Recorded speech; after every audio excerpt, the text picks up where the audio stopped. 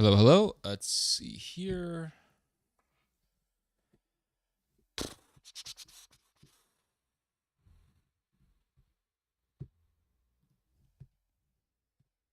No, not American stuff. Background. And there we go. Let's see here.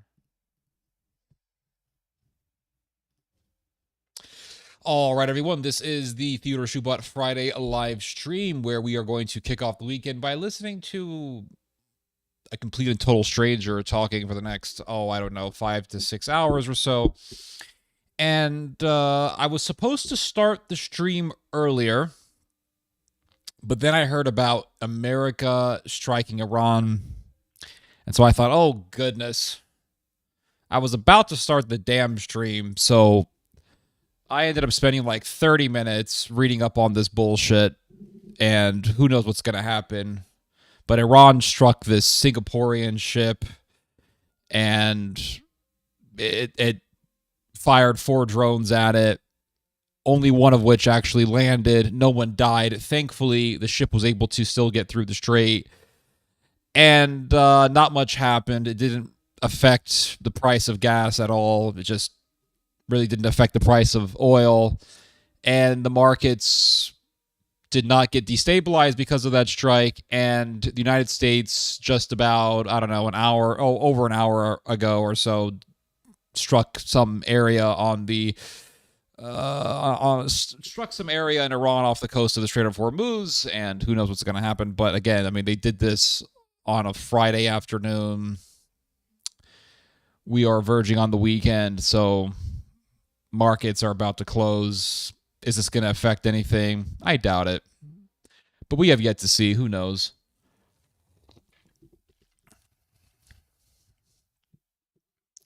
Let's see here. I was playing RoboCop. Cool. Hello, the Crusades 1099. What's up, Theo? Blessings, boss. Thank you very much, Mr. No Way. Let's see here. Almost forgot about the greatest show on earth. Appreciate that. Happy Friday to you too, sir, Mr. Sweet. Shabbat Shalom. Shabbat Shalom. Salam Alaikum. Happy Friday to you, Mr. Alexis Corral. Happy Friday, Ted and chat. Thank you, Mr. Scoob. I will listen to the stream as I get ready for the Airsoft. We'll have fun at Airsoft and try not to get hurt.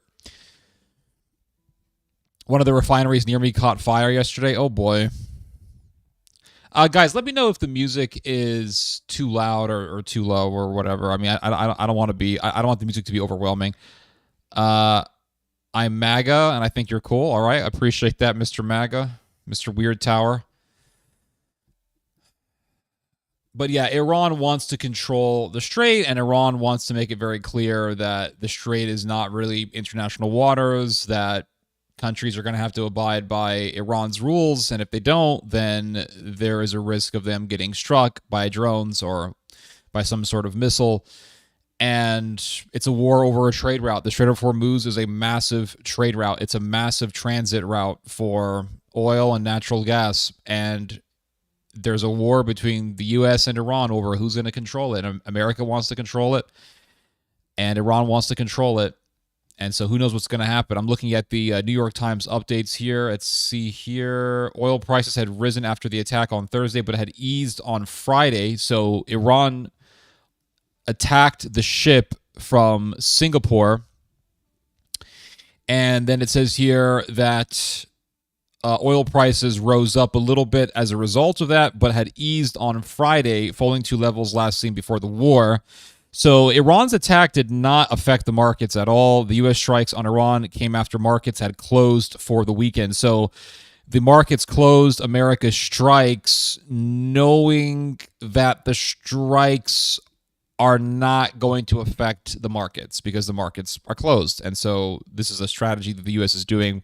We're going to do a little tit for tat with the Iranians. Let's make sure it doesn't affect the markets. That's what America is effectively saying. Let's see here. The weekly dose of Christian sanity in a world of Christians gone insane. Appreciate that, Mr. History Nerd. We were on our way to Aldi, and then there was a huge black cloud of smoke in the distance. Damn, that's scary. Happy Friday to you too, sir. Thank you, Mr. Lumore.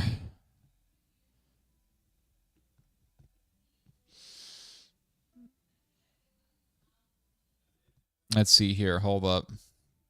So we got a number of stuff to talk about. Let's see here. We got the Khan situation. We got Israel trying to control America big time. Trump privately rages. We don't even know if this is true. NATO member admits no evidence. Okay, interesting. This is interesting. Japan's got a new naval ship that's very advanced, and not a whole lot of people are talking about it. We got the Myanmar situation. We got the Ottoman Empire situation. Let's see here. Hold on. Let's talk about, let's see here. Let me just organize something real quick. Let's go here, here, here. Let's go here.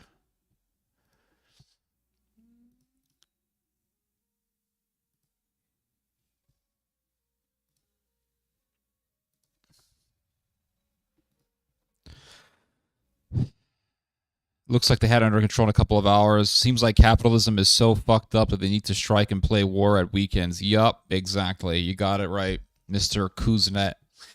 I can't argue with you there. Let's see here. Thumbnails. Let's see here. I knew it. Damn it, you caught me. I'm a Freemason. I'm a member of the Masonic Lodge, guys. I'm a 35th degree member, high-ranking member. I got the Fez hat and everything. Let's see. So let's talk about this story. I saw this today. I think this is very interesting, and I think it's very, very relevant. But it's this plan that the AIPAC politicians in Congress want to push, in which America's military-industrial complex would be completely enmeshed with Israel's military-industrial complex, and together the Americans and the Israelis would be developing technology and really top-of-the-line key American technologies would be embedded into Israeli technology and vice versa, thereby enabling the Israelis to have serious leverage over America's military technology. And a lot of people are talking about this, and a lot of people are worried about this, understandably so, because what is taking place right now is a major shift against Israel in American society. And the Israelis know this, and the Israelis know that the days of Americans voting for AIPAC politicians or AIPAC-backed politicians are coming to an end, and Americans are going to be more and more wary over whether or not a politician is backed by AIPAC or some sort of Zionist lobby organization. And so the Israelis are worried that Americans are not going to be voting for pro-Israel politicians. So Israel is worried that it won't be able to secure America's backing in the future. So the Zionists in Congress are pushing for this plan in which America's defense industry would be integrated with Israel's defense industry, and therefore, America giving weapons to Israel, America giving aid to Israel, America giving any sort of military help to Israel will be seen as just two countries doing trade, and it won't be seen as aid. It'll be seen as just trade. Well, we're gonna give these weapons to Israel. It's trade, guys. It's not really aid. It's just trade. When the reality would be that the American Defense Corporation and the Israeli Defense Corporations will be enmeshed together and will be tied neck to neck. And this will allow politicians to say, well, I will not be giving any aid to Israel. I will not be voting in favor of giving any aid to Israel. And then behind closed doors, all of these key U.S. technologies would be integrated into Israeli military technology. And the scheme of the American-Israeli alliance will continue as business as usual, but without America giving $4 billion a year in aid to Israel. And so that will enable politicians to say, well, I vote against giving aid to Israel, and that'll be just a facade behind which will be this entire Leviathan in which America's key technologies will be enmeshed with Israel's key technologies.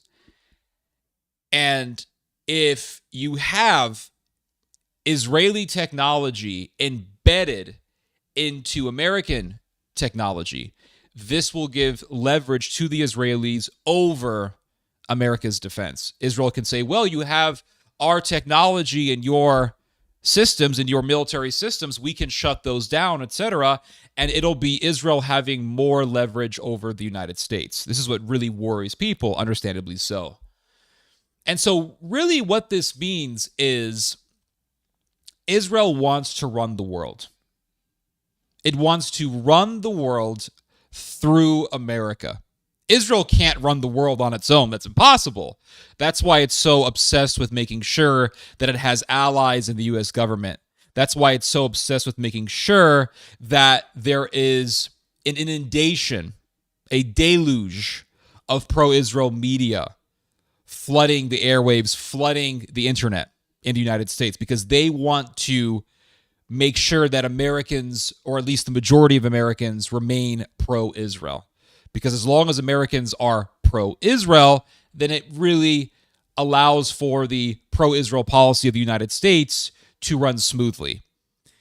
And so that's why they want pro-Israel sentiment to be maintained in the United States. They don't want to lose the United States, because without the United States, Israel loses its global significance and its global influence, because it does everything through the United States. Just look at the United Nations, for example. America will always veto any sort of UN act against Israel.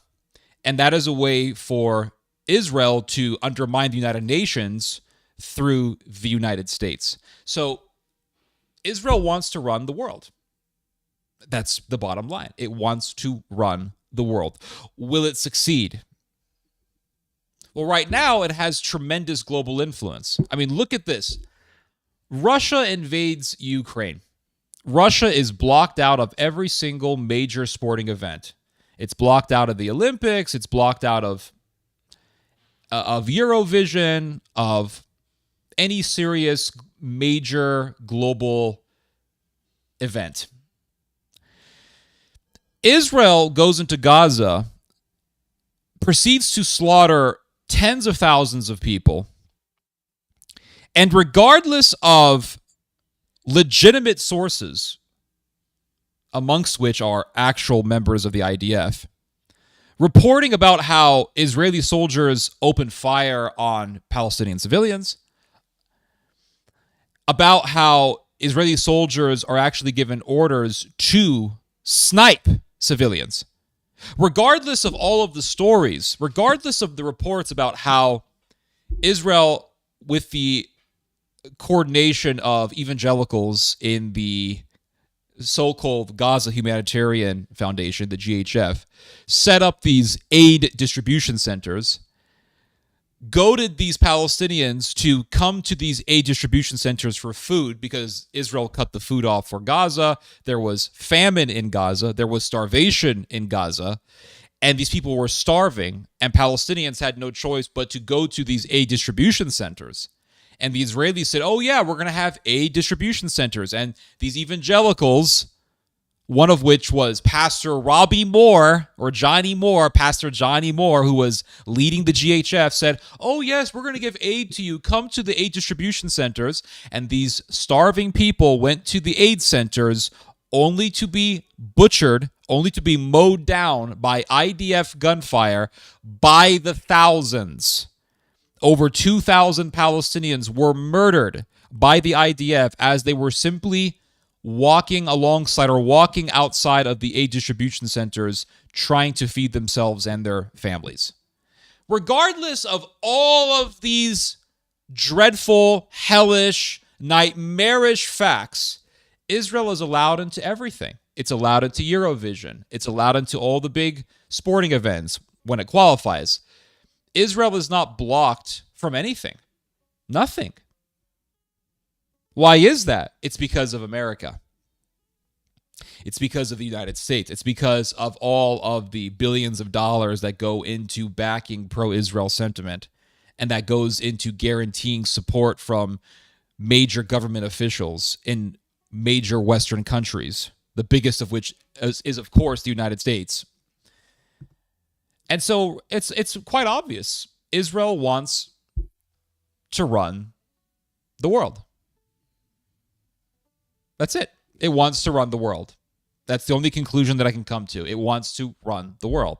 And it's going to try its damnedest to make sure that it can run the world through its big dog, the United States.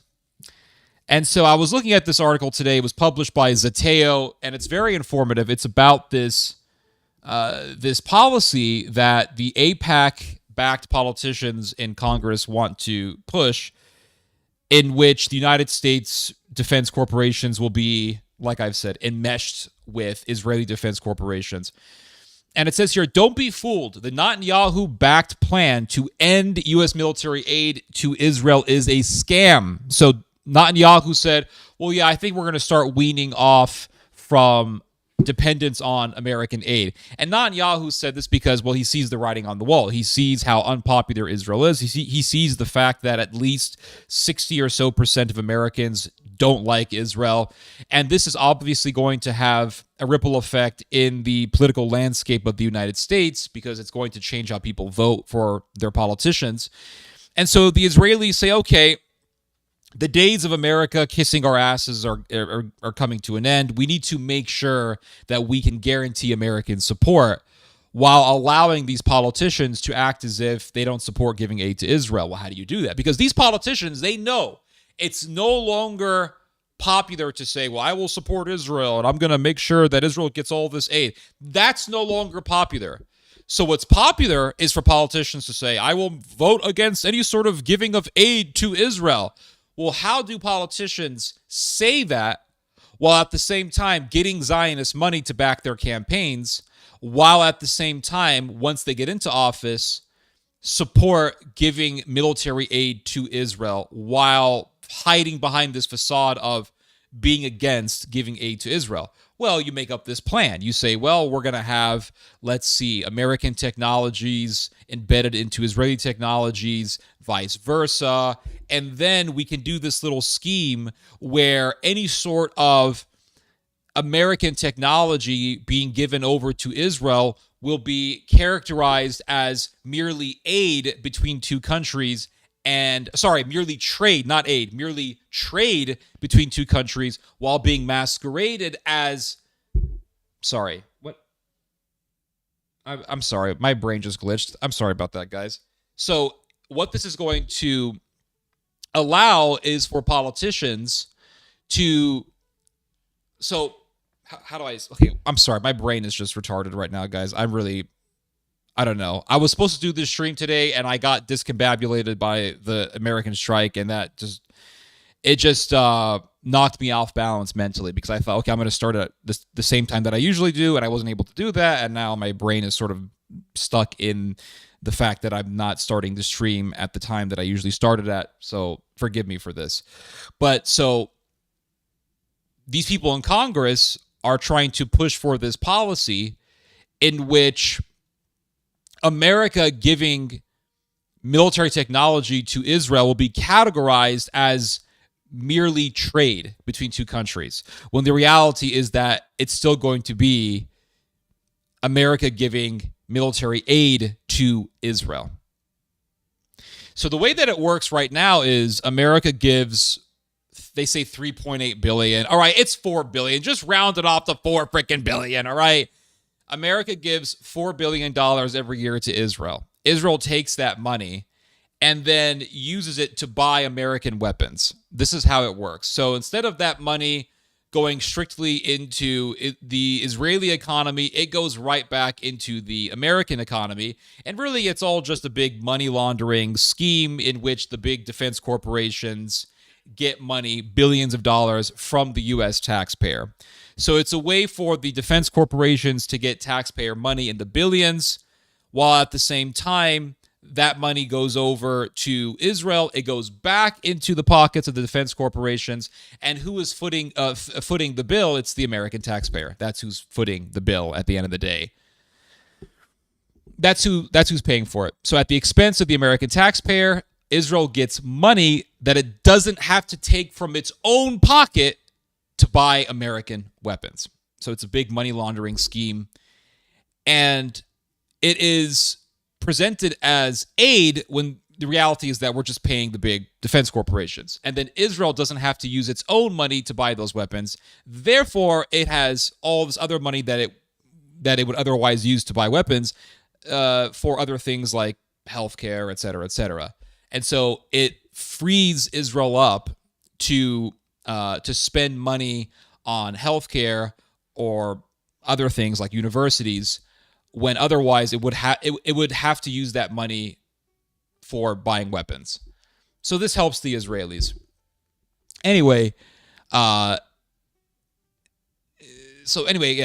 My brain is just not in a good space right now, guys. I'm really sorry about this. Yeah, it's like Ukraine, exactly. But yeah, my brain is not in a good headspace right now. So let's just read this article here, and I got some excerpts. I highlighted some excerpts for you guys, and I'll be reading the excerpts. Good, I would screw up nonstop if I try to talk this much. I appreciate that, sir. You're doing great. Appreciate it. Thank you, sir. Let's see. It's a backdoor to something more nefarious. Yep. Space Force has 1,000 military personnel. Take a break and come back. It's just, I felt okay, and then I thought, oh shit, this strike in Iran, and it just took me off balance mentally. I need that special home brew, absolutely. Yeah, my brain just had a glitch, a big time glitch. But anyway, I don't know. Streaming can be a little exhausting sometimes. But anyway, so America gives billions of dollars to Israel. And because Israel gets that money, Israel doesn't have to fork out its own money to pay for the weapons. It just uses U.S. tax dollars to buy the weapons. And because of that, it has enough of its own money to then spend, to then pay for things like healthcare, public funded education, et cetera, et cetera. So it helps the Israelis, it helps the big defense corporations, and the American people, the American tax dollars, are left to fork out the bill, to pay for the bill. So let's just read through this article. I highlighted some parts here of the article, and we'll read the highlights. So it says here, currently the U.S. gives Israel $3.3 billion a year in taxpayer-funded weapons financing. Ending that handout has been a principal demand of the pro-Palestine movement for years. Now, even voices, including Israeli Prime Minister Benjamin Netanyahu and Republican Senator and Israel hawk Lindsey Graham, are talking about winding it down. So this is so funny. So Lindsey Graham is sitting there saying, well, we have to wind down supporting Israel. Now, why is Lindsey Graham, of all people, saying this, right? Lindsey Graham is he's the biggest pro-Israel, anti-Iran hawk in Congress. He's right there alongside Ted Cruz.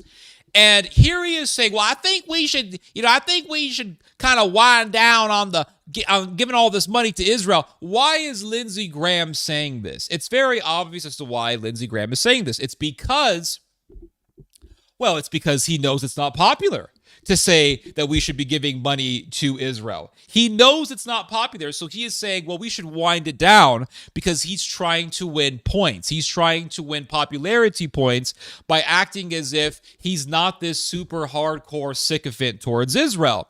But really what's happening is these Congress people are hiding behind this scheme. They want to push for this policy in which America will still be giving weapons to Israel, but under the title of trade. So it'll be just trade. It won't be, oh, well, we're going to give money to Israel and they're going to buy our stuff. No. It's going to be, well, we're just going to give weapons over to Israel, and it'll be trade between countries. And so it says here, well, yes, if that was all there is to it. But the problem is the proposal that's being offered in place of the grant military assistance Israel currently receives, something called the U.S.-Israel Defense Technology Cooperation Initiative. The plan, currently making its way through Congress as a part of the annual National Defense Authorization Act, or NDAA, is being sold as business as usual. Nothing to see here, just continued cooperation between two technologically advanced militaries. Nothing to see here, guys. Nothing to see here. But look what it says here. The U.S.-Israel Defense Technology Cooperation is captured in Section 219 of the version of the NDAA that will be making its way to the floor of the House of Representatives in the coming weeks. It directs the Secretary of Defense to identify jointly developed or Israeli origin technologies with operational utility for potential integration into United States systems and programs of record. That's a fancy... That's a word masturbation salad. That translates to, well, we're going to have some key American technologies in Israeli technology and vice versa. That's why it says jointly developed or Israeli origin technologies. All right. They love to just put all these words together like this to make it sound more complicated than it really is, because they don't want the average person to read this, because the average person doesn't want to read this word masturbation. They don't. They just want to read simple, straightforward, no bullshit talk. They don't want to read this crap. Jointly developed Israel origin technologies. But look at what it says here. Look at each word carefully. Jointly developed or Israeli origin technologies with operational utility for potential integration into United States systems and programs of record. So, in other words, they want to put Israeli technology inside of key American military technologies. And this will give Israel way more leverage over the United States. Well, we have Israeli technology in your stuff. We can shut your stuff down. And that's what this is about. This is about power. And it's about, obviously, money, but this is about power. And it really is just another example of how Israel wants to run the world through the United States. That's what Israel wants to do. It wants to run the world through America. And Israel is terrified. Just think about this. Donald Trump said recently, there would be no Israel without America. Now, Mr. Huckabee, whatever his name is, Huckleberry Finn, he says, well, without Israel, there would be no America. So we owe our existence to Israel. Now, imagine how insane that sounds, because it is freaking insane. We owe our existence to Israel. I mean, it's just so insane. But this is the cult of Israel. This is the worship of Israel. That's what this is. That's what we are dealing with here. But Donald Trump is right. He says, Israel exists because of America. When Israel was a brand new fledgling of a country, it faced multiple Arab countries, and it needed help from the United States to defeat those countries. Israel's existence is due to American aid and American assistance and help and backing. And so, since the late 1960s, America has been pretty much very pro-Israel. The whole pro-Israel phenomenon really blew up in the late 1960s, early 70s, when Israel in 1967 defeated these Arab armies. It defeated Jordan and Syria, and it was being presented as Bible prophecy being fulfilled. So Israel defeated multiple Arab armies on multiple fronts in 6 days, and it looked very miraculous. It looked absolutely surreal. And so there were a lot of people in the United States saying, oh, well, this is Bible prophecy being fulfilled. Because look, Israel was surrounded on all sides, and by a sheer miracle, it won this war, even though Israel was outnumbered, etc., etc. So people thought, wow, this is the fulfillment of Bible prophecy. and pro-Israel Christian sentiment, or Christian Zionist sentiment, really began to blow up in the United States. And it became something very, very popular. And so with that pro-Israel sentiment in the United States, for decades, since the decade of the 70s and really the 1960s, it has been politically advantageous for politicians to support Israel, because you had all these Americans thinking, well, if you don't support Israel, then we as America will be cursed by God. And this is how all of the John Hagee Christians see things. So they thought, well, you have to support Israel, because if you don't, we're not going to vote for you. Because if we have a politician in office who's not supporting Israel, that means we will not incur the blessings of God. We will, in fact, incur the curses of God, and America will not be successful. This is how a lot of people for decades and decades thought. And so that way of thinking is declining tremendously. It's been declining since, I would say, the late 2010s. And I would say that it really began to decline in 2018. In fact, they actually did some research on this. I think it was Pew Research Center that found out that by the year 2018, pro-Israel sentiment amongst American Christians began to decline. So basically, what's it called? Dispensationalism. So in 2018, there was this sudden decline in belief for dispensationalism. Dispensationalism began to decline in 2018. And there were other things that started in 2018 that really was a sign of the decline of support for Israel. So, for example, there was something called the Great March of Return that took place in 2018, in which you had Palestinians do a demonstration on the Gazan border with Israel. And IDF soldiers opened fire on peaceful demonstrators, and they even shot at people who were on wheelchairs. It was pretty vile. It was pretty evil. And so a lot of people saw that and they thought, why are you doing this? This is not good. This is evil. And so support for Israel really began to decline in 2018. And now you could probably see traces of this in years prior to that. You could probably see traces of this decline in 2017. But you really began to see a serious dip in belief in dispensationalism in 2018. And so by 2021, you see a massive decline. By 2022, you see a massive decline in support for Israel. I think by 2021 or 2022, the number of Americans against Israel was at around 44 or 45%. So it really was growing even before the Gaza slaughterhouse began. And then in 2023, when October the 7th happened, when the October the 7th attack took place, the majority of Americans actually supported Israel, because they read about this massacre of Israeli civilians by Hamas, and they thought, wow, Israel has the right to go to war against Hamas. And the majority of Americans actually supported the Israelis in its war effort against Hamas.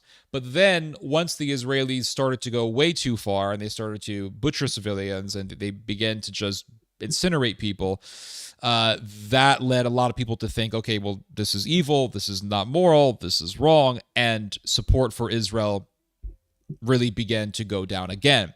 And now we are seeing something that we have never seen since the beginning of this phenomenon of being pro-Israel in the United States, and that is that at least 60% of Americans are against Israel. So now Israel sees this and they think it's no longer politically advantageous for an American politician to support us. We're going to start seeing politicians saying, well, I'm against giving aid to Israel. And we've already been seeing this, but we're going to be seeing more of this. So Israel right now is terrified. So now they're thinking, and not only them, but their acolytes in the American government are thinking, how do we guarantee continual support for Israel by the United States? So they put together this scheme.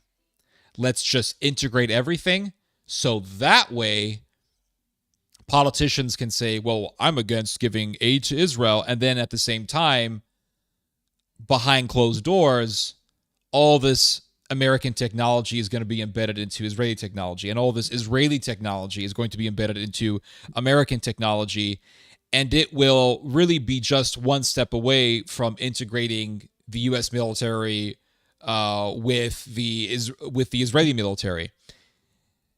And that would be something. I mean, you're talking about a situation worse than what we have right now. Right now, we're giving military aid, but this is talking about embedding American military technology with Israeli military technology to the point where now politicians would have to give weapons to Israel because it would be Israeli technology in those American systems. And thereby, that American military technology would be partially owned by Israel. At least right now, with the scheme that we have, America can say, okay, we're not going to give you aid. We're going to cut it off because it's just money. But if this scheme is put into operation, then it's going to be Israel saying, hey, our technology is inside of your systems, so we control it. You have to do what we want you to do. So you're talking about some massive technological leverage here. But anyway, it says here, a program of record is a technical term meaning long-term major procurements by the U.S. military for its own use. Essentially, this provision means that the future U.S. weapons system our forces rely on will depend on Israeli subcomponents. That's what I'm talking about right here. So the Israelis will then say, okay, you're not giving us money anymore, but our components, our subcomponents, are inside of your weapons systems. So you need us, and we can shut down your technology if you piss us off in any way. So it says here, today, Israel is dependent on U.S. weapons and components to keep almost every major system it uses operational, giving the U.S. significant leverage over Israel, if only it would ever use it. So a lot of American technologies are embedded into Israeli technologies. And because of this, America can actually shut down certain technologies that Israel owns, that Israel has. Now, it doesn't do this, but America does have this power. For example, Israel has American F-35s. America could shut down those fighter jets if it wanted to. It doesn't do it for political reasons, but it could do that if it so wanted to. But imagine if you have Israeli subcomponents in American military systems, then that would give Israel leverage over us. So it says here, now imagine if the situation were flipped. If a major U.S. weapons system, such as an aircraft or a missile defense system, could not function without Israel approving the export of the necessary part. So you need this part. So you have this technology, America, but this technology requires an Israeli subcomponent. So you need this from us. So this is a way for Israel to control the United States. And like I've said, Israel wants to run the world through America. That's what Israel wants to do. Today, Israel's political influence in America is exerted through the ability of its allies, such as AIPAC, to shape decision-making through the role of money in elections. So this is very true. Israel influences America's politicians through AIPAC and through major Zionist donors. So you got the big kosher donor mafia. They have billions of dollars at their disposal because there are so many Zionists. There are so many billionaire Zionists out there. So you have this massive amounts of undue influence coming from these multi-billionaire kosher donors, Israeli pro-Israel donors. They come along and they say, okay, you need money for your campaign, you need us. You want our money, then you better say this, you better do this policy, et cetera, such as when Donald Trump was president for his first term, he declared that the capital of Israel is Jerusalem, and so America is going to move its embassy to Jerusalem, and that's exactly what Donald Trump did. He did that at the behest of the Adelsons. And Donald Trump also tore up the Iran deal in 2018 during his first term in office. And so when he did that, he was doing so at the behest of Miriam Adelson. Miriam Adelson gave Trump a bunch of money, hundreds of millions of dollars, I think, in campaign funds. And so she said, I want you to tear up the Iran deal. Her husband, Mr. Sheldon Adelson, he wanted for the same thing to happen. So Trump was working at the behest of the Adelsons. And so that sort of money has a lot of power over politicians, as we all know.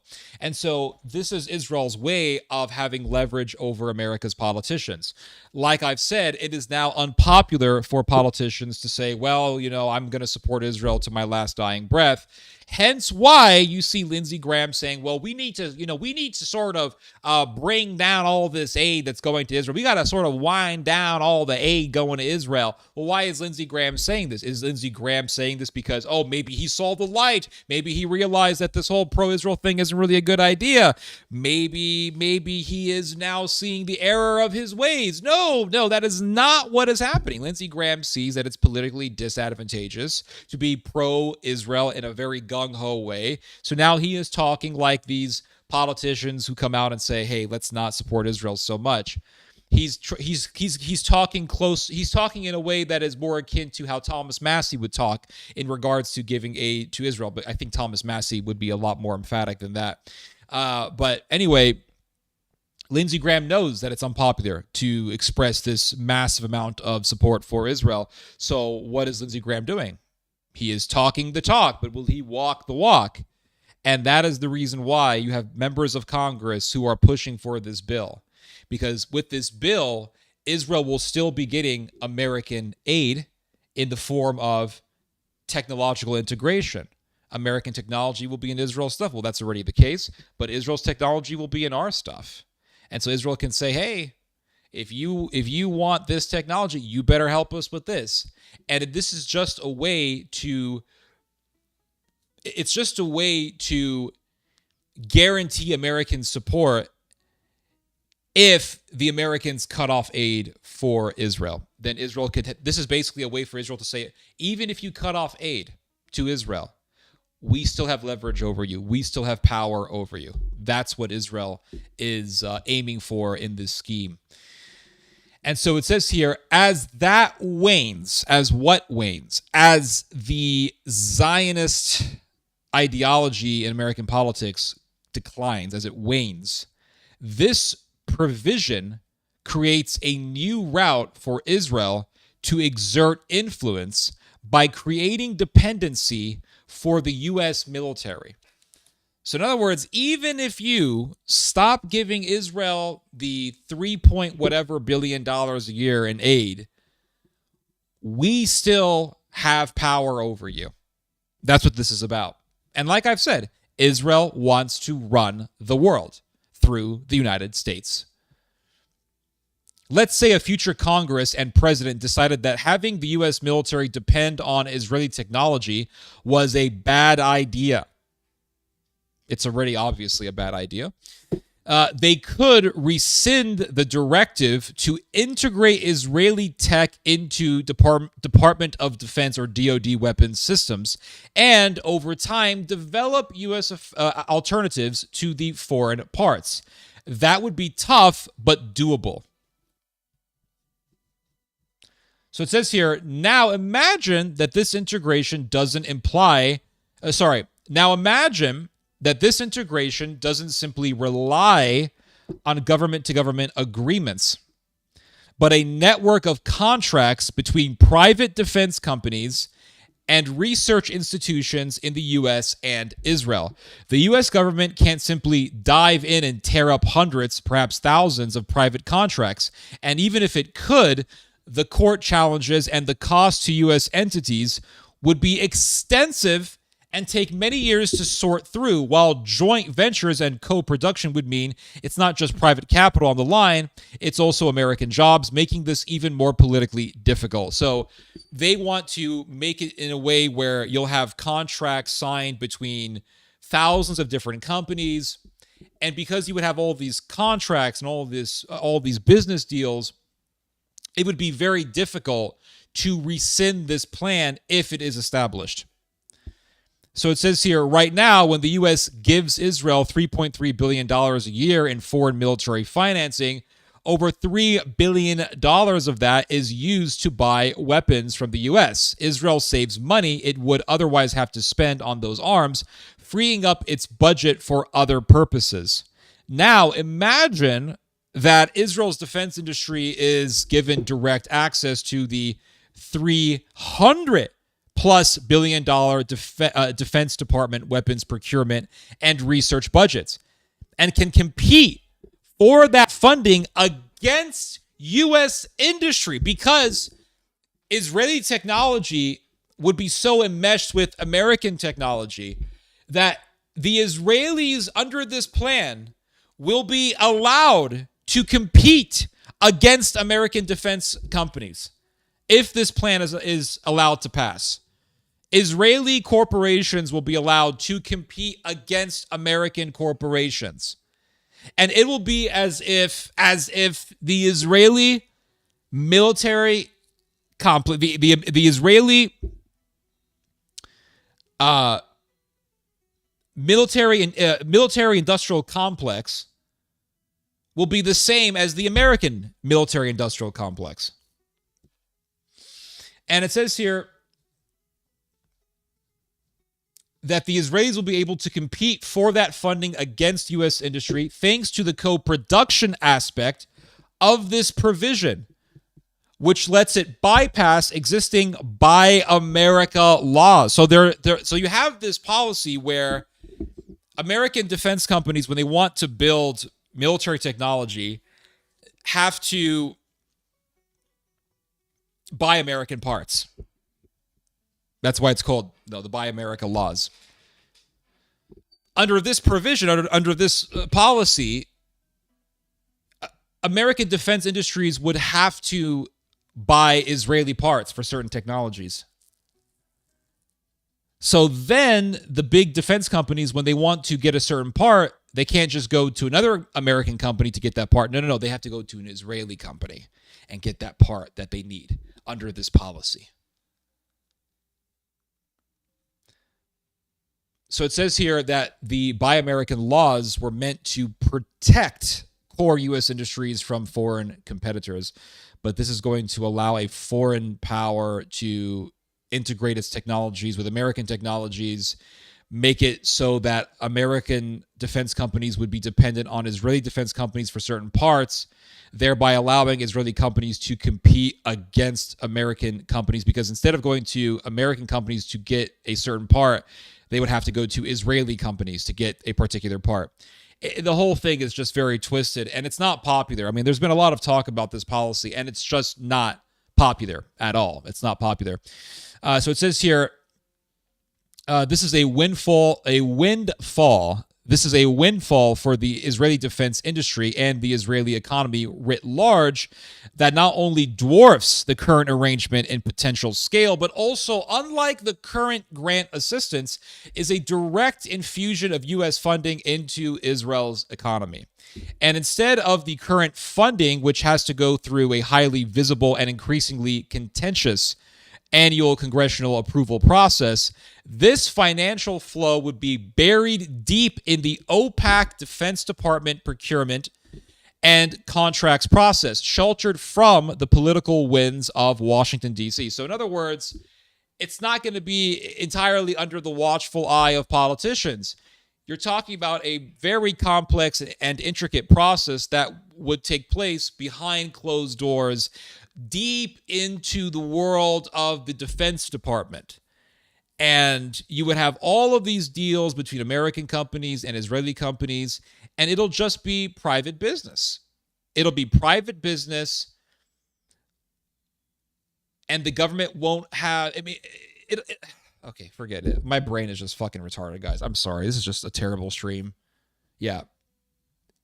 This is a terrible stream, guys. I'm really sorry, but I didn't expect my brain to just be this retarded today. Benefiting the Israeli cartel, yeah. Sounds like the USA are making a cartel on defense. Yep.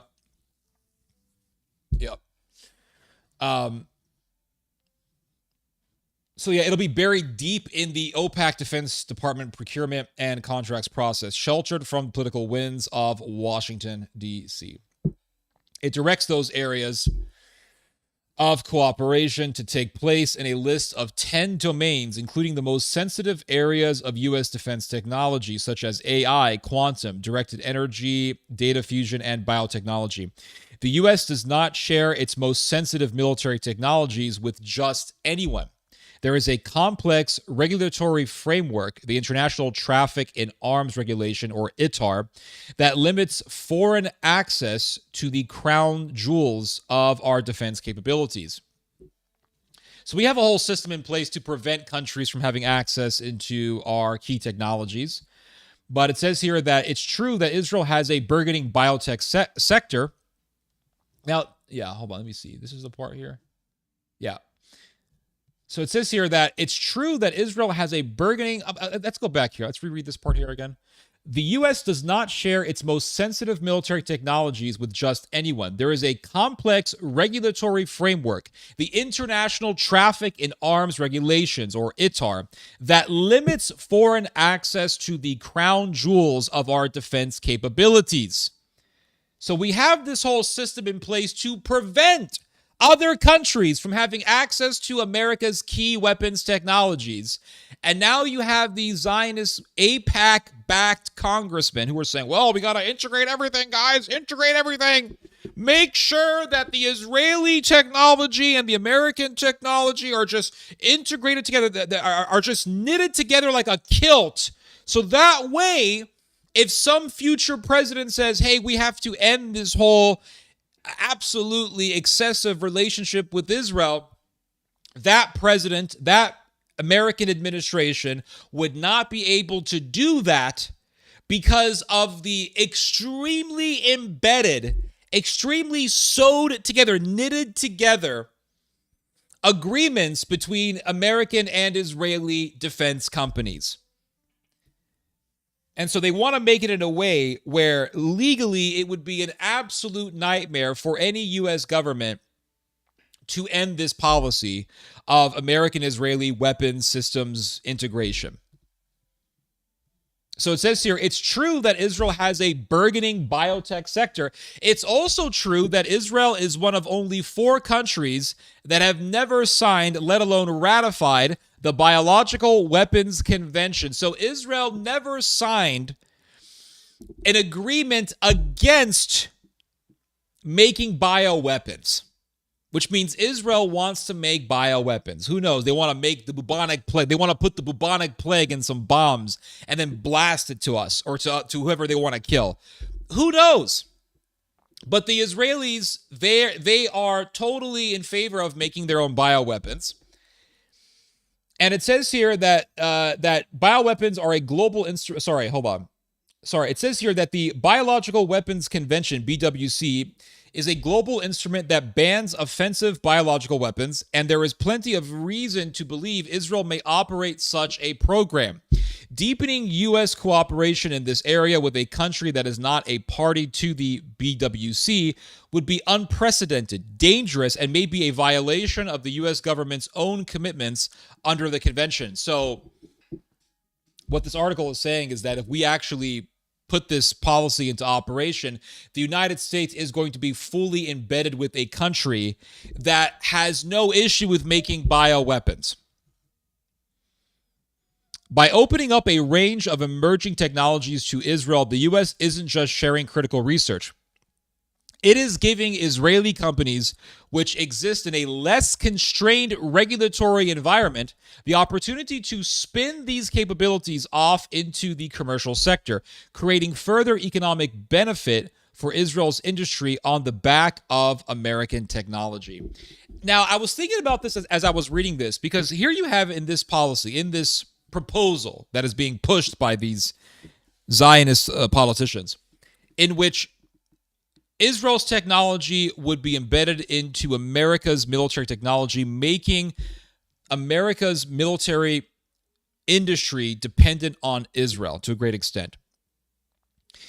And because Israel is not beholden to the policy against the use of bioweapons, perhaps the reason why these American politicians want for this policy to go through is so that in the future, if Israel wants to test out some weapons that may be unethical, illegal, Israel could do so without America looking like it's involved in that. So, for example, let's say you have some very diabolical weapon, some kind of bioweapon. America supposedly has signed on to this policy against the use of biological weapons. Israel has not. America works with the Israelis to put together some sort of bioweapon, and it will be presented as an Israeli weapon, not as an American weapon. But the reality would be that parts of this weapon would be American-made, but this weapon will be presented as Israeli and not American, so America could just clean its hands of it. And then when Israel uses such a weapon against Palestinians, the Americans could say, being very bad, Israel, you're not supposed to do that. You know, this is against the Convention on Biological Weapons. And Israel will say, oh, we're so sorry, when the reality would be that this weapon would be a part of some sort of joint American-Israeli project. Perhaps this is one of the reasons as to why these American officials are pushing for this policy, so that they could use Israel as the tester of certain weapons that are obviously unethical. So it says here, it instructs the Secretary of Defense to appoint an executive agent to ride herd over the program, pushing it to implementation. An executive agent holds authority that takes precedence over other Department of Defense component heads performing related functions. So if this program is put into operation, if this whole thing is put into place and it's in operation, there's going to be some sort of executive agent who's going to be superintending this project, and this executive agent would not have to answer to the Department of Defense. This agent will be able to act independently without any sort of imposition of the protocols by the Department of Defense. And again, so it'll be a project without much government oversight. So this language would create an official responsible for pushing the initiative who may be able to overrule the decisions of the Department of Defense's officials who object or express concern. So if somebody from DOD says, this is not right, this is wrong, you're giving Israel too much power, no, this is bullshit, this goes against our sovereignty, this puts us under danger, we're giving way too much information to the Israelis, we're allowing the Israelis to have way too much insight into our key technologies, this is very dangerous. Remember Jonathan Pollard, this executive agent superintending this policy will be able to override these officials of the Department of Defense. So it gives Israel total access into key American weapons technologies, and it does so without the constraints of the Department of Defense. Now, it's quite amazing. It's just so unbelievably amazing to me, because we had in the United States the Pollard affair. We had the Jonathan Pollard affair. What happened? Some Jewish guy named Jonathan Pollard was an intelligence analyst working within the United States Navy, the American Navy. And he was getting all of these nuclear secrets. He had insight into all of these American nuclear secrets. And he was leaking nuclear secrets to Israel, to the Israelis. And he was arrested. He was found guilty of espionage, and he was sentenced to life in prison. After 30 years of being in prison, he was released because the Israel lobby kept pushing the United States government to have him released. So the U.S. had him off the hook. had him released from prison. He goes to Israel. He is embraced by Benjamin Netanyahu as a hero, somebody who betrayed the United States, who leaked American nuclear secrets to Israel, is embraced as a hero by Netanyahu, by other Israeli politicians, by Mike Huckabee, all these freaks. And now we're talking about allowing Israel to have all this access to key U.S. technologies after the Pollard affair. Now, I just find this so amazing because we keep hearing people saying things like, well, back in 1979, Iran took a bunch of American hostages, so that's why we have to bomb Tehran and kill a bunch of school kids. Oh, well, America killed a lot of U.S. Marines in 1982. Now, never mind the fact that in 1983, so they say, Iran, through its Shiite proxies, killed 200-something Marines in Lebanon in 1983. Never mind the fact that in 1982, Israel butchered thousands of Palestinian civilians through its proxy, the Maronite Kataib, which was a fascist organization used by the Israelis to fight the Palestinians in Lebanon. Forget that. Never mind that. Let's just talk about what happened in 1983. But they'll make all these arguments. 1983, U.S. Marine barracks bombing in Lebanon. That was done by a proxy of the Iranians. Oh, and then you had the hostage crisis, which was done by the Iranians in 1979, and then it continued on into the 1980s. Never mind the fact that the CIA was working secretly with the Iranians to keep the hostages longer in their state of being held hostage. In return, the Iranians were allowed to buy American weapons and Israeli weapons. Never mind that fact. Let's not talk about that. Sorry. But they'll bring up all these arguments. Iran did this in the past, and Iran did this in the past. But when it comes to Israel, hush, hush, hush, hush, hush. Hush, hush, hush. Let's not bring up anything. No. Jonathan Pollard, nope. USS Liberty, nope. The fact that, did you guys see this story that came out recently? Look at this. Look at this.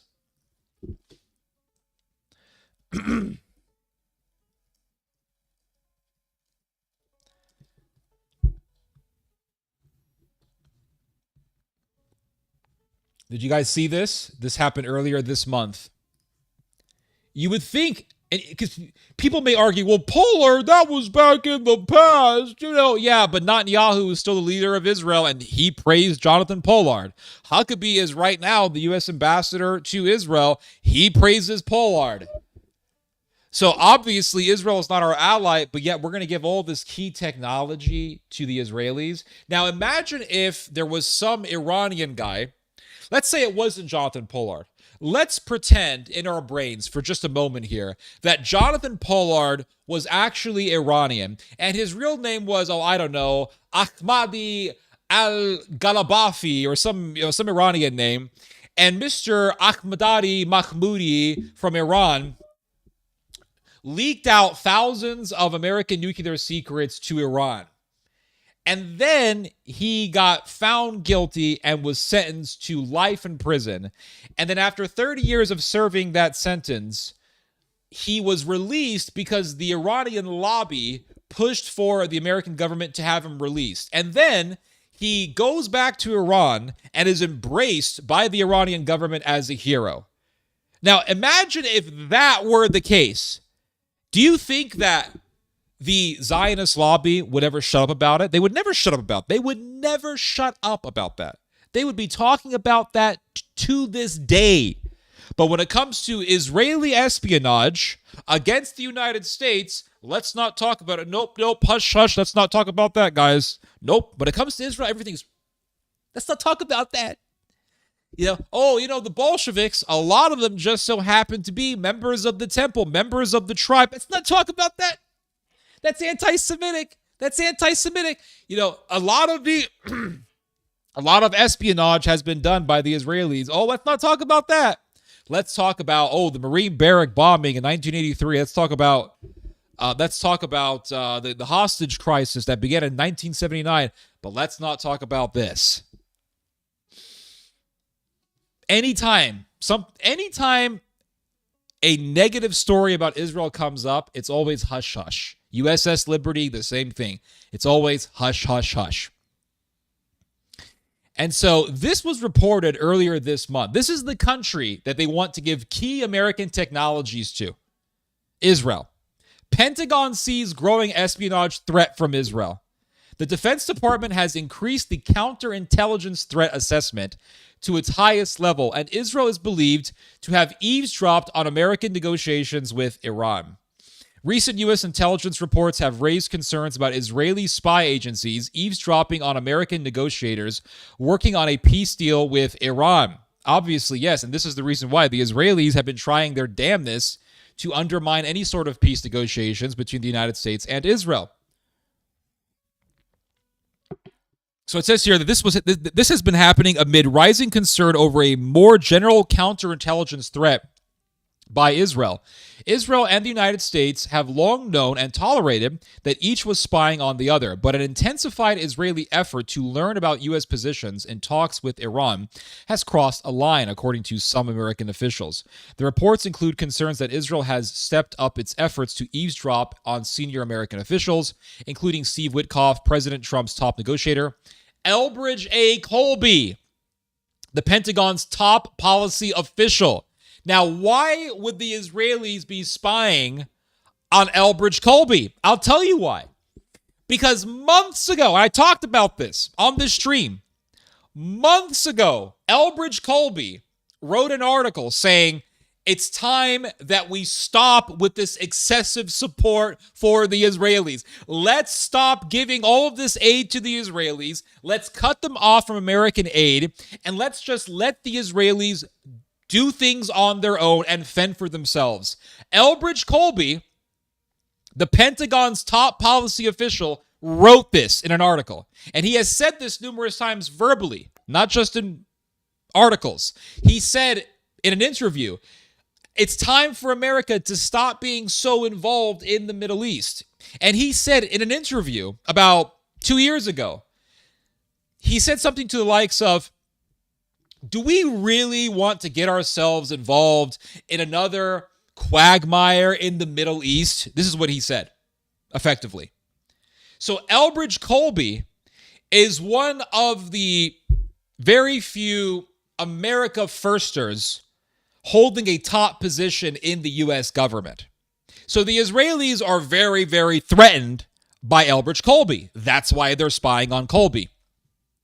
So it says here, another report written by the Defense Intelligence Agency and other military intelligence offices, and focused on earlier events. Okay, blah, blah, blah.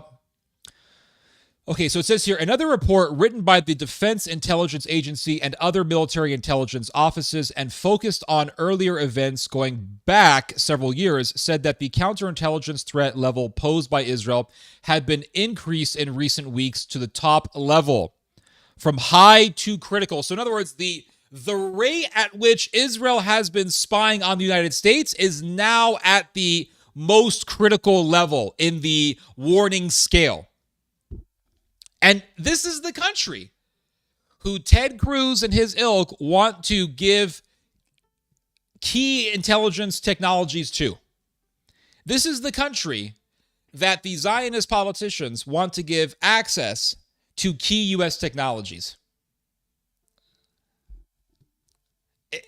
This country spies on us to the level where the CIA has been saying, listen, the amount of spying the Israelis have been doing is at a very critical level. It's at the highest level in the gauge for measuring how much a country is spying on us. In other words, if you look at all the countries that are spying on the United States, Israel is at the top of the list of countries spying on the United States. The report, to which the Defense Counterintelligence and Security Agency contributed, outlines various efforts by Israel to spy on American military personnel and government officials. So we want to give a country that has been spying on the U.S. military access into key U.S. weapons technologies. But again, Iran is the big enemy. That's the big enemy. It's not Israel. Oh, no. Not Israel, guys. It's Iran. Iran's the big bad guy. So it says here, let's see, hold on. Where did we leave off here? So it says here, think the Defense Technology Security Administration, DTSA, responsible for protecting our most sensitive military technologies, or the Defense Counterintelligence and Security Agency, responsible for rooting out foreign espionage efforts. So in America, we have these two organizations, the DTSA, the Defense Technology Security Administration, and the DCSA, the Defense Counterintelligence and Security Agency. And these organizations are responsible for making sure that other countries don't spy on our technologies and don't, for lack of better words, steal our technologies or learn about our technologies. And if this policy is allowed to go through, Israel will have access into key American weapons technologies. And these organizations, the DTSA and the DCSA, will not be able to hinder Israel from having access to these technologies. So it's a way to prevent the government, in this case, the Department of Defense, from preventing Israel from having access into U.S. key technologies. The Senate version of the bill thankfully does not include an executive agent, although its requirement for the Secretary of Defense to consult with his Israeli counterpart in determining the Israeli technologies to be integrated into the U.S. systems is barely any less eyebrow-raising. So if this policy is established, the Secretary of Defense is going to be forced to have to consult with his Israeli counterpart to see which Israeli technologies are going to be integrated into American technologies. So Israel will still have leverage over us, even if there is no executive agent who's put in charge of this whole operation. Under the current grant funding mechanism, the U.S. and Israel meet every year to review the funding and for Israel to explain how it plans to use the money and why. So every year, the Israelis and the Americans get together and they say, okay, Israel, you're going to get billions of dollars in U.S. aid. How are you going to use the money? How are you going to spend it? And Israel will say, well, defense, of course. And then they're buying, I don't know, some kind of fire bombs to incinerate civilians with. But it says here, that process is led by an undersecretary in the State Department, whose ultimate purview is to ensure that U.S. funding aligns with U.S. foreign policy goals. Under Section 219, that oversight would go away. Instead, it would be replaced by a single bureaucrat whose only mission would be to deepen and expand the cooperation. So if Section 219 is passed, then there would be no meetings between the U.S. and the Israelis in which they would discuss how Israel is going to be using financial aid, American finances. It would just be a system. It would just be some bureaucratic system in which some official, some bureaucrat, as this article specifies, would make sure that this cooperation between the U.S. and Israel only deepens. Israel would not have to explain its strategic objectives, and the need to ensure U.S. funding is aligned with U.S. foreign policy goals would vanish entirely. So they're not going to have to discuss whether or not Israel's intention with the technology. Okay.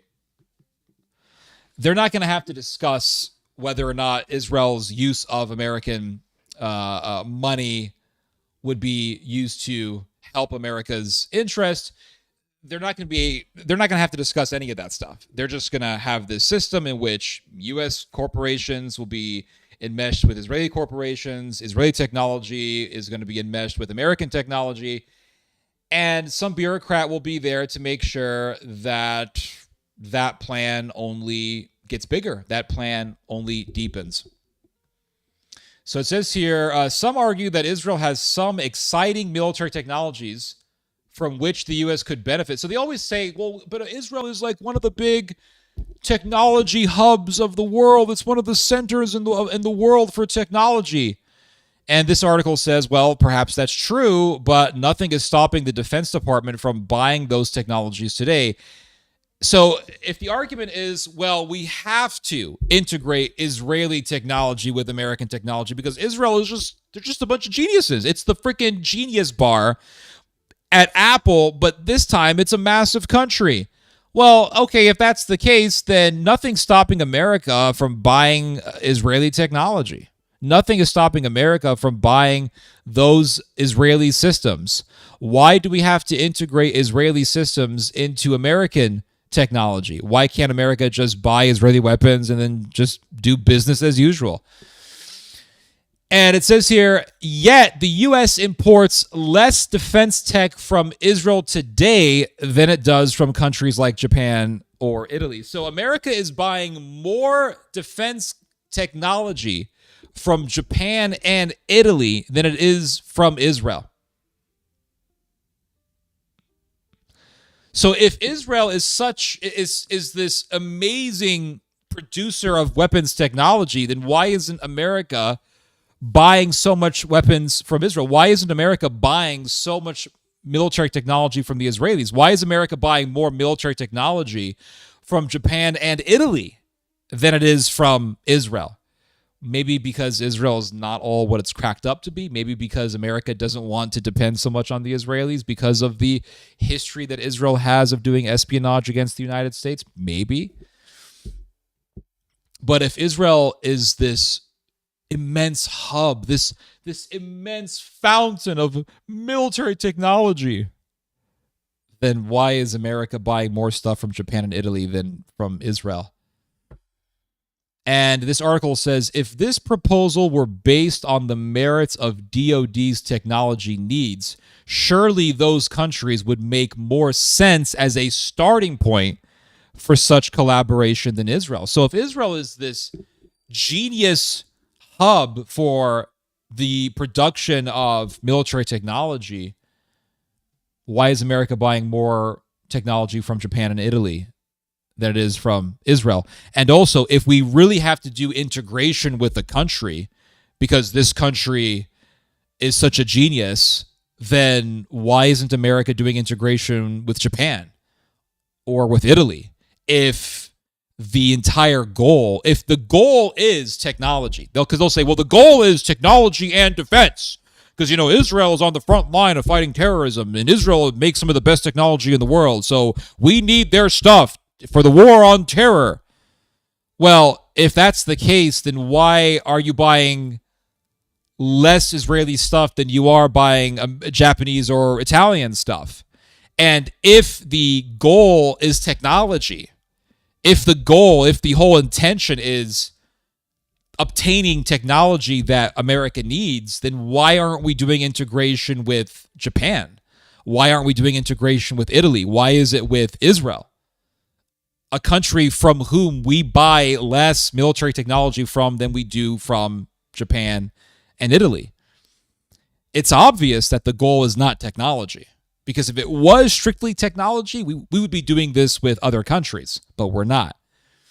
The purpose of this whole policy is power. The purpose of this policy is to guarantee Israeli leverage over the United States, even if America cuts off foreign aid to the Israelis. That's what this whole mission is. That's what the objective behind this is. And the politicians who are pushing for this because they got money from the Israel lobby. That's the only reason why. So it says here, at the end of the day, this is not about U.S. interests. It is about timing. When it comes to the continued viability of U.S. handouts to the Israeli military, everyone can see the writing on the wall. The days of Congress continuing to write a blank check every year are limited. So the Israelis know, because the anti-Israel sentiment in America is so big, we can't really guarantee that America is going to be giving us this aid forever. It's just, you can't guarantee that. It's quite obvious that eventually America is going to stop giving financial aid to Israel because it's just so politically unpopular. So how does Israel guarantee that it's still going to receive American support? How does it guarantee that it will still have leverage over America? Simply integrate Israeli technologies with American technologies. That way, the American industrial complex, the American military industrial complex, will be dependent on the Israeli defense corporations. And by that, and through that mechanism, Israel will have leverage over the United States. Oh, America, you need this technology? You better do this for us. America, you need this technology? You better do that for us. And so it's a way to replace the power of AIPAC. So right now, Israel has leverage over politicians because of AIPAC. And the reason for that is very simple. AIPAC is one of the most willing givers to U.S. politicians. It's very difficult to obtain campaign funds. It's very difficult. So if you're running for office and you want millions and upon millions of dollars to fund your campaign, you can go to some big donors here and there, and they may help you out. But the most guaranteed way in American politics to receive campaign funds is to simply go to AIPAC or to some other Zionist donor operation. They are more than willing to give you money. And the reason for that is because, well, they want to make sure that America is going to fulfill the interest of Israel, that America is not going to deviate away from Israel's interest. So they make the politicians dependent on AIPAC. That's the reality. And so the politicians, being dependent on AIPAC, then will do things that are to the interest of the Israelis. And so this is the way that Israel uses to guarantee American support. Now, what happens when it's no longer politically advantageous to receive AIPAC money? What happens when it's no longer politically viable to be a Zionist politician? Well, then the Israelis will start to expect for the yearly financial aid from America to dry out, to just no longer be sent to the Israelis. What then will Israel do in such a situation? The Israelis will have to have another form of leverage over the United States. Well, instead of AIPAC, well, now we have this integration between Israeli and American technology. And if America needs a certain part, a certain subcomponent for their technology, they need us. So right now, the situation is, if you want campaign funds, you better do what we say. And the plan that Israel has up its sleeve is for the Israelis to say, you need our parts, then you better do what we say. So right now it's you need our money. And in the future, they want for the case to be, you need our technological subcomponents. So this is just another way for the Israelis to guarantee American support. Is this going to pass? We have yet to find out. I don't know. If it does pass, it's only going to piss people off even more against Israel, and it'll only fan the flames that are raging against the Israelis, and eventually, the boiling point is going to be reached, and people aren't going to care when Israel finally faces its end. So it says here, let's see, hold on. Indeed, if Democrats recapture the House Indeed, if Democrats, my God, what's wrong with my reading? Indeed, if Democrats recapture the House this November, they may be ending even sooner than expected. So if the Democrats recapture the House of Representatives in November, then the days of Israel receiving aid coming to an end may be actually sooner than we think. And so it says here, Section 219 presents a panacea for those who want to shield the relationship from political change. It lets American politicians say they are ending the handouts. It lets Israel retain, perhaps even expand, its influence over America's military, and it lets Benjamin Netanyahu go into an election this fall with a financial windfall for his country's economy.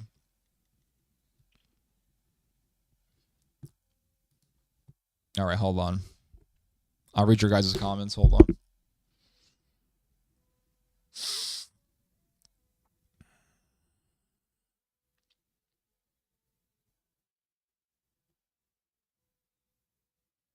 How he didn't get the death penalty? Well, think about it. We got serial killers who've done worse crimes and they haven't gotten the death penalty. America is not a country where justice is imposed. We don't have justice in America.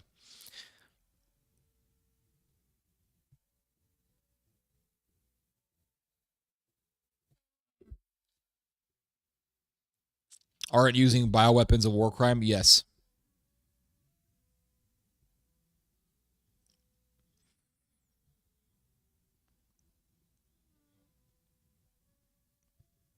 Let's see here.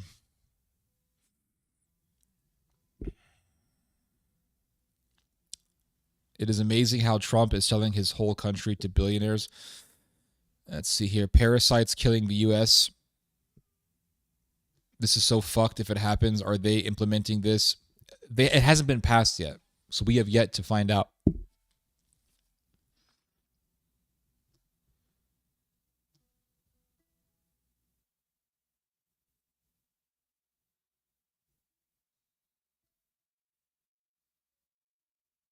Hello, Theodore. As usual, it's great to hear your random topics that are important. Appreciate that, Mr. Alex Magnolov. God bless you. God bless you too. Thank you, sir. Theo is okay. He hub of information dissemination today. He revealed he is a human just like the rest of it. Yeah.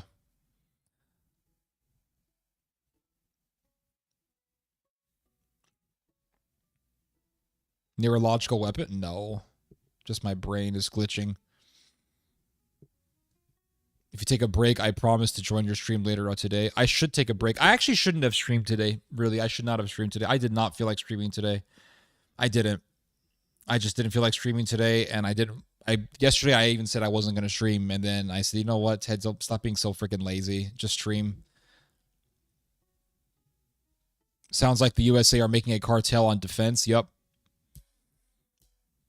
U.S. Space Force has directly participated alongside the IDF in at least 3 major joint multi-domain military operations and exercises as part of broader U.S. Central Command CENTCOM. This is part of Section 224. Yep. Demonic. Yep.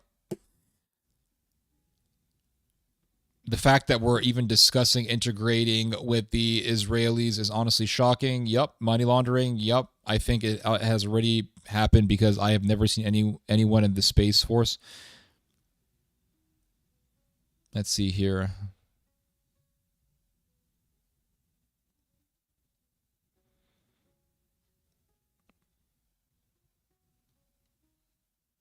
Israel owes its existence to Western powers, America included. Yep.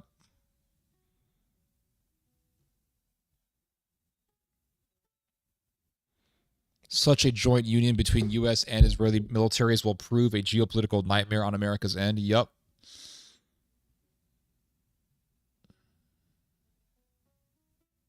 Has anyone ever met a Lindsey Graham supporter? I have. Yes. I've met one. Yes. They do exist. They are a dying breed, but they do exist. The world knows the genocide is happening. Yup. It does. I'm Lebanese and my blood is boiling at the fact that Israel will not be withdrawing from Lebanon. Yeah, I know. It's pretty sad. You got your brain packed with ally of information. You do for a glitch every. Yeah, that's true. Appreciate that, sir. Thank you for understanding that. Rest is important. Follow your instincts. Never feel guilty. Yeah, I didn't want to stream today. Honestly, I was just like, I don't want to stream. There's not much in the news.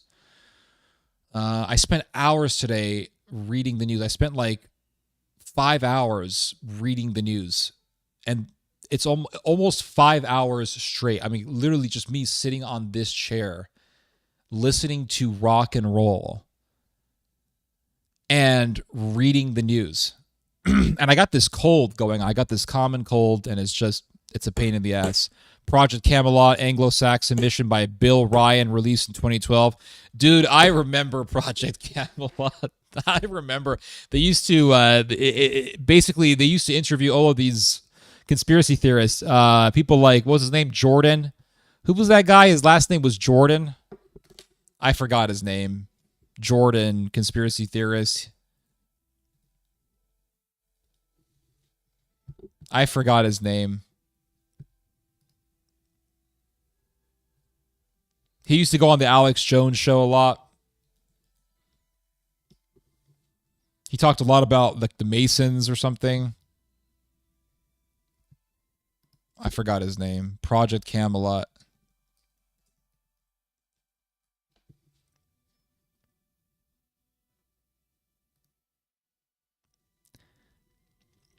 Does anyone know who I'm talking about? Does anyone here know who I'm talking about? He was on Project Camelot, and his last name was Jordan.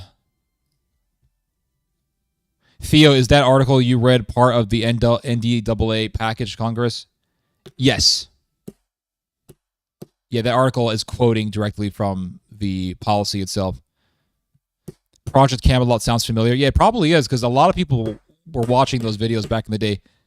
Music and news. News is exhausting. Sometimes I take several days off. It's absolutely exhausting. I don't think our brains were designed to absorb all this information. I don't.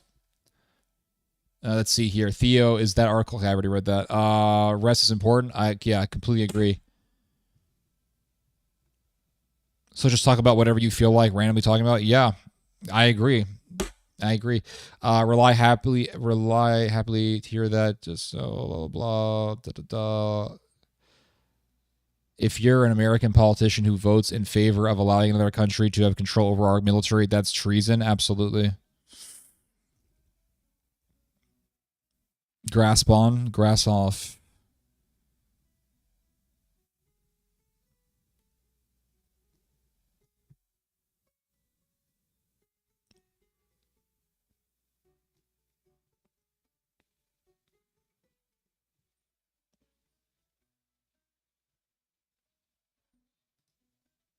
OG days.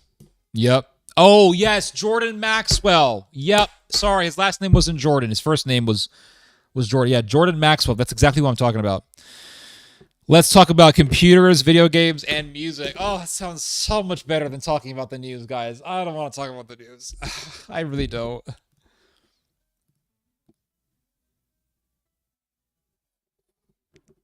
But, you know, there are some news stories that are very interesting. Very interesting. Guys, do you remember what I told you months ago? I said that if the Americans agree to sell F-35 fighter jets to Turkey, that I will do a stream about it. And what else did I tell you? I told you guys that if America agrees to sell F-35s to Turkey, that it would be a sign of the decline of the pro-Israel lobby. Because the pro-Israel lobby, for years, has been telling the United States government, don't sell F-35s to Turkey because Turkey is a terrorist country. It's anti-Israel, so don't sell F-35s. Now, Turkey got removed from the American F-35 program after it acquired some Russian S-400 missile systems. And so because Turkey did that, the United States government, under Trump during his first term, pulled Turkey out of the F-35 program. And ever since then, Turkey has been off of the F-35 program. Well, Turkey wants to get back on. And the pro-Israel lobby has been just going crazy about pushing the United States not to allow Turkey re-entry into the F-35 program. And they'll say, well, because Turkey, it's too close to Iran. Turkey is too close to Russia.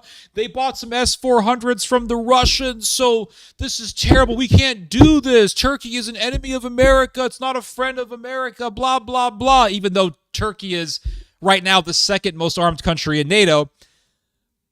But the real reason as to why Israel and its acolytes in the United States who work within the pro-Israel lobby are so adamant about preventing Turkey from gaining re-entry into the F-35 program is because they know Turkey's army is superior to Israel's army. They know that Turkey's navy is superior to Israel's navy. Go compare the Israeli navy to the Turkish navy. The Turkish navy is 20 times bigger than the Israeli navy. The Israelis never really focused on developing their navy. I don't know why. It really perplexes me because Israel is not landlocked. It's not this totally dry country. It has a massive coast on the Mediterranean Sea. So you would think, okay, Israel is this country that wants to have this absolute military edge and military advantage over all of its neighbors.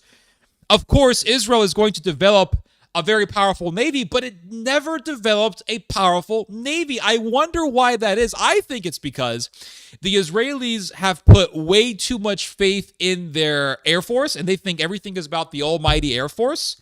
Because the Israeli army, let's be real here, the Israeli army isn't that good. I mean, they're getting slaughtered by Hezbollah. They're getting hit all the time by Hezbollah drones. Just recently, Hezbollah killed a high-ranking IDF commander.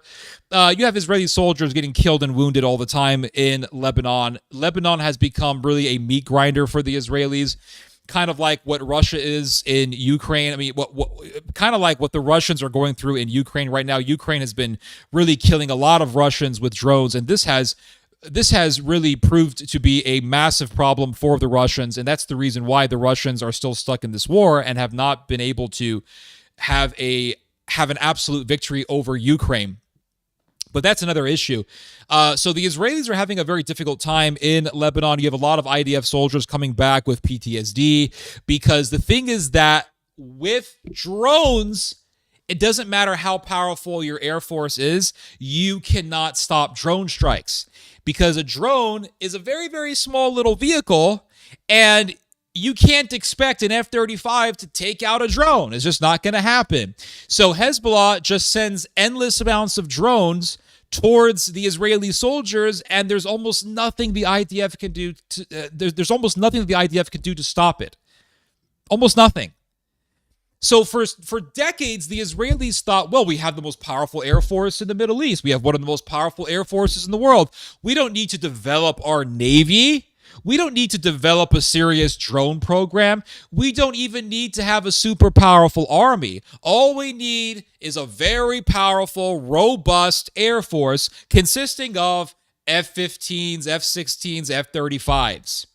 And as long as we have these F-35s, we have a military advantage over all of our neighbors, over Iran, Egypt, over Turkey, Saudi Arabia, all these countries. Israel has a military edge over them because if you ever mess with Israel or if you ever find yourself in a war with the Israelis, don't expect 100,000 Israelis to pour into your border because the Israelis would lose. I mean, it would just be a meat grinder for Israeli soldiers, and the Israelis would not win in a full-scale conventional war.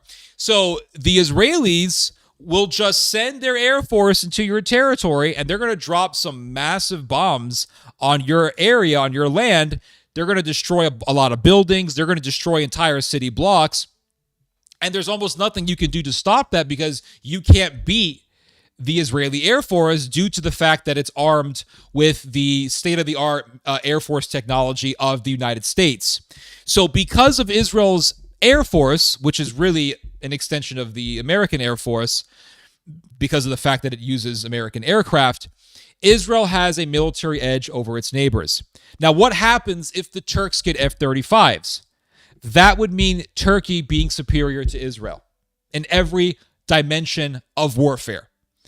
Because the Turks, for one thing, have a much larger population than the Israelis do. The Turkish population is, I want to say what is it? It's like 10 times the population of Israel's. I mean, Israel has 10 million people. Turkey's got like 38 million people. So do the math. They have a much larger population than the Israelis do. And the Turkish Navy, as I've already said, is superior in size to the Israeli Navy. The Israeli Navy is very small, which really boggles me because Israel is it's a maritime power. It shares a massive coast with the Mediterranean Sea. Why wouldn't Israel have a massive navy? But it doesn't. It just perplexes me. But Israel is very dependent on its air force. So here comes Turkey. Turkey has a much larger army. If it wanted to, Turkey could amass an army of quite literally tens of millions of people. Turkey's navy is massive. The Turkish Navy has a big presence off the coast of Libya. The Turkish Navy has a big presence in the Black Sea, on the Mediterranean. And just recently, the Libyan government and the Turkish government made an agreement to jointly secure the maritime territory, the maritime corridor between Turkey and Libya. That's not too far off from Israel's coast. So if Israel decides to maneuver its navy through the Mediterranean Sea, through the Eastern Mediterranean, heading towards the Western Mediterranean, it would eventually arrive at the maritime corridor between Turkey and Libya. And the Turks and Libyans would have the authority to say, this is our water. You got to get out. And Israel will be more isolated at that point. So what happens when Turkey gets its hands on F-35s? That means Turkey being superior, militarily superior to Israel in every dimension of warfare.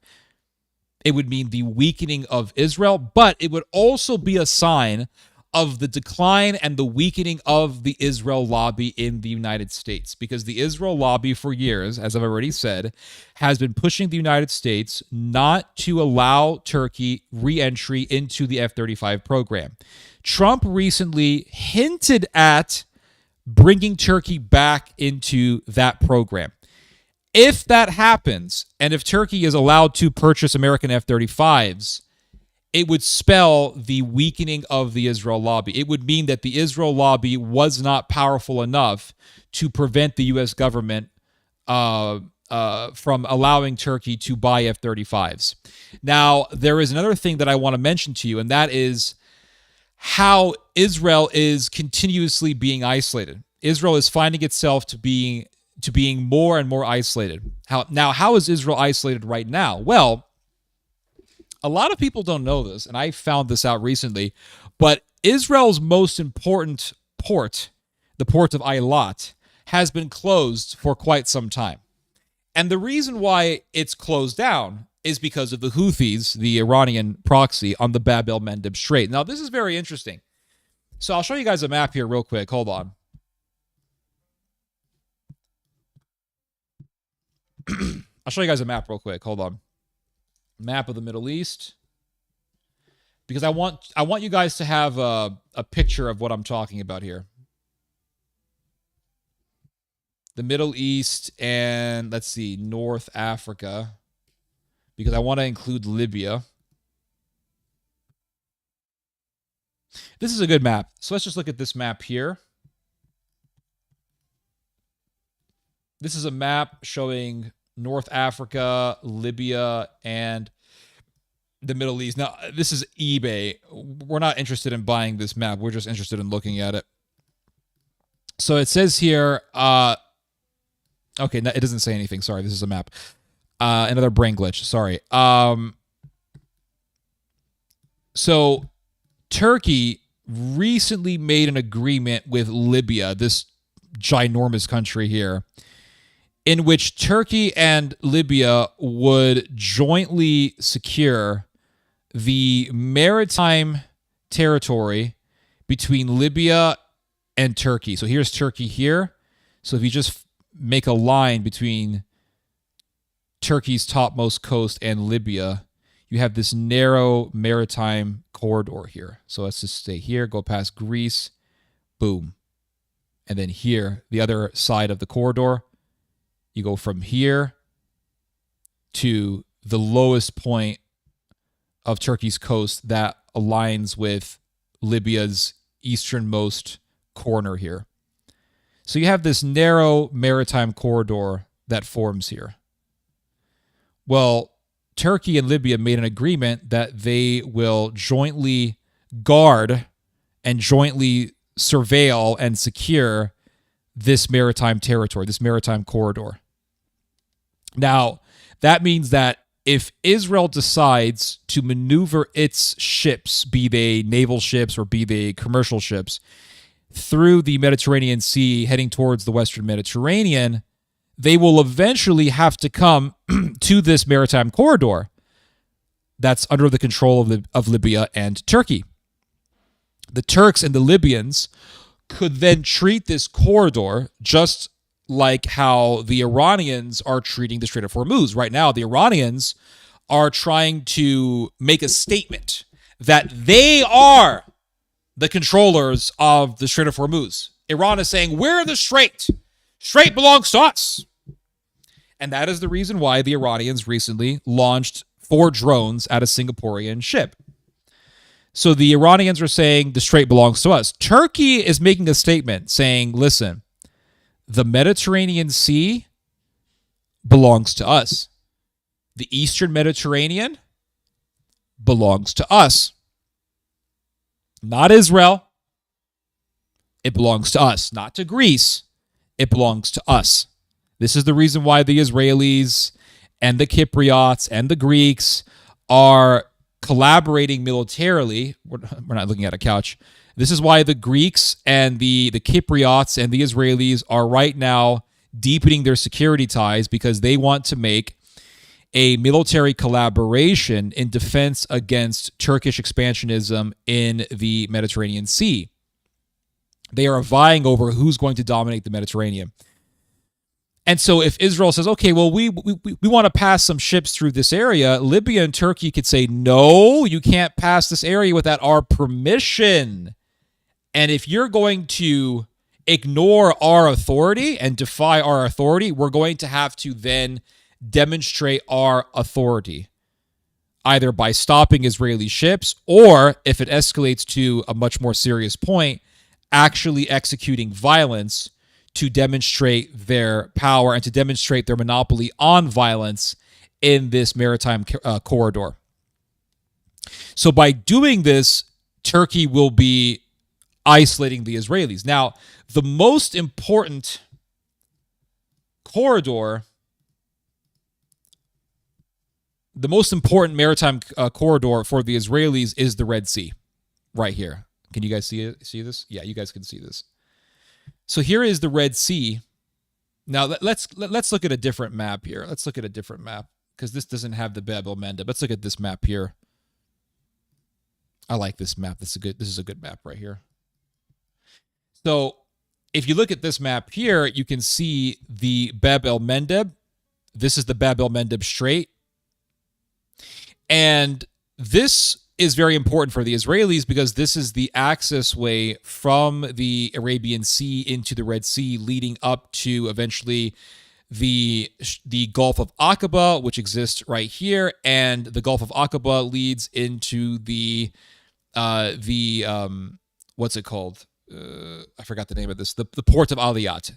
So right here is the port of Aliyat. Now, at one point in time, for the longest time, Israel's most important port city was the port of Aliyat, right here on the lowest most tip of Israel on the Red Sea.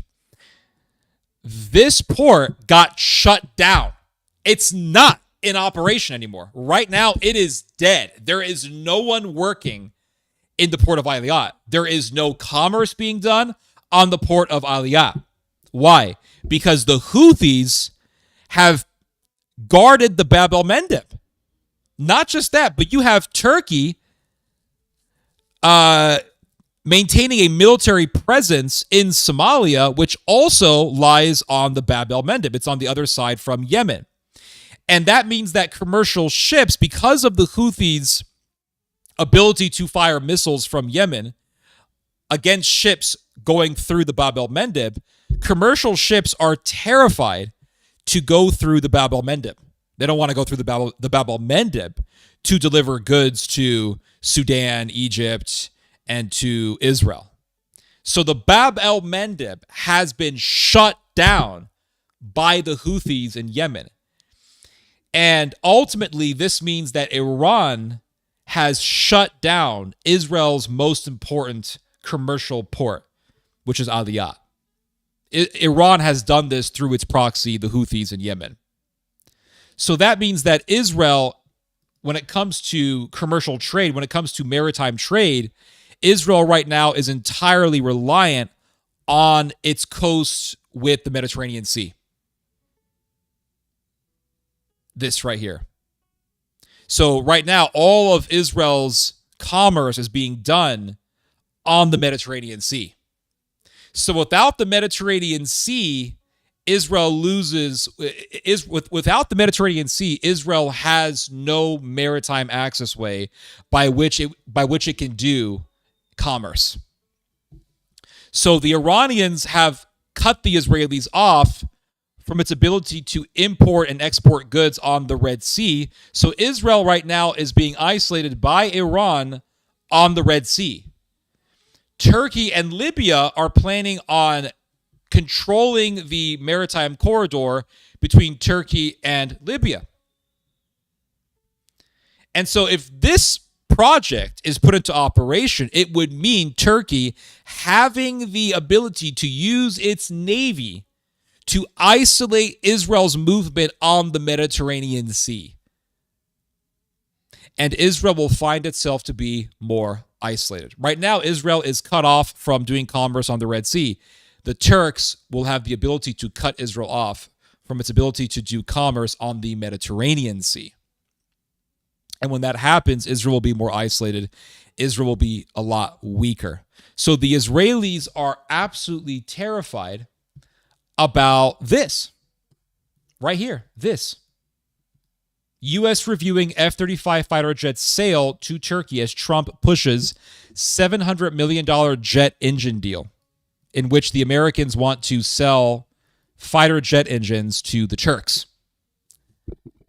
This terrifies the Israelis because if the Turks get their hands on F-35s, it would mean Israel no longer having its military edge in the Middle East, and it would mean Turkey being militarily superior to the Israelis in every dimension of warfare. Because right now, the Turks are superior to the Israelis army-wise and navy-wise. But the Israelis are superior to the Turks in the air, in the sky. When it comes to air warfare, when it comes to aerial warfare, the Israelis have the edge over the Turks, even though the Turks have a much larger population. So if the Turks get their hands on F-35s, that's it. Israel will no longer have a military edge over its neighbors in the Middle East. Turkey will be the most powerful military in the Middle East at this point. And so this terrifies the Israelis. Because if the Turks begin to isolate the Israelis in the Mediterranean and they begin to hinder Israel's freedom of movement in the Mediterranean, and the Israelis say, Turkey, you better back off or else we're going to use our air force against you, Turkey will say, go right ahead. Because we have an air force that is just as advanced and just as powerful as yours. So what now? Are you going to drop bombs on Ankara and Istanbul? Are you going to drop bombs on Kars? If you do that, then we have something for you, Israel. We have something for you. Here, I'll show you.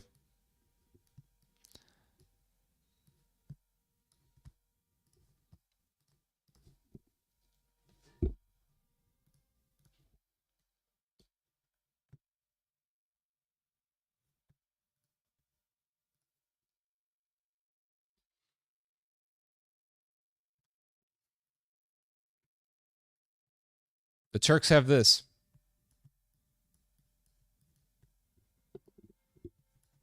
They got the Gaz app. Let's watch this.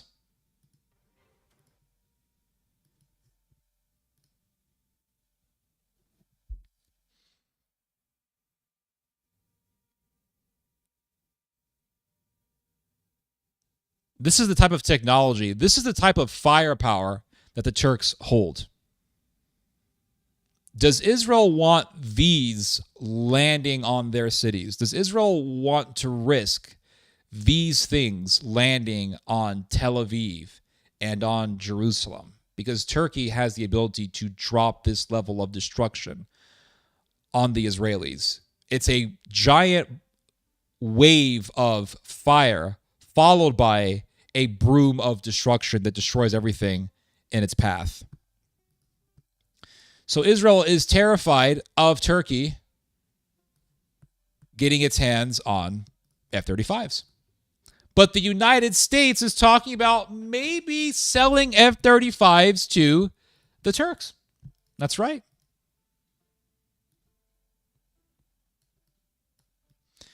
Because Israel is terrified of Iran being on friendly terms with the Americans. Now imagine that. America says, okay, let's have a deal with the Iranians. We had this when Obama was president. Obama said, let's have a deal with the Iranians. Trump is talking about a deal with the Iranians. J.D. Vance is talking about a deal with the Iranians. And this has horrified the Israelis to no end, to the point where all of these mouthpieces for Israel in the United States, Mark Tel Aviv, Ben Shapiro, and the like, all these types of people have been saying, oh, we can't have any deals with Iran. Why are they saying this? Because they represent the interest of Israel. And the interest of Israel says that no country in the Middle East can have a military edge over the Israelis. And the Israelis know that if Iran becomes a friend of the United States, if Iran gets a little too close to the West, that Iran will have access to Western military technology, that the Iranian economy will grow, and Iran will become a serious threat to the Israelis. And if the Iranians begin to develop serious military technology, it would mean Israel not having a military edge over the Iranians. Now, if you look at Iranian firepower, it's effective, don't get me wrong. I mean, it will destroy buildings, but it doesn't have that serious level of destruction that you see being inflicted by NATO firepower. You don't see the level of firepower that you see in the Gaza being executed by Iranian bombs. You just don't see it. You don't see Iranian bombs inflicting the same level of destruction that you see being done by bombs like the Gaza or bombs that are dropped by the Israelis. You just don't see it. The Iranians don't have that level of firepower. At least they're not showing us that they do. Maybe they're hiding it from us. Maybe the Iranians are not showing their full form, their full power. But the bombs that were fired by the Iranians towards the Israelis were not able to demonstrate the same level of firepower that we see being done by NATO bombs. But regardless of that, regardless of Iran's bombs just being not at the same tier level of NATO's bombs, Israel is still terrified of Iran advancing militarily. They don't want to see Iran advance militarily because it would mean Israel losing its military edge. Now imagine Turkey. I mean, the Israelis are terrified enough of Iran. They're terrified enough of the Iranians. And the Iranians are not a member of NATO. The Iranians don't have any sort of trade deal with the American military-industrial complex. Right? The Iranians have none of that. None of that. The Turks do. And that's the difference. The Turks have legitimacy in the eyes of NATO. The Turks have the ability to make and replicate American military technology. How do you think the Turks were able to make the Bayraktar drone? The guy who developed the Bayraktar drone, Mr. Bayraktar, I think his first name is Seljuk. I could be wrong about that.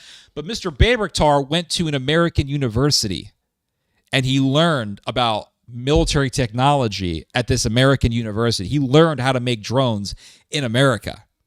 He came back to Turkey. He went back to Turkey and started developing his own drone for Turkey. And now Turkey is one of the top most producers of drones on Earth. So Turkey has that access to American military technology. Turkey has the ability to develop weapons and firepower that is akin to what America has. Now you can understand, if Israel is terrified enough of Iran, even though the Iranian level of destruction is at a lower tier level than that of Turkey, imagine how terrified the Israelis are of Turkey with the level of firepower that Turkey possesses. The Israelis are more terrified of Turkey than they are of any other country. That's the country that terrifies the Israelis the most. So now you have America talking about selling F-35s to Turkey, selling fighter jet engines to Turkey, thus potentially enabling the Turks to be militarily superior to the Israelis. Now, Iran, just understand this. Iran has been saying death to Israel and all this stuff for years. Turkey has also talked about invading Israel. We've seen this numerous times coming out of the mouths of major Turkish politicians, the biggest of which has been Mr. Recep Tayyip Erdogan himself. He has said himself that he wants to invade Israel. Now, is Erdogan going to invade Israel? No. The Turkish leader who will invade Israel is not in power yet. But when he comes, we will know. Trust me. You're going to see the fanaticism in this guy's eyes. Erdogan is a ruthlessly pragmatic politician who understands that he has to maintain peace with the Israelis while at the same time paying lip service to the fanatics who follow him. But nonetheless, the Turkish government has talked about going to war against Israel many times. And here is America saying, let's give F-35s to the Turks. Now, when the Americans talk about justifying a war with Iran, anytime you see some Zionist politician like Ted Cruz, Lindsey Graham, and their ilk, or anytime you see these pro-war hawks in the media talking about why America needs to bomb Iran, they will always say, Iran says death to Israel. Of course the Israelis want to go to war against Iran. They say death to Israel. So the reason why we can't work with the Iranians is because they say death to Israel. And the reason why we have to help Israel in its war against Iran is because the Iranians say death to Israel. But the Turks say we're going to invade Israel. Erdogan says we're going to invade Israel. And the same U.S. government that loves to talk about how Iran says death to Israel is very eager to sell F-35s to the Turks. Now imagine if this happens. If this happens, it will be the sign of the decline of the Israel lobby. Mark my words. It'll be that is what it's going to be a sign of. This is a canary in the coal mine for the Israelis. Because the Israeli lobby right now is trying its damnedest to prevent the Americans from giving F-35s to the Turks. If the Americans say, we're going to give F-35s to the Turks,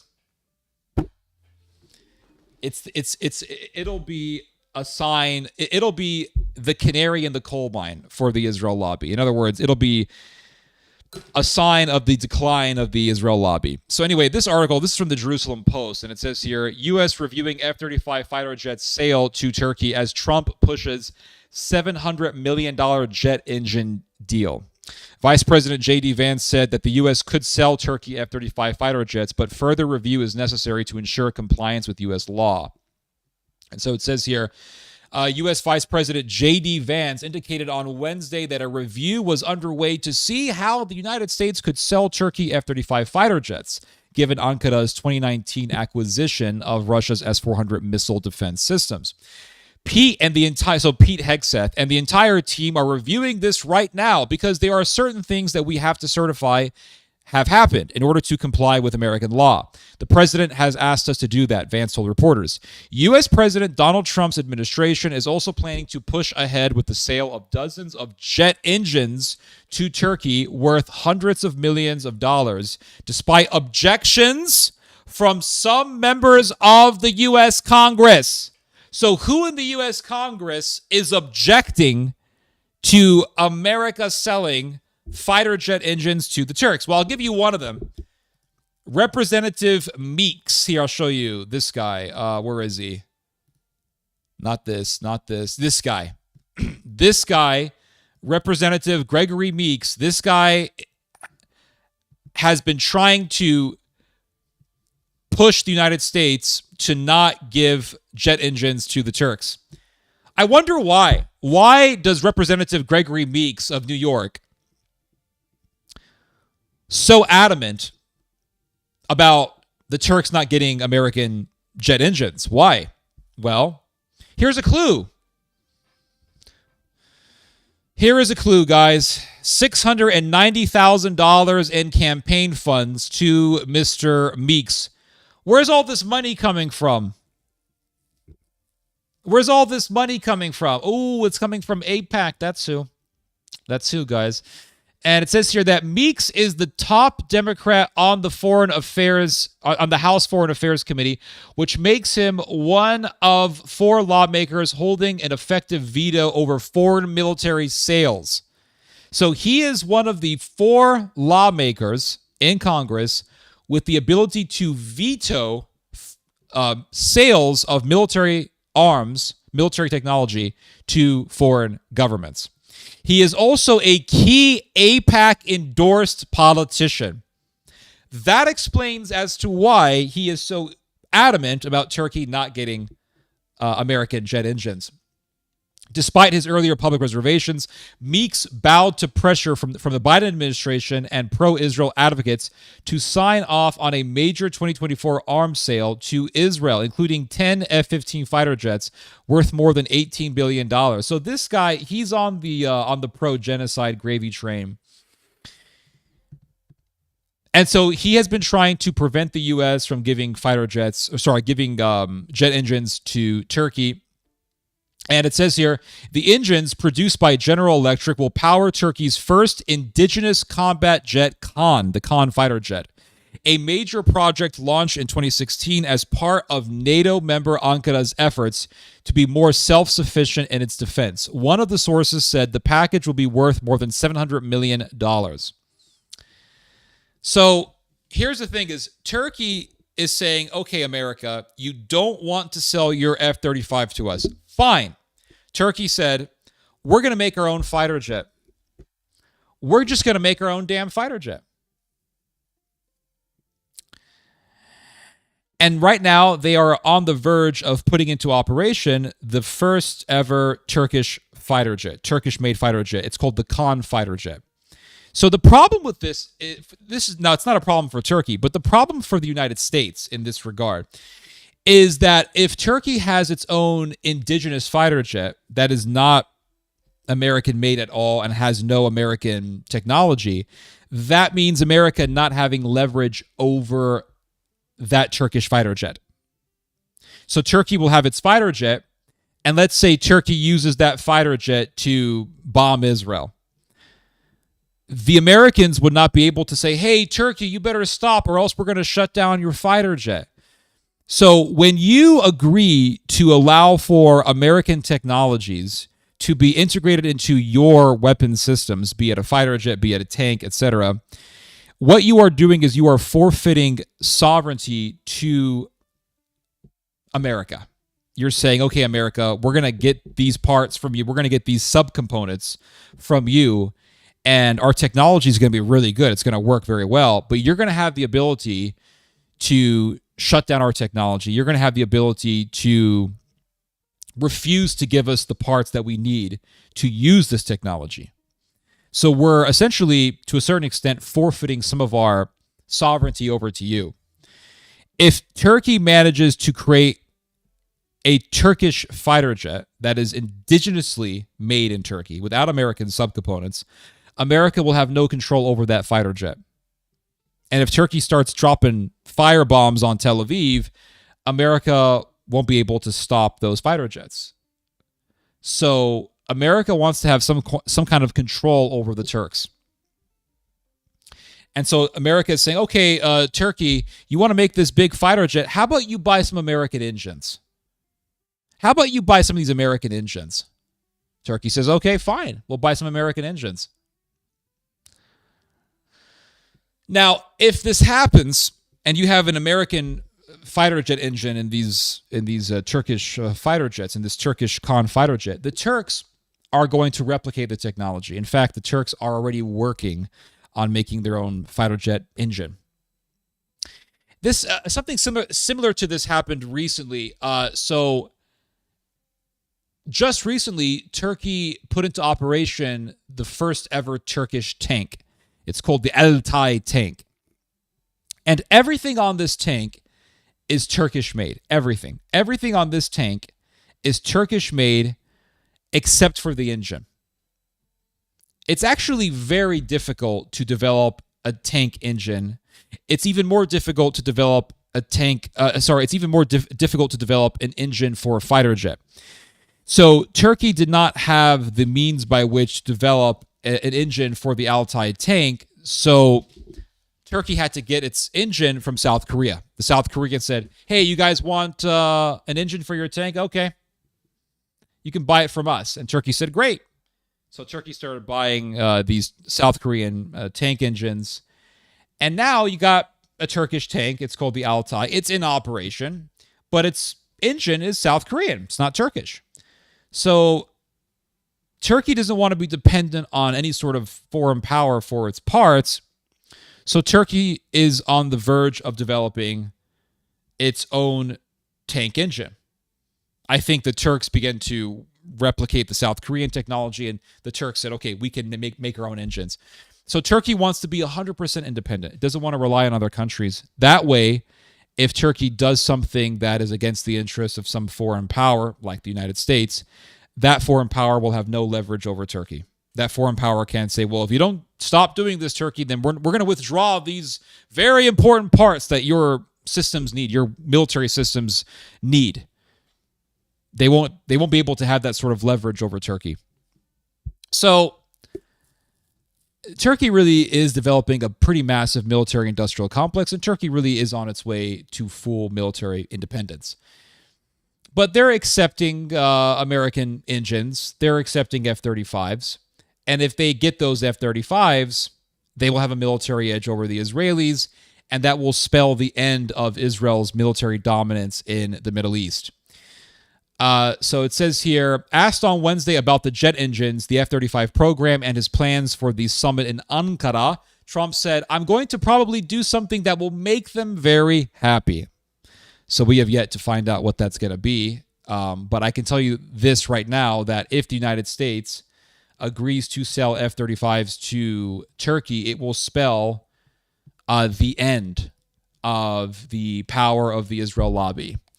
So it says here, Trump notifies Congress of Turkey engine sale. So it says here, President Donald Trump's administration has formally notified Congress of its intention to sell more than $700 million of jet engines to Turkey, according to two sources and a copy of the formal notification seen by Reuters on Thursday.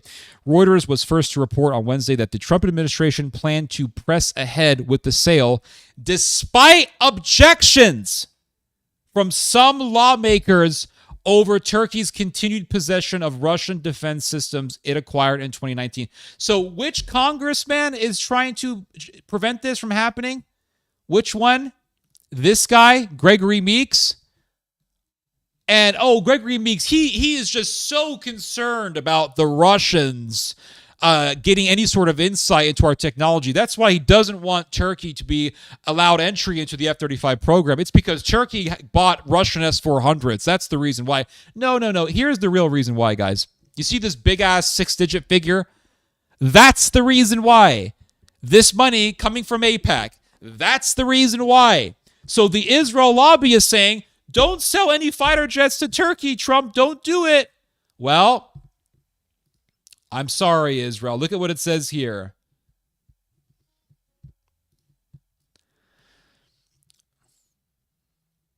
See, the Trump administration planned to press ahead with the sale despite objections from some lawmakers over Turkey's continued possession of Russian S-400s.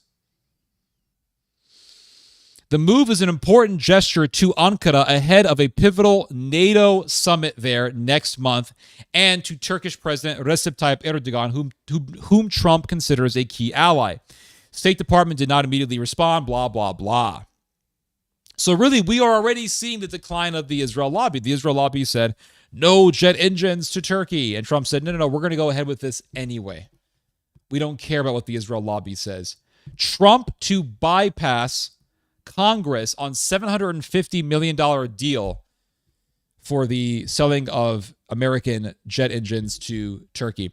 And so it says here, bypassing Congress, the administration will override an informal hold to push through a $750 million jet engine sale to Turkey before the NATO summit. I mean, America really is working to revive the Ottoman Empire here. I mean, it really is. America is reviving the Ottoman Empire.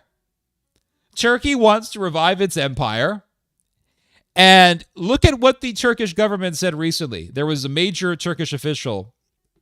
I think he was the, the foreign secretary. Who was it who said this? Turkey control Jerusalem. Who was it again? It was some Turkish official. What was it? Interior minister.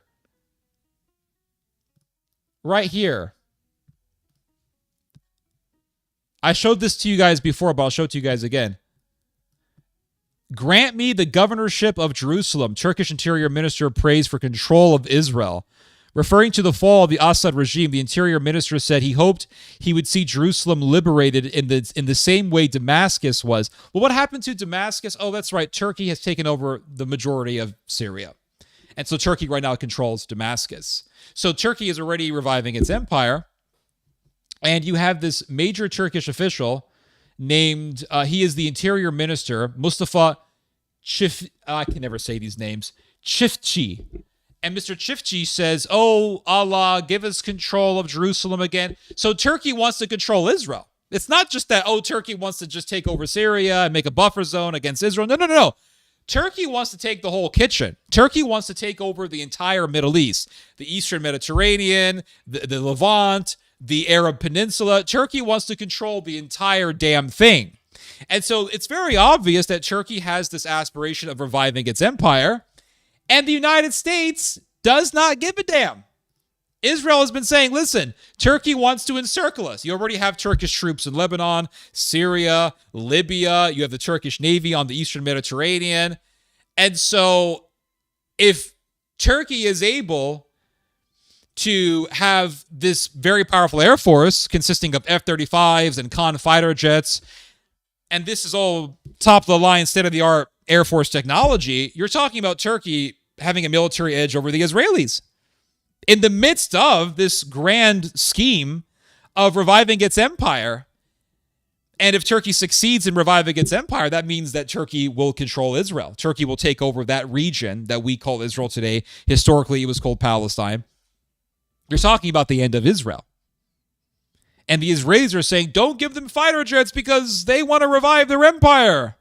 And the Greeks are saying the same thing. It's not just the Israelis who are terrified of the Turks. The Greeks are terrified of the Turks. The Serbs are terrified of the Turks because the Turks used to control Serbia. They controlled the Balkans and they controlled Greece for 500 years. For centuries, they controlled Palestine, what is now called the State of Israel. So the Israelis know this. The Greeks know this. The Americans don't give a damn because for the Americans, it's just business. They want to sell all this stuff to the Turks. And they also want to see a revived Turkey so they can use this powerful Turkey against the Russians. And they want to allow for Turkey to be a proxy for NATO against Russian influence in the Middle East and also against Iranian influence because Iran is an extension of Russian influence. And so America is saying, no, give them fighter jets. Sorry, give them jet engines. And maybe we'll sell F-35s to them. Now, I'm telling you right now, America is working for the revival of the Ottoman Empire. And it knows it. I mean, everyone who studies Turkish geopolitics, Turkish policy knows that there is this grand vision to revive the Ottoman Empire. And America knows this, and America doesn't care. America right now has been telling the Germans to revive their military, to get their military back into third gear, to get their military strong again. So America is working to revive German power and Turkish power all at the same time. Very interesting what is happening, and I will say that we are surely living in surreal times. So it says here that Trump pushes $750 million jet engine deal to Turkey without congressional approval. The Trump administration is set to bypass Congress to approve a $750 million sale of 80 GE F-110 turbofan engines for Turkey's Khan fighter jets. Representative Gregory Meeks placed an informal hold over concerns about Turkey's Russian S-400 systems. Nope. That's not the reason why Mr. Meeks cares about this. Mr. Meeks doesn't want Turkey to get the jet engines, because Israel doesn't want Turkey to get the jet engines. And Mr. Meeks is simply trying to advance the interest of Israel because he gets all of his money from AIPAC. That's the reason why.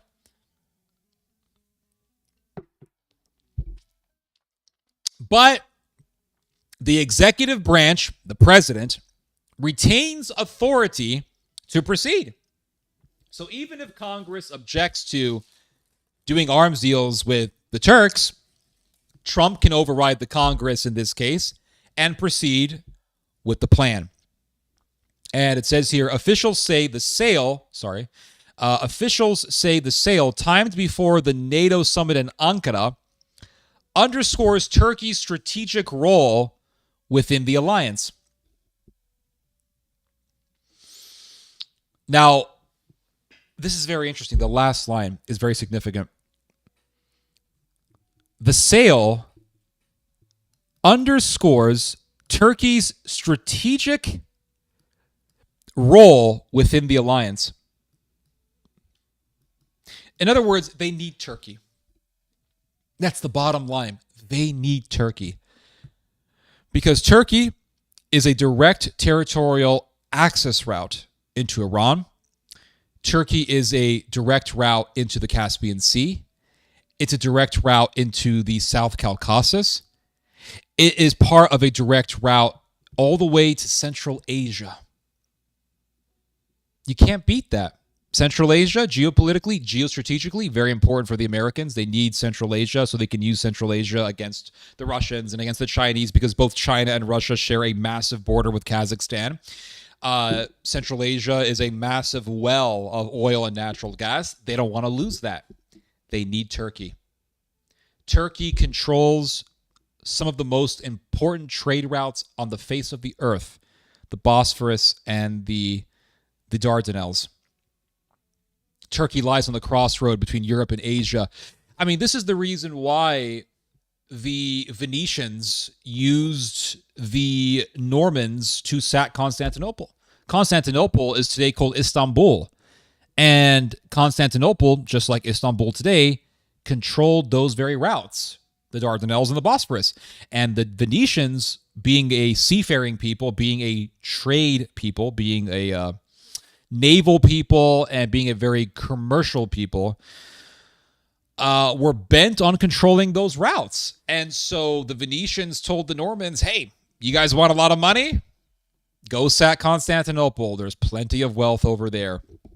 And so that's exactly what the Normans did. They sacked Constantinople, and the Venetians installed a puppet government to control Constantinople, thus beginning the end of the Eastern Roman Empire's power on the Mediterranean, and also enabling the Turks to later on take over Constantinople in 1453. So why would the Venetians do that? It was the trade routes. It's the same reason why America can't lose Turkey, because of the trade routes, because of the access into the Black Sea. And remember, Turkey controls Russia's access from the Black Sea into the Aegean Sea and thus into the Mediterranean. That's why Syria is so geostrategically important for the Russians. Because Russia, let's be real. Let's look at a map of Russia real quick. Let's be real here, guys. Russia kind of lost in the game of having really good coastal territory. Map of Russia and the Middle East. I mean, just look at a map of Russia and the Middle East.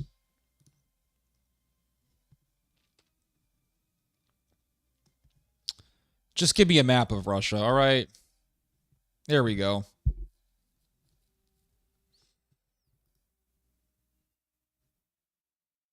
Okay, let's look at this map. This is a decent map. This is a decent map, guys.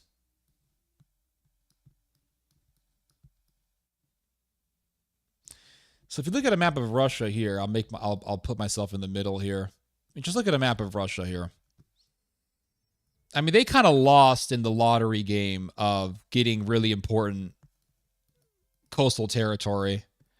Russia doesn't have a whole lot of warm water territory. It's got a lot of freezing ass cold water territory, but not a whole lot of warm water territory. So it's got a massive coast on the Arctic Ocean, but that water is too damn cold. It's not really valuable when it comes to doing commerce and imports and exports. Who the hell wants to go all the way up to the Arctic Ocean? And then if you look at Russia's eastern coast, you got Japan. And Japan is still technically at war with Russia. They never really had any sort of peace settlement at the end of World War II. Japan and Russia still have a territorial dispute over the Sakhalin and over the Kuril Islands. So that's not very good for the Russians. And then on the south, well, there's no ocean here. You got Mongolia. Who the hell wants to be next to Mongolia? Those guys aren't very nice. I mean, you're talking about the people that wiped out, 12% of the world's population at one point in time? Not very nice. You got Kazakhstan here. There's no ocean here. Then you got the Caspian Sea, which technically is not really an ocean. It's more so just a giant lake. But it's so massive that you might as well just call it a sea. And the Caspian Sea is, like I said, it's not really connected to the ocean. It's not a massive coastal territory, but it is really important for the Russians in the sense that it's a warm water territory, and it is vital for Russia because it is the link. It's the maritime link between Russia and Iran, and this is the maritime territory that enables the Russians to import Iranian drones and other products into Russia. So the Caspian Sea is a very important lifeline for the Russians, and this is one of the reasons as to why the Americans need the Turks, because the Turks, having access to Azerbaijan, have direct access into the Caspian Sea and can thus be used as a counter against the Russians and Turkey has no interest in going against Iran, but it can be used as a counter against the Russians on the Caspian Sea. Now, America would like to see Iran join the fold of NATO. I'm not saying America wants Iran to become a member of NATO, but to become at least friendly with NATO, just like Azerbaijan is friendly with NATO.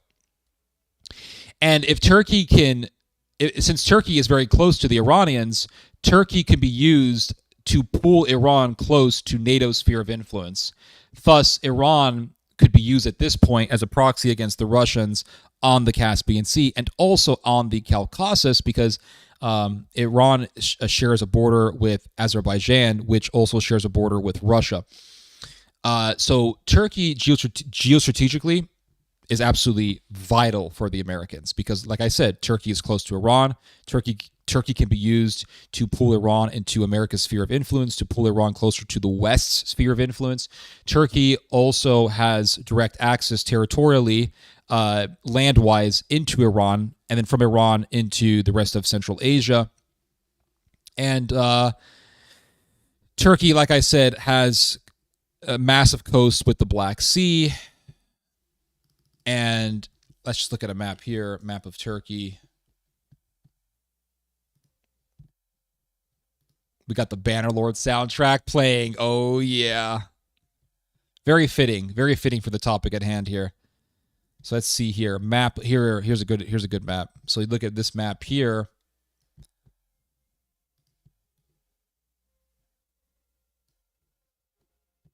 So, I mean, look at the power that Turkey has. You control over. Here's Russia over here. This is Russia right here.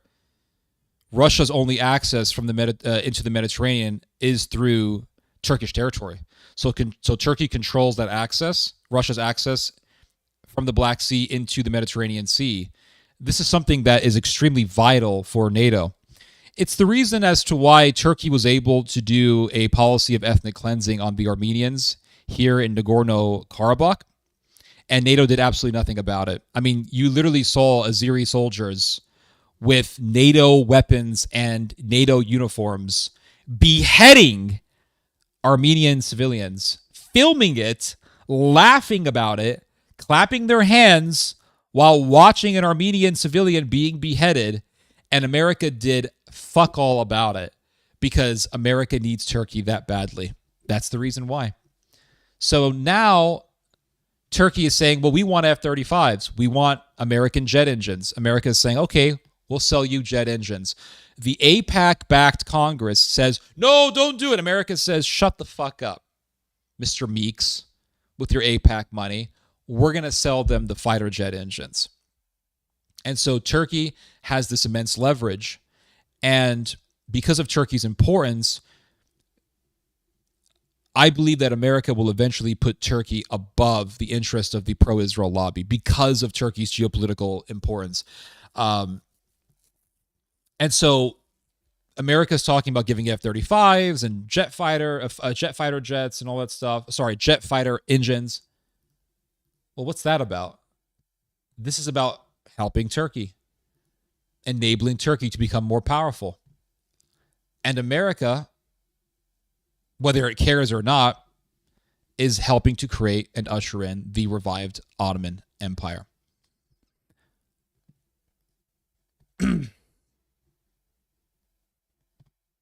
Now, Turkey doesn't want to be completely dependent on American technology. So that is the reason as to why Turkey is moving to develop its own fighter jet engine. And so it says here, hold on, I'll read your guys' comments. Hold on, before I get into this, hold on. Let me read your guys' comments real quick. Hold up.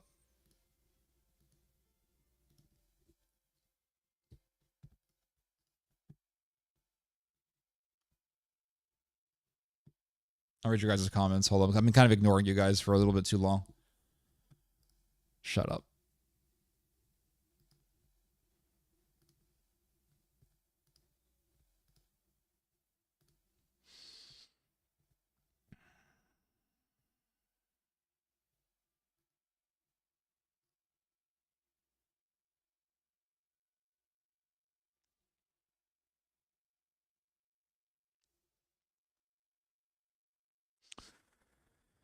Let's see here.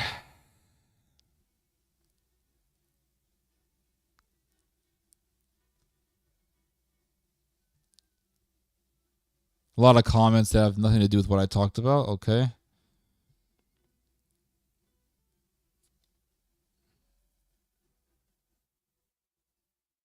lot of comments that have absolutely nothing to do. So weird that I just noticed you're not playing music.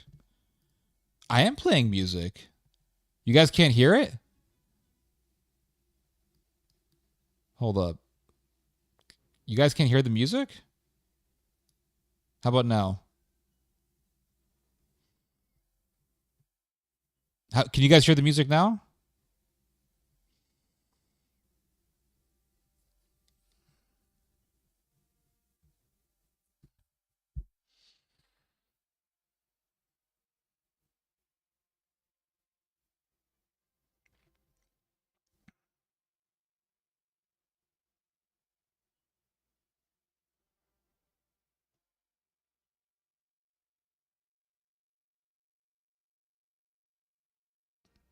Can you guys hear the music?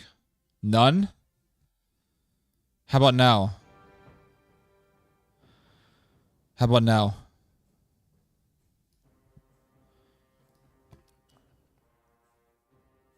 I'm sorry about that, guys. I thought there was music the whole time.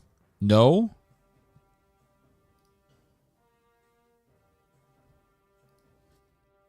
Let me see. None?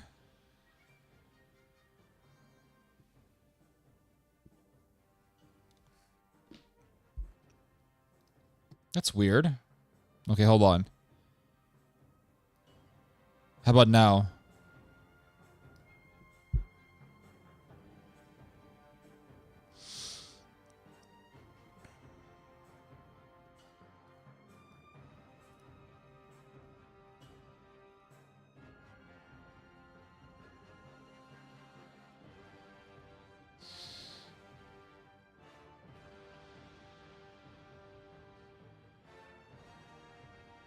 0? Low volume? Okay, how about now? Man, this is crazy. Last week people were saying it was too loud. Volume is too low.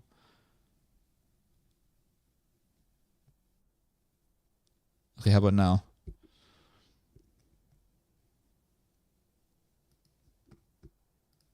All right, hold up.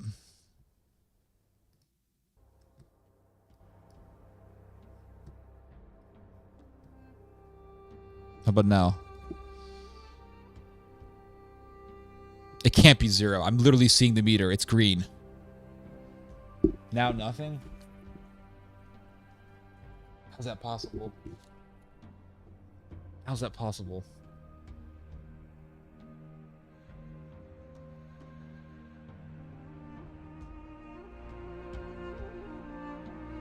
Any comment on the recent strike in Iran? Yeah, it was done when the markets closed. So it's probably not going to have that much of an effect on the markets. You can hear the music? Okay. Volume is still too low? No way. It's the right volume? Okay, cool. But low? Okay, I don't want it too high. Give me 1 second. Let me listen to myself real quick.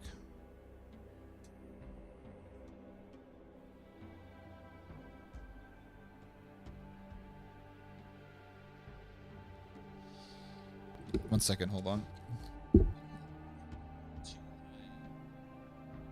Oh, it's perfect. It's good now.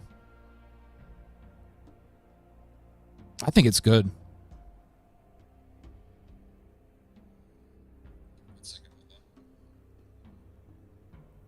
Yeah, it's good. Yeah, we got the Bannerlord soundtrack playing. I think it's good now. Give me 1 second, guys. Okay, hold up.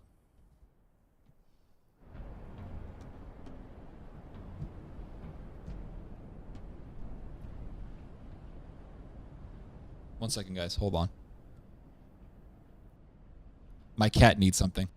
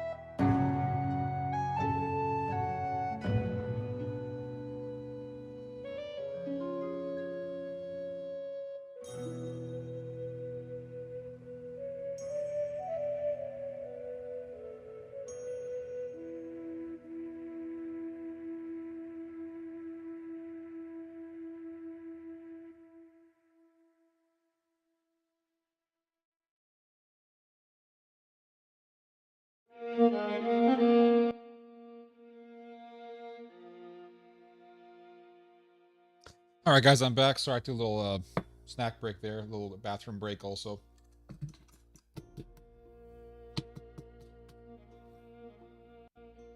I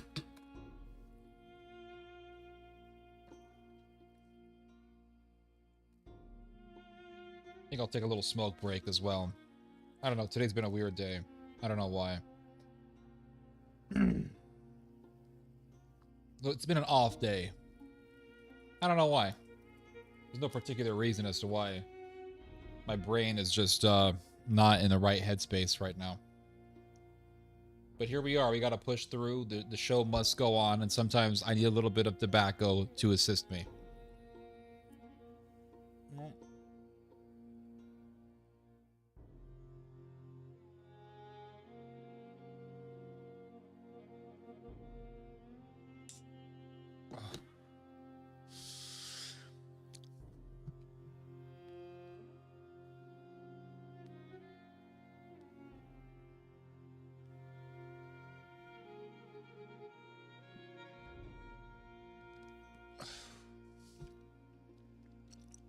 The volume increased. I raised the volume up before I left. That's the reason why.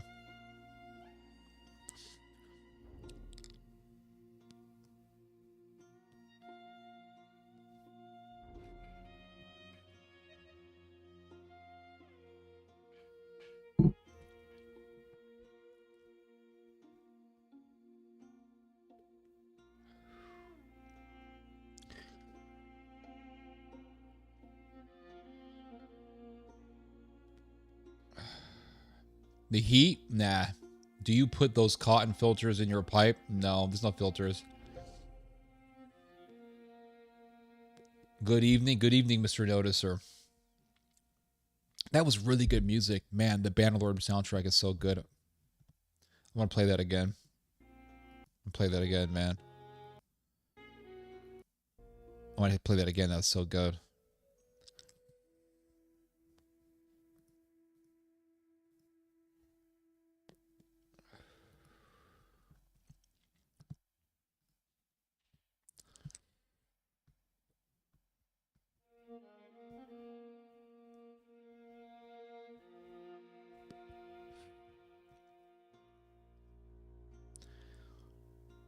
Disoriented? Yeah, Texas Heat can do that.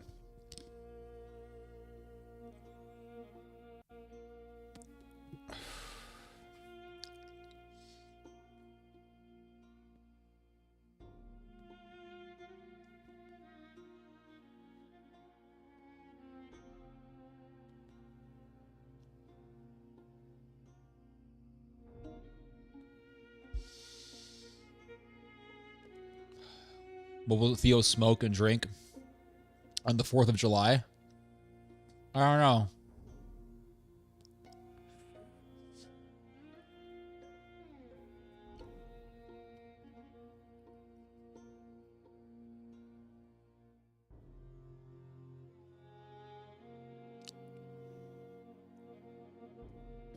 Anyway, let's go back to the articles here.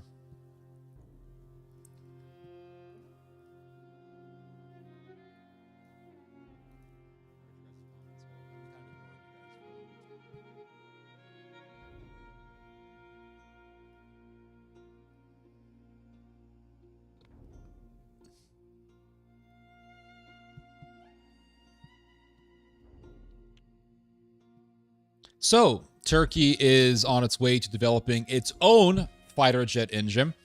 And it says here, Turkey is building an F-35 level aircraft engine.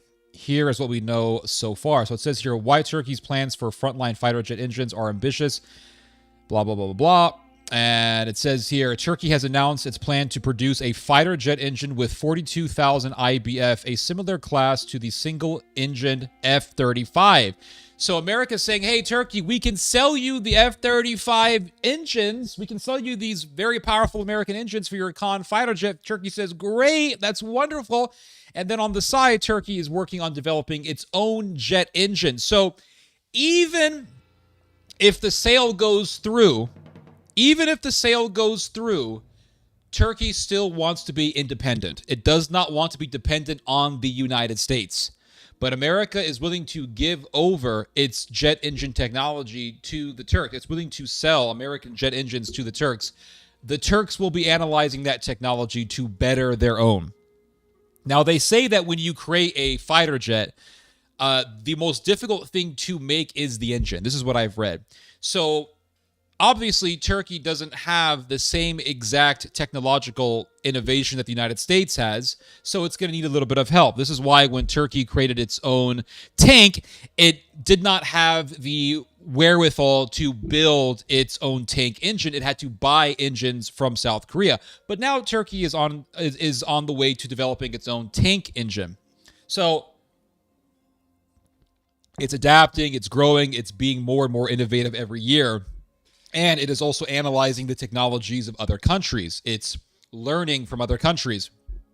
And so even if the sale does go through and Turkey does get its hands on American jet engines, Turkey is going to develop its own jet engine so that it can be independent and not dependent on the United States. And so it says here, this is raising questions as Turkey works to develop a large defense aerospace sector, including indigenous fighter jet engines. AGN has previously reported that only 5 countries are able to design and build frontline fighter jet engines from start to finish. These are the United States, through its companies Pratt & Whitney GE Aerospace, the United Kingdom through Rolls-Royce, France through Safran, Russia through NPO Saturn and Klymov, and China through Shenyang, which is a company. Additionally, Ukraine's Ivchenko Progress and Motors SICK, Japan's IHI Corporation, and Germany's MTU Aero Engines are also notable players in the field. Engines are one of the hardest, if not the hardest, areas of aerospace development. So if Turkey can develop an F-35 style jet engine, that would put Turkey in the same tier as these other countries, Japan, Germany, the United States, Russia, China, when it comes to military innovation. And that would make Turkey into more and more of a global power. And it says here, additionally, okay, I already read this. The Sino-Pakistani JF-17 Thunder uses the Russian Klymov RD-93, while the large Turkish Kizil-Ilma combat drone uses the Ukrainian Ivchenko Progress AI-322F. So I did not read the rest of this art. Well, actually, no, I did. Never mind. I did read up to this point. The Khan, which is a Turkish fighter jet that's soon to be in operation, is an ambitious fighter jet that includes some low observability features. The aircraft first flew in 2024 and is expected to enter service between 2028 and 2030. That's coming very soon.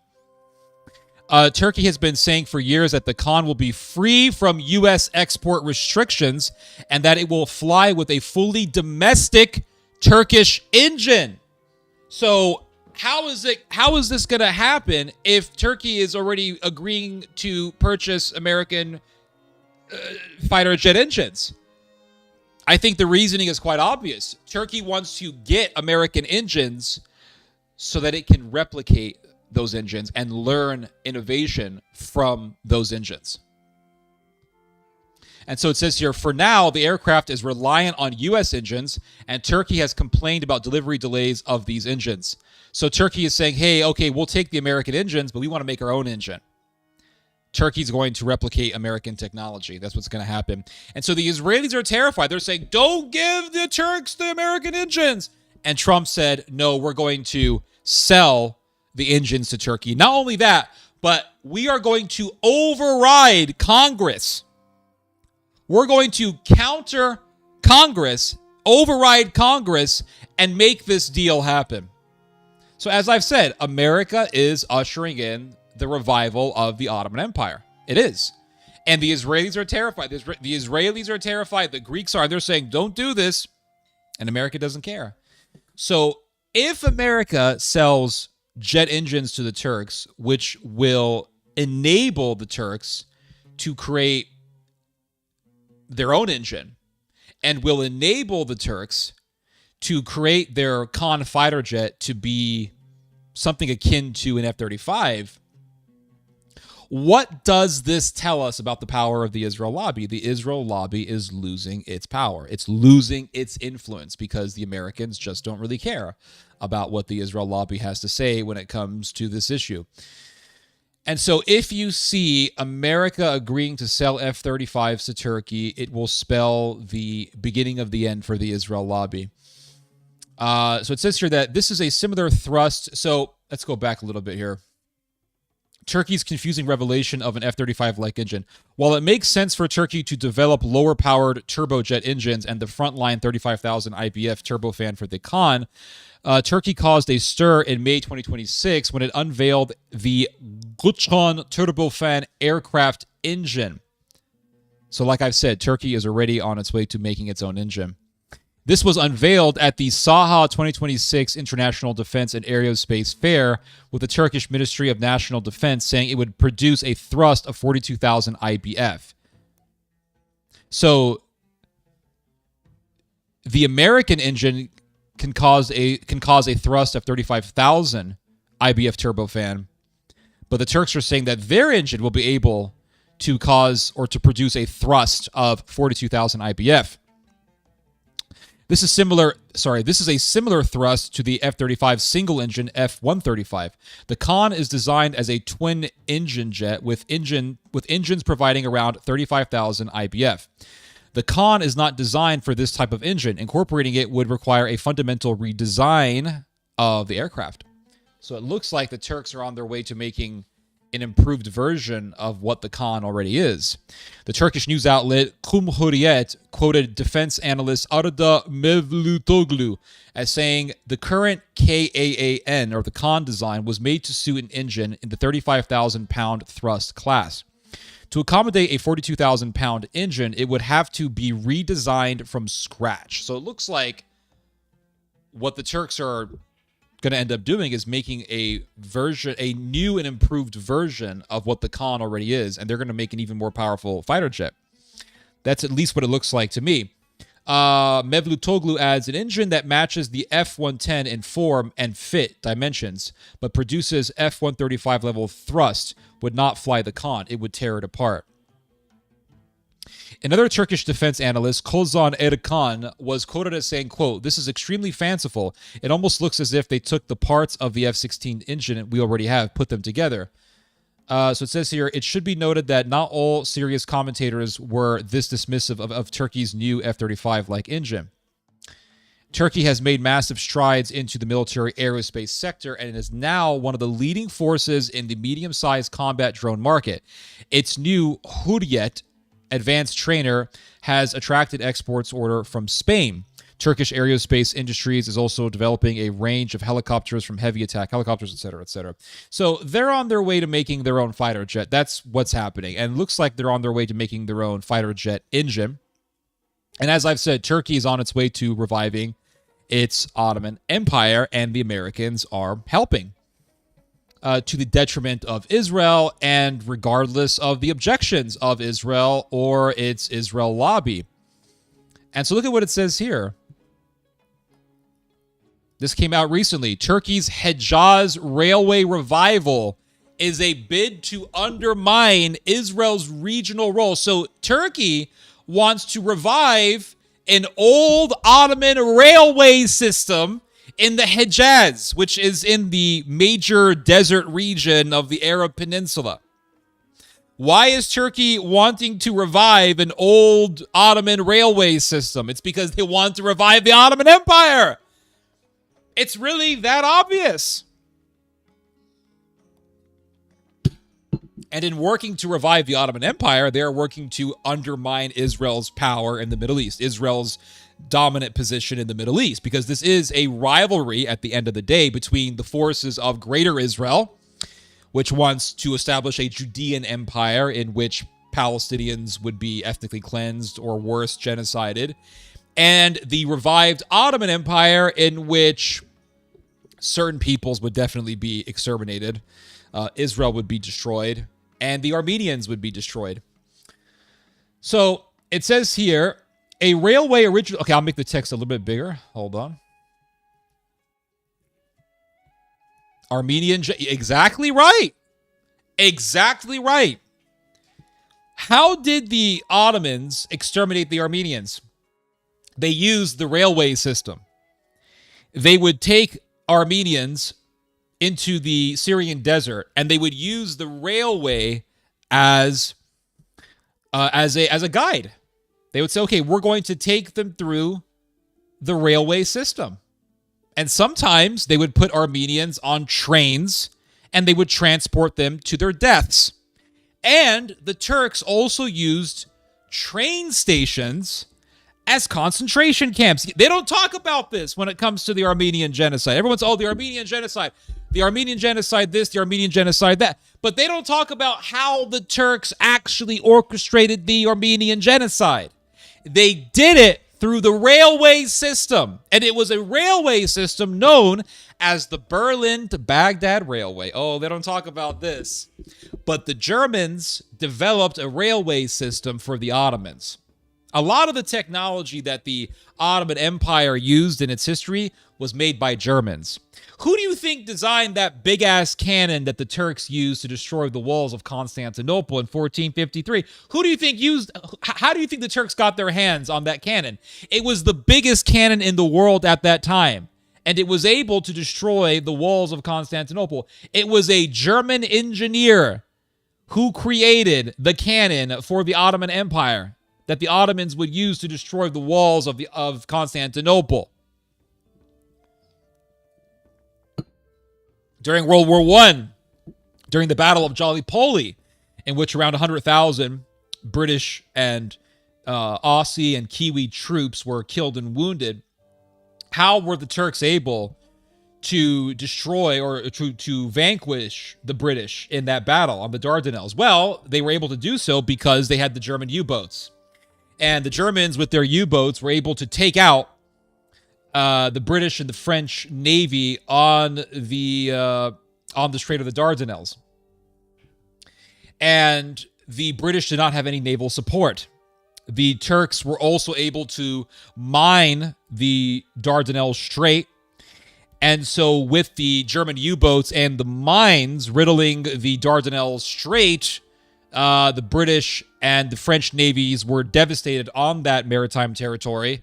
And so when the British and the Anzac troops were deployed into the beach of Gallipoli, they had no naval support. There were no naval cannons to support the British troops. The Germans, on the other hand, provided howitzers to the Turks, which they used against the British and the Anzac troops. And because the British had no naval support, they were basically fish in a barrel, and they were pretty easy for the Turks to take out through sniper fire and through other means of warfare. So the Germans have historically been very helpful for Turkish power. And during World War I, the Germans were developing a railway system called the Berlin to Baghdad Railway. Now, this railway system was being developed before World War I, but it was not completed even during the First World War. It was still being created. And the Ottomans were in desperate need for this railway system because they needed a way by which to transport troops into the various fronts of its war against the British and the Russians, especially the Russians. So the Germans were developing that railway system. And when the Ottomans were doing their genocide of the Armenians, they would take these Armenian people and they would drag them into these death marches. So they would put them in these desert wilderness areas, these parched, dry terrains. And these poor Armenians would have no water, no food. And so they were thirsting to death. They were starving to death. And as they were marching to their deaths, the Turks would use the railway system as a guide. They would march them down the same path of the railway. And sometimes they would force them into the trains to take them to the Syrian desert, or the Deir al-Zur, as it's known in Arabic, the Syrian desert, where they would simply march them until they died, or they would shoot them. They would murder them with axes or bayonets. And also there were many cases of rape that would take place during these death marches.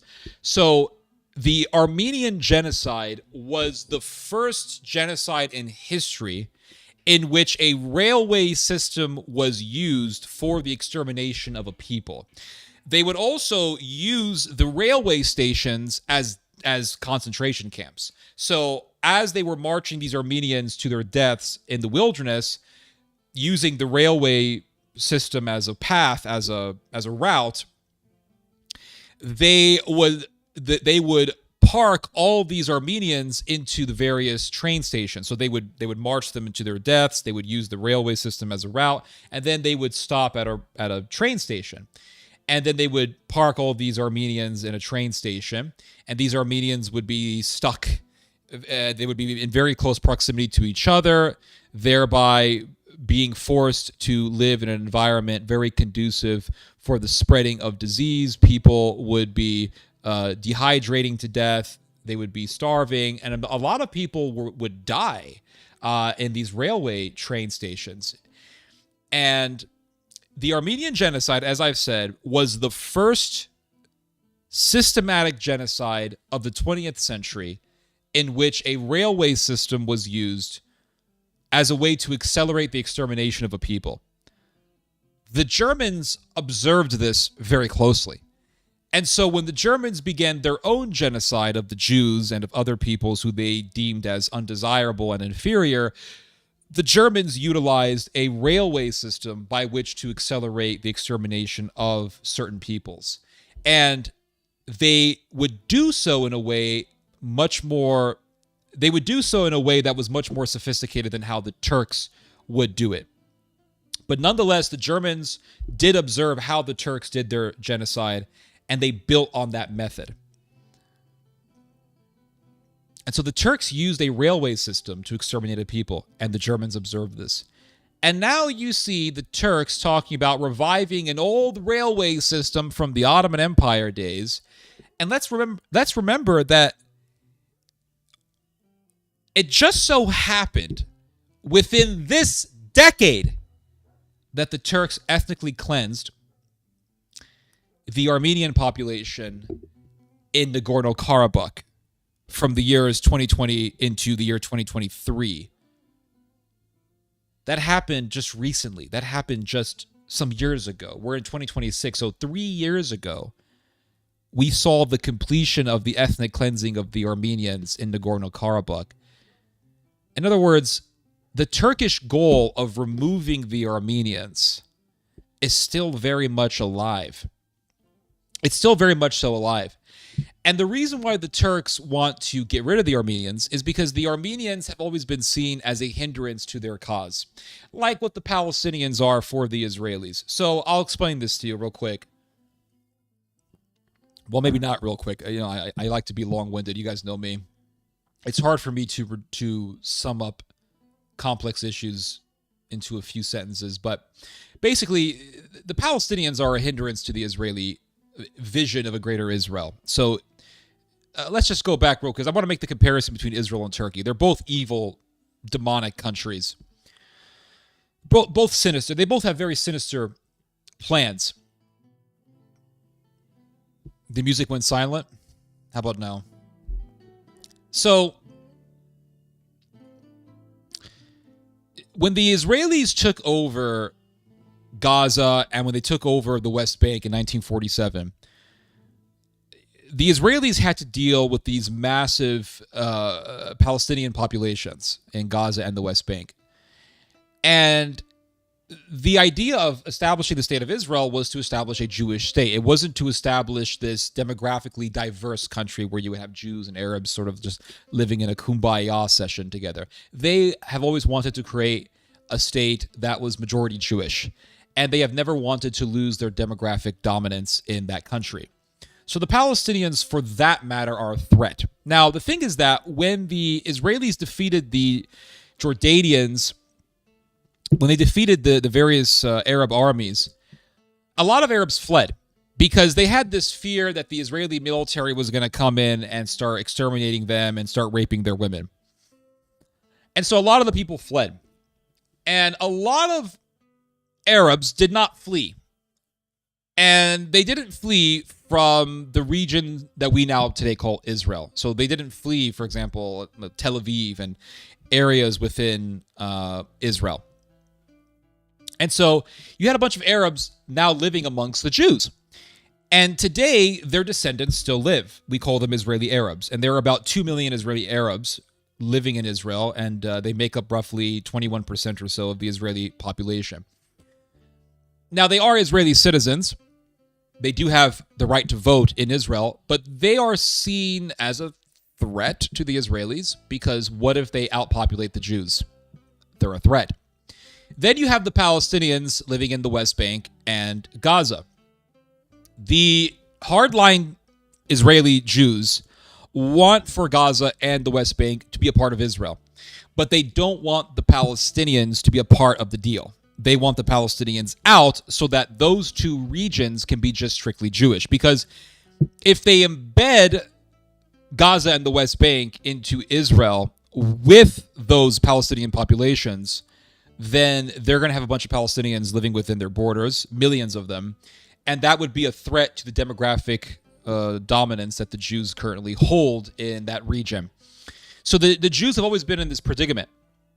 What do we do with these Palestinian people? We have to get rid of them. Well, if we get rid of them, then we're going to cause an outcry in the international community, and then the Americans will put pressure on us not to do it, and then we're stuck. So what do? Well, we occupy those regions without officially including them into Israel, and then we slowly inundate those regions with Jewish populations by building settlements. And the idea is to have enough settlers live in Gaza and the West Bank to the point where they can then slowly incorporate the settlement neighborhoods into the official state of Israel and slowly kick the Palestinians out or just kill them. And so this is the reason as to why the Palestinians have always been a hindrance to the vision of Greater Israel. Because if they want to establish Greater Israel by expanding into Gaza and the West Bank, but they don't want to include those two regions into Israel with the Palestinian populations because that would be a threat to the Jewish demographic. So they want to get rid of them. So this is comparable to the idea, to the vision of Greater Turkey. So during World War I, you had the Ottoman Empire. And the Armenians were living within the Ottoman Empire. They were living within the borders of the Ottoman Empire. They lived within the borders of what we today call Turkey, and what historically was known as Anatolia. So you had Armenians living in Kars, you had Armenians living in Erzurum, and all these different parts of Anatolia. They were living in what is today called Turkey, especially in eastern Turkey. And so the problem is that the problem for the Turks, that is, was that the Armenians had always refused to fully integrate into Ottoman culture. They still insisted on maintaining their Christian identity. They still insisted on speaking Armenian. And they did speak Turkish, but they never fully integrated. And the reason why the Turks saw them as a threat was because, for one, the Armenians were always very bent on establishing their own state. They wanted to no longer be under Ottoman control. They wanted to be independent. They wanted to form an Armenian state. That was their goal. And they were tired of being under the yoke of the Ottomans, wherein they had to pay the jizya tax because they weren't Muslim, and in which they always suffered the risk of being pogromed. And there were several anti-Armenian pogroms that took place even before the Armenian genocide even happened. So the Armenians wanted to establish a state. The Ottomans, of course, saw this as a threat, because if the Armenians were to succeed, that means that the Ottoman Empire would be a little bit smaller. Ottoman borders would have to shrink by a certain degree because they would lose territory, because the Armenians would then form their own state. And then also the Russian element played a big role in how the Turks saw the Armenians, because the Armenians, they wanted to form their own state, and the Russians knew this. And so the Russians were working with the Armenians to back them up. And the Russians did this in the past. The Russians backed, for example, the Greek dream of an independent state. And the Greeks did gain independence. after 500 years of living under Ottoman occupation. That shrunk the Ottoman borders. The Serbs also fought for an independent state, and they received that independence with the help of the Russians. And the Russians really were the cause behind the formation of an independent Serbia. And when Serbia was declared to be an independent state, the Ottoman borders shrunk, and the Ottoman Empire lost a big chunk of its European territory. So the Ottomans didn't want to suffer this again. They didn't want to suffer this with the Armenians. And so the Ottomans said, the Russians are backing the Armenians in their vision of a Armenian state. We cannot allow this because it would mean the shrinking of Ottoman borders. It would mean the Ottoman Empire losing territory. And we can't allow for this. So the Ottomans said, let's just exterminate them. We just got to kill them. The Armenians were also committing acts of insurgency, the Turks would call it terrorism, on the Ottoman government. The Armenians killed Turks. In some cases, the Armenians did atrocities. I mean, this is something that we have to acknowledge if we're going to look at history and accept history. The Armenians weren't exactly a bed of roses. They committed atrocities on Muslim civilians. And there was one case where they murdered the entire family of an Ottoman official. And when the Armenian genocide was commenced, Grigoris Balakian asked an Ottoman officer why the Ottomans were so brutal to the Armenians. And the officer explained to Mr. Balakian that the Armenians butchered the entire family of an Ottoman official who oversaw that little region of the Ottoman Empire in which Balakian was. And this officer said, because the Armenians murdered this man's entire family, justice must be imposed. And so, just as Israel pointed to Hamas's acts of terrorism as a justification for genociding the Palestinians, the Turks also pointed to Armenian terrorism as a justification to justify genociding the Armenians. So, similar situations. Now, how is Armenia a hindrance to the Turks today? Well, if you look at a map, I'll just point this out to you guys real quick. Let's just look at a map real quick. If you look at a map of Turkey here, Nakhchivan, Armenia, Azerbaijan. Nakhchivan is Azeri Turk, so it's really an extension of Turkey. Then you have Armenia, which is an enemy of Turkey. And then you have Azerbaijan, which is an extension of Turkish power. Turkey wants an unhindered access route into the Caspian Sea to get the oil directly from Central Asia and from the Baku oil fields, which is one of the biggest oil fields on Earth. But the thing is that you got Armenia here, and Armenia is an enemy of Turkey. So if Turkey is going to establish this full-on Turkish block of power from itself to Azerbaijan, across the Caspian into Central Asia, which lies right here, well, Turkey's going to have to remove Armenia. Armenia is Christian. Armenia is anti-Turkish. Armenia still remembers what the Turks did, so they still have a lot of resilience against the Turks. So Turkey wants to remove this hindrance. So the Armenians are seen as a hindrance. Now remember what happened in 1918 or 1919? I think it was 1918. The Turks decided to invade this region that we today call Armenia. 1919. It was 1919, pretty certain. The Turks, the Ottoman Empire, said, we're going to invade this region that we today call Armenia, because this region that we today call Armenia, this region was once a territory of the Soviet Union. Sorry, not the Soviet. It was it was a territory of the Soviet Union, but it was also a territory of the Russian Empire before that.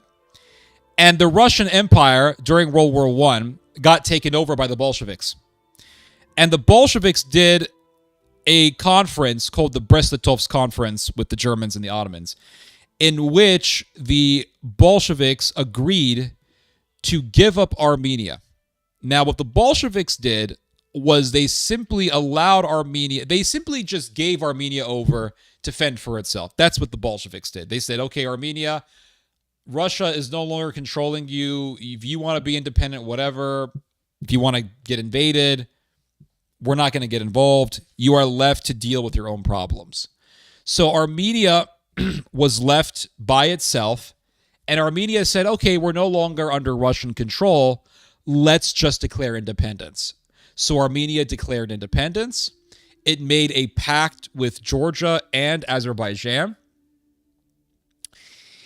Here's Armenia here. This is Azerbaijan. This is Armenia. And so Armenia said, okay, we're independent. And Turkey saw this and said, Armenia is no longer under the protection of the Russians. This is our opportunity to invade this region. So the Russians left Armenia, and Turkey said, let's invade. And they invaded Armenia. This happened in, I want to say, 1919. The Armenians were heavily outnumbered. Tens of thousands of Ottoman troops poured into Armenia. Armenia had around, I want to say, 15,000 troops or so. But because, even though the Armenians were outnumbered, because the Armenians understood the terrain and the Turks really didn't, the Armenians were able to use the terrain to circle around Turkish troops and to outflank them and to attack them from the back, attack them from behind.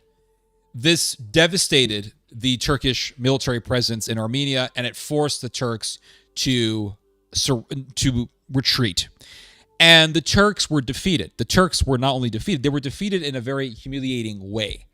And the reason why I say it was a humiliation for the Turks is because the Turks were defeated by an army that was not only lesser in number than the Turkish military in Armenia, but it was also inferior when it came to weapons.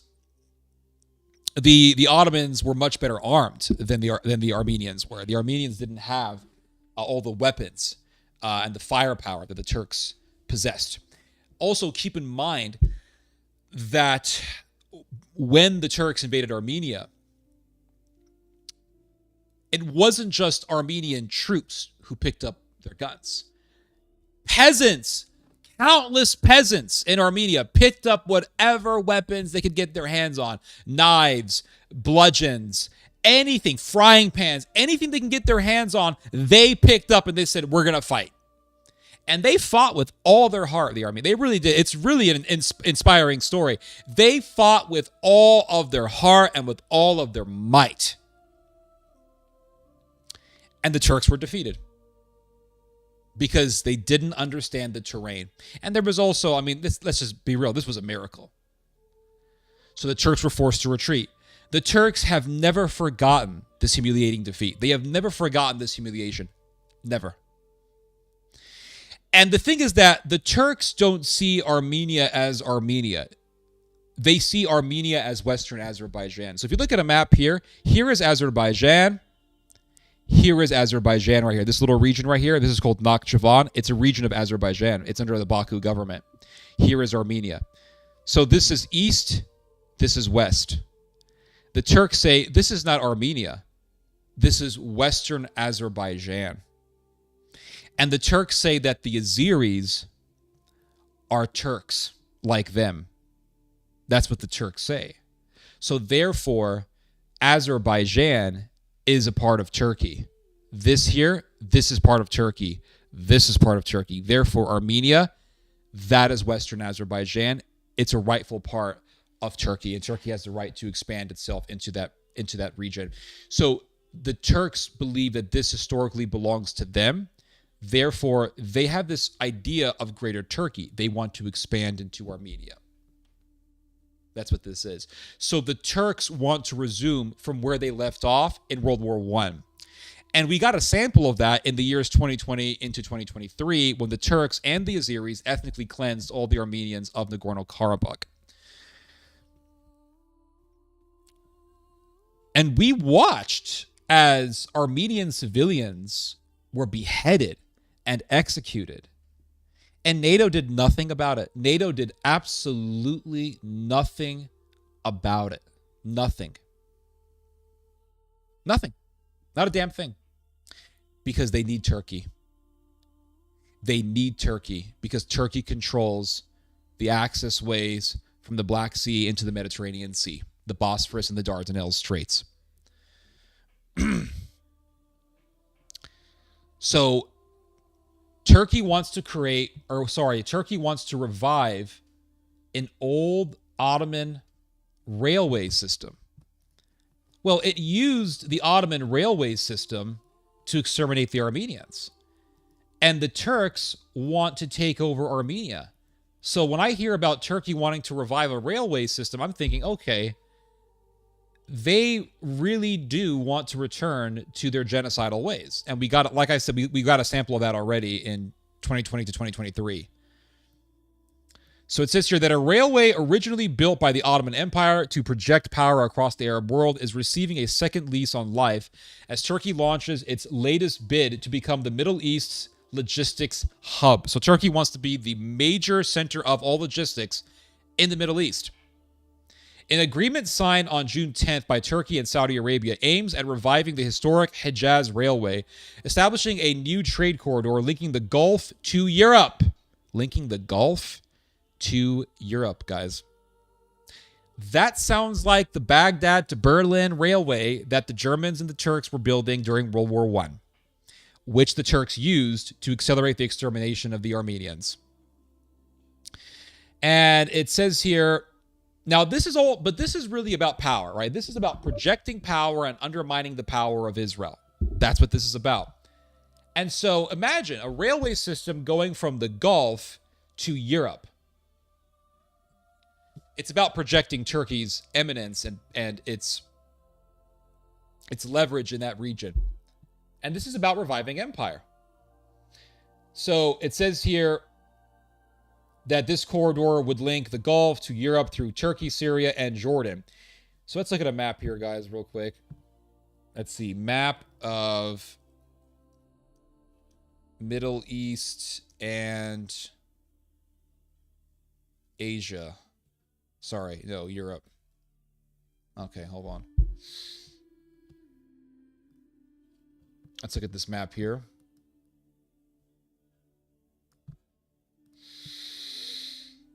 So, Saudi Arabia here. I think the Hejaz region is here. And so they want to build a railway system that would go from, what does it say, Jordan? Real quick, hold on. Let's see here, Gulf to Turkey, to Europe, through Turkey, Syria, and Jordan. Oh, okay. So it would go from the Gulf, Jordan over here, Syria, to Turkey. And then from Turkey into Europe. So it would go from Turkey to the Balkans, and then from there into the rest of Europe, or into Central Europe, Germany, wherever, Austria. So you're talking about Turkey being really a major logistical power in the Middle East. And you're talking about Turkey being really on a major trade route into Europe, making Turkey much more important geopolitically. Let's go back to this article here.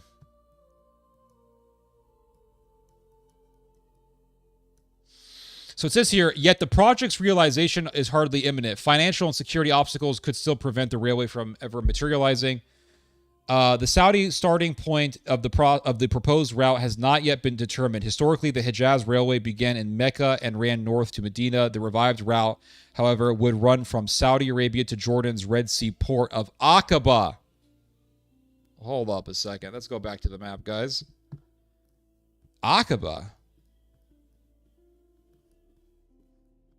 Let's go back to this map.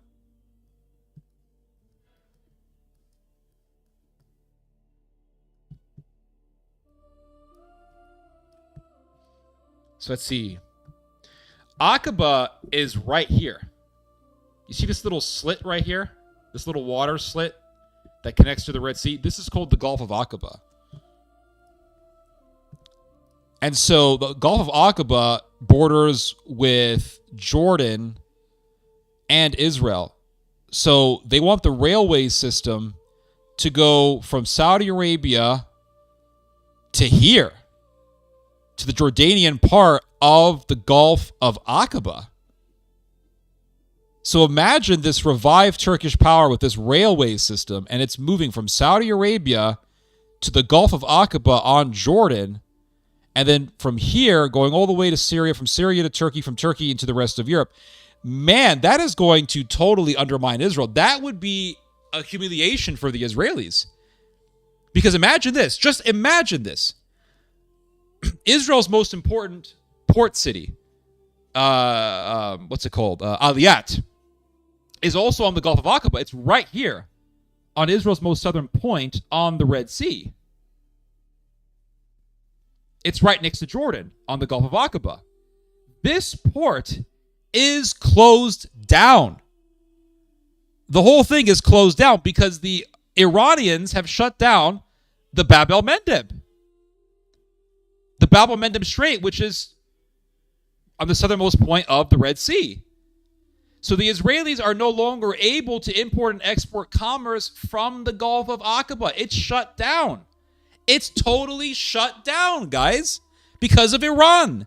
So the Iranians have isolated the Israelis on the Red Sea. And let's look at this map here. I think this is a better illustration here. So here's the Bab el-Mandeb Strait. You have the Iranians through their proxy, the Houthis in Yemen. They've blocked the Israelis on the Red Sea. They're not able to import and export products, commerce, through the Bab el-Mandeb Strait. So the Gulf of Aqaba, the port of Aliyah on the Gulf of Aqaba, is shut down. So you have the Iranians shutting down the port of Aliyah on the Red Sea. Now imagine if the Turks managed to get a railway system from the Arab Peninsula right here to the Jordanian part of the Gulf of Aqaba.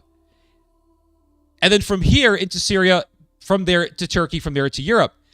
That would be not just good for Turkey economically, it will be a Turkish expression of power being imposed on the Israelis. In other words, it would be a statement saying, Israel, your port is closed down, but we're using the same Gulf of Aqaba to transport goods through an area that you can't even use. It would be not only beneficial economically for Turkey, but it would be a declaration of power over Israel. It's quite amazing how surreal things are. But it says here, let's see. Let's go back to this article here.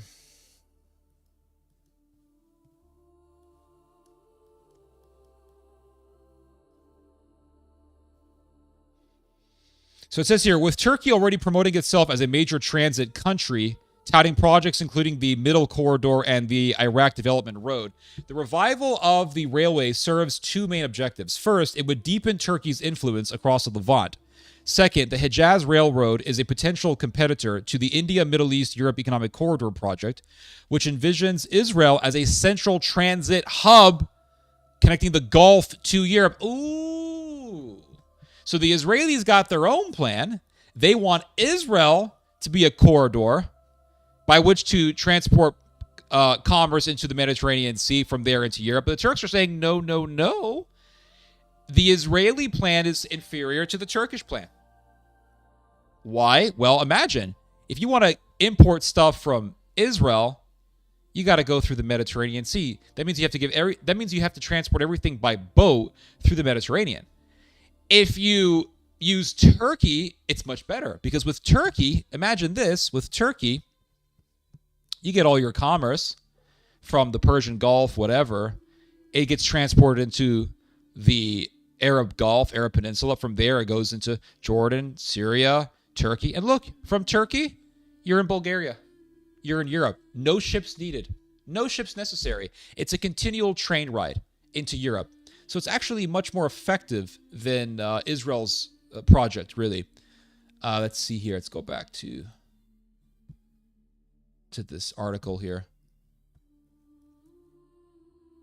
So it says here, Turkish officials have openly framed the project as a challenge to Israel. During a meeting with his Syrian counterpart, Turkish Trade Minister Omer Bolat argued that, quote, the reduction of Israel's influence in the region, together with increased political and economic solidarity among us, will bring economic prosperity. So the Turks are literally saying, we are working to undermine Israel in the Middle East. He's saying the reduction of Israel's influence in the region, together with increased political and economic solidarity among us, will bring economic prosperity. This is not the first Turkish attempt to revive the railway. In 2009, Ankara called on regional states to restore the line and announced plans to rebuild the Turkish section. Saudi Arabia has also begun investing in domestic rail infrastructure that could benefit the broader railroad network. For example, Riyadh completed the Haramain highway speed railway linking Mecca and Medina, two cities that sat on the historic Hejaz Railway's original route. At present, the agreement signed by Ankara and Riyadh is limited to a series of memoranda of understanding, not a green light to begin construction. Whether this project comes to fruition will depend largely on financing and security. Critically, the network has no clear funding mechanism or agreed governance framework among the states it could cross. Constructing and operating the railroad will require harmonization of regulations across multiple states, as well as the establishment of security protocols. Syria, through which most of the railway would pass, still faces enormous challenges in reconstruction and stability, with rebuilding costs estimated at more than $200 billion. It's a lot of money. But the thing is that Turkey controls Syria. So if Turkey wants a railway through Syria, I think Turkey would make that happen. Let's go back here. Hold up. Damascus is likely to prioritize basic infrastructure, housing, and public services, blah, blah, blah. And yeah, so this is a big plan. Security is also a major obstacle. The Syrian government has yet to fully consolidate control over the country, blah, blah, blah. So this is a big plan. I think the Turks are going to go ahead with it. I think they're going to try to make it happen because they really do want to undermine the Israelis. And because the Turks are rising immensely as a regional superpower and ultimately as a global power, I think that their aspirations, fueled by their desire to dominate the Middle East, will make something happen. Let's see here. What else do we got here?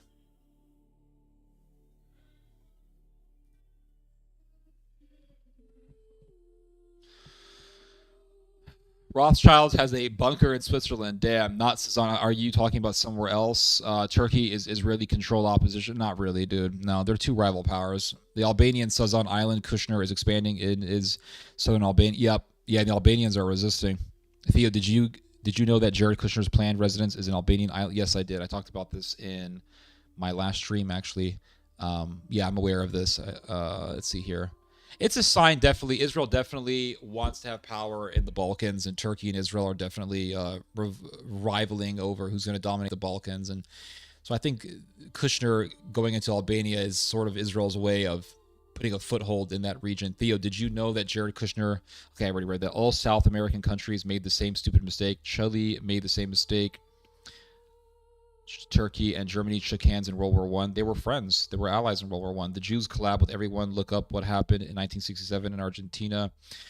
America is pushing for World War III. Let's see here. There is a small chance Greece would open a Western front against the Turks while Israel fights in the Southern Front in Syria.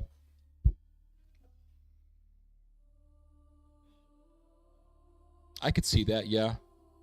I could see that happening. The world is already World War III.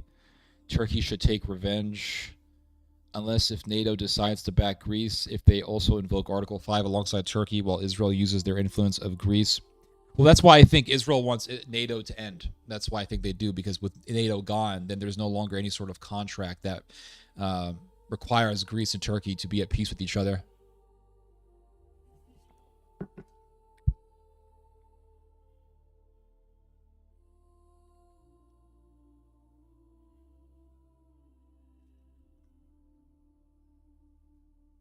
Their Talmud says that Armenians are seen as Amalekites. Really? I didn't know that. Is that true?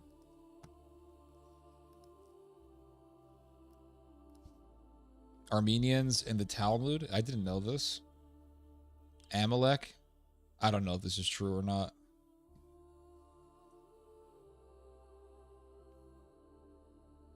I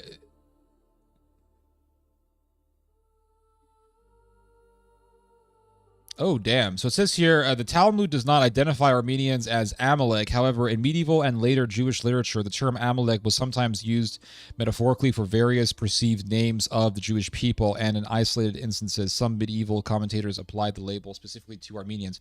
No wonder the Jews during World War I worked with the Ottomans to kill Armenians.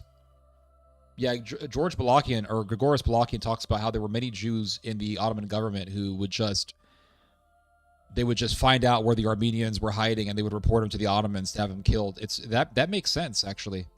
I didn't know that. Sounds like what Austria did to Serbia in World War One.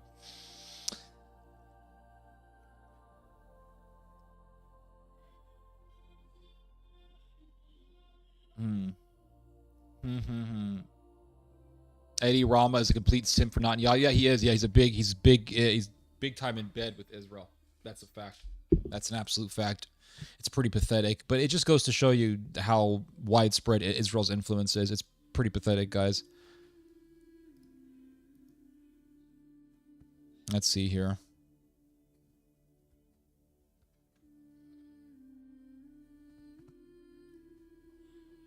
That's all I pretty much got for you guys. I'll be honest with you. I'll be straight up with you guys. That's what I got for you. That's it.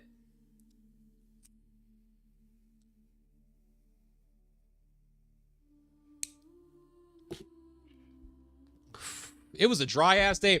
I'm telling you, I was thinking about this last night. I was thinking, man, should I stream? Because I've been looking at the news on and off throughout this week.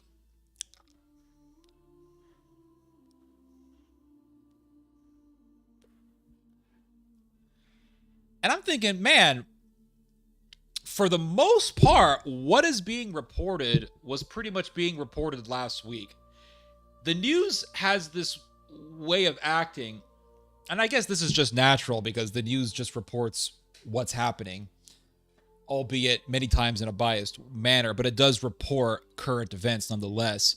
But I mean, human beings go up and down in what they do, and they go up and down at the rate in which they act and do things. And so many times human beings just sort of continue what they were doing the week before or the month prior, and they never really do anything new. And so being consistent with human behavior, the news cycle can be very stagnant, where not much is being reported and not much really happens. And so, yeah, throughout this week, I've been looking at the news and I thought, man, there is nothing to talk about. I mean, what's being reported now is the same stuff that was being reported last week. I thought to myself, I'm not sure if I even want to stream tomorrow. So I told myself, I'm not going to stream. But then I thought about it. I said, Ted, there's always something to talk about, right? You can find stuff to talk about. And so I spent hours looking at the news, and I did find some stuff to talk about. This F-35 story, this scheme by the Zionists to enmesh the American-Israeli military-industrial complexes.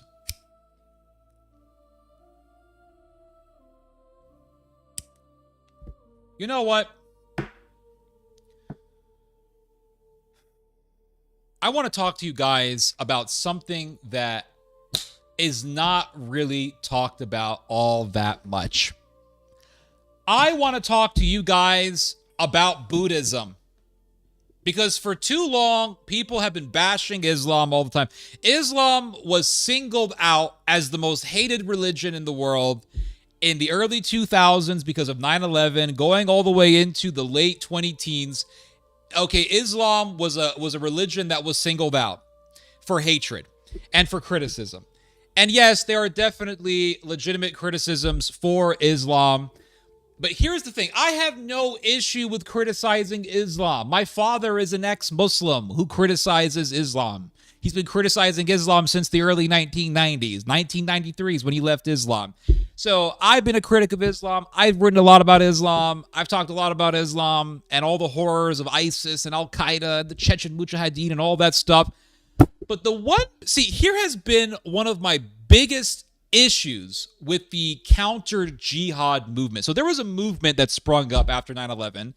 It was called the counter jihad. And the counter jihad was really this international, really American, European / Canadian movement against Islam. And it consisted of liberals and even socialists and nationalists and even Nazis in some cases. People like Philip de Winter was one of the founding leaders of the counter-jihad movement. He is a Flemish neo-Nazi politician in Belgium. He was one of the founding leaders of the counter-jihad movement. And the counter-jihad movement has always been very strange to me. Even when I was criticizing Islam, it was always very strange to me because I never really liked the idea of singling out one religion for criticism. Like, I don't like that sort of thing. I don't like this idea of, well, Islam is bad, so we're going to talk about Islam all day, and that's it. Okay, and I made this observation when I was in high school. When I was in high school, I thought to myself, there are other problems beside Islam. There are other problems besides Islamic jihad and terrorism and all that other stuff. You have Buddhism. You have Hinduism. And I remember when I was a lot younger, I want to say when I was a senior in high school or maybe right after when I got out of high school, I don't remember. I think it was around the time when I was a senior in high school, I started looking into Hinduism and what the Hindu fanatics were doing in India against Christians. Oh, yes, absolutely. And how they were killing Christians in India. And I thought, well, Hindus are killing Christians in India. Why aren't we talking about Hindu extremism? Why are we just talking about Islamic extremism? Like, if our goal is to end injustice and to point out ideological evils where they take place, why are we just focusing on Islam? We should also be criticizing Hindu nationalism because you have Hindu fanatics who murder Christians and they murder non-Hindus. Why are we talking about that? If our goal is pointing out injustices, we should be pointing out all injustices, regardless of the religion practiced by those who do the injustices. I mean, that makes sense. But the real reason as to why these people were attacking Islam was not because it wasn't because they believed that they had to fight for the cause of justice and all that stuff. It had nothing to do with that. The real reason why you had this massive movement against Islam was because they wanted to attack Christian morality. That was the agenda. How do I know? I'm going to explain this to you guys, all right? I'm going to explain this to you. I'm going to give you the whole history lesson right here. You're going to get it right here, all right? 9/11 happens. Now, before 9/11, no one cared about no one gave a damn about Islam before 9/11. No one cared. My father was raised Muslim. He was a member of the PLO. He then joined an Islamic fundamentalist group when he was living in Chicago. He was connected to some terrorists in the United States, believe it or not. I think one of them was Jamal Saeed. And my father was involved in that movement. He eventually left that movement. When my father was younger, he put a bomb on the roof of a bank in the West Bank because my father was a terrorist against the Israeli occupation. My father felt very bad about that, and he is thankful to this day that bomb did not kill anyone. So after years of being involved in Palestinian nationalism, Palestinian nationalist terrorism, and then also being involved in Islamic fundamentalism, my father eventually had a change in heart, and he said, man, this whole thing is wrong, and we should not be supporting terrorism. Terrorism is wrong. Killing civilians is wrong, no matter who does it. My father converted to Christianity because my father said, I follow the way of peace, not the way of war and the way of terrorism. So my father began talking about Islam in the early 1990s. No one really listened to my father. There were some people who did start talking to my father at that time. one of whom was Sam Shamoun. A lot of you guys are Sam Shamoun fans. A lot of you guys are Sam Shamoun, but I bet none of you guys know that my father back in the 1990s was in contact with Sam Shamoun.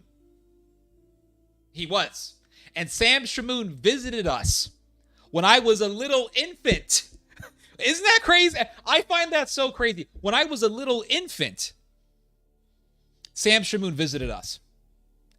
And years later, Sam Shamoun wrote me and said, hey, you want to be on my show? I'm like, man, this is just, I don't know. It's just crazy how things work out. But no one cared about Islam except for a few people, one of whom was Sam Shamoun. There were some other ones.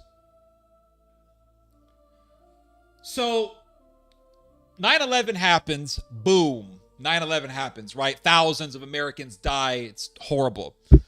Then there was this explosion in interest in Islam because of 9/11. My father was getting calls left, right, and center from all the big major media outlets, Fox News, CNN, ABC, BBC, you name it. My dad got invited by them. And my dad was invited to talk about Islamic terrorism. My dad was talking to Glenn Beck. I remember I was a big fan of Glenn Beck. I was a big fan of Glenn Beck growing up as a teenager. And my father said, I just got a call. I'm going to be on the Glenn Beck show. I could not fucking believe it. I was just so ecstatic. And I said, please tell Glenn Beck that I said hi. And my dad came back and he said, Glenn Beck says hi back. And I was just, oh my God, Glenn Beck said hi back to me. It made me so ecstatic. So our whole world changed in our family because of this.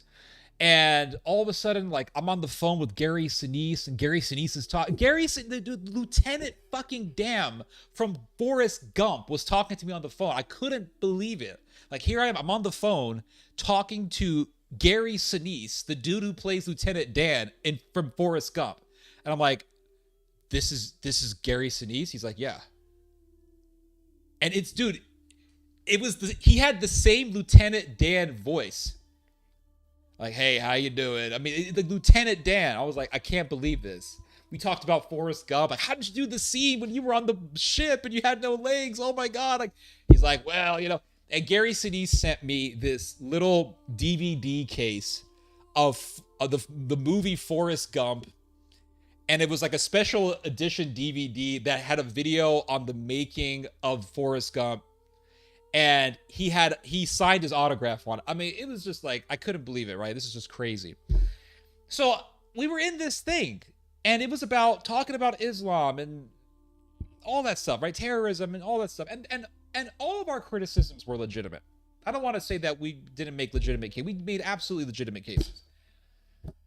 But there was always something that was in my mind that bothered me, even when I was in high school. And that was that we were singling out this religion, but we weren't bringing up other things. We weren't bringing up the gay agenda.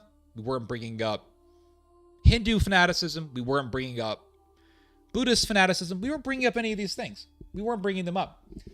So I began to read up on other religions when I was in high school. During my summer break, actually, no, during my junior year, was it my junior year? Junior year of high school, I began to research Mormonism like crazy. Mormonism. I read a little bit about Scientology. I was reading about all these other religions and isms and all this stuff. And I saw that these other religions were also very violent and were very tyrannical and were murderous. And I said, well, how come we're not talking about this? We should be talking about this issue. Like, this is really important. So I told my dad about my interest, and he said, well, why don't you put something together? Like an article. So I started putting all these things together. And every night I would work on this article. And this article became a book. And I wrote my first book. It was called In Satan's Footsteps. Great. To this day, I would say it's a very informative read.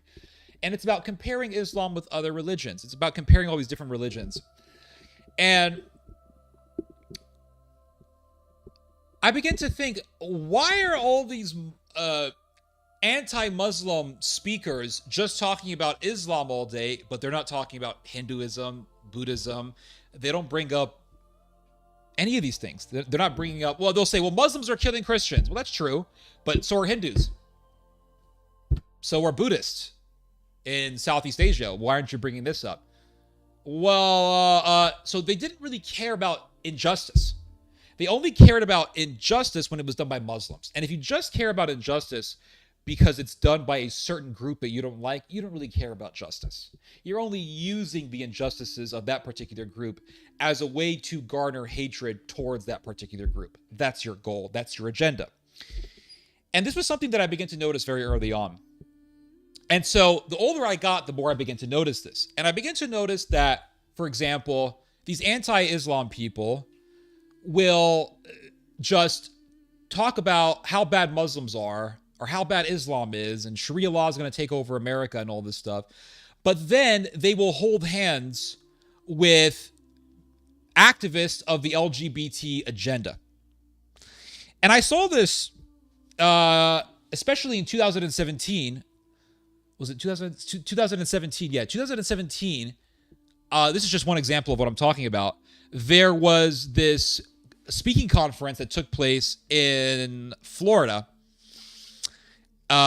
in which you had three of the biggest voices of the counter-jihad movement speaking in one platform. You had Geert Wilders, Pamela Geller, who was a pretty big deal back in the early 2000s and 2010s, and you had Robert Spencer. And they were all sharing the same speaking platform. And the event was organized by a Sodom activist, a pro-Sodom and Gomorrah activist. And so it was so weird. I don't think you can find this on the internet now. I've tried to find this online. I couldn't find it. I think they scrubbed this whole thing so that the Goyim wouldn't know. I think they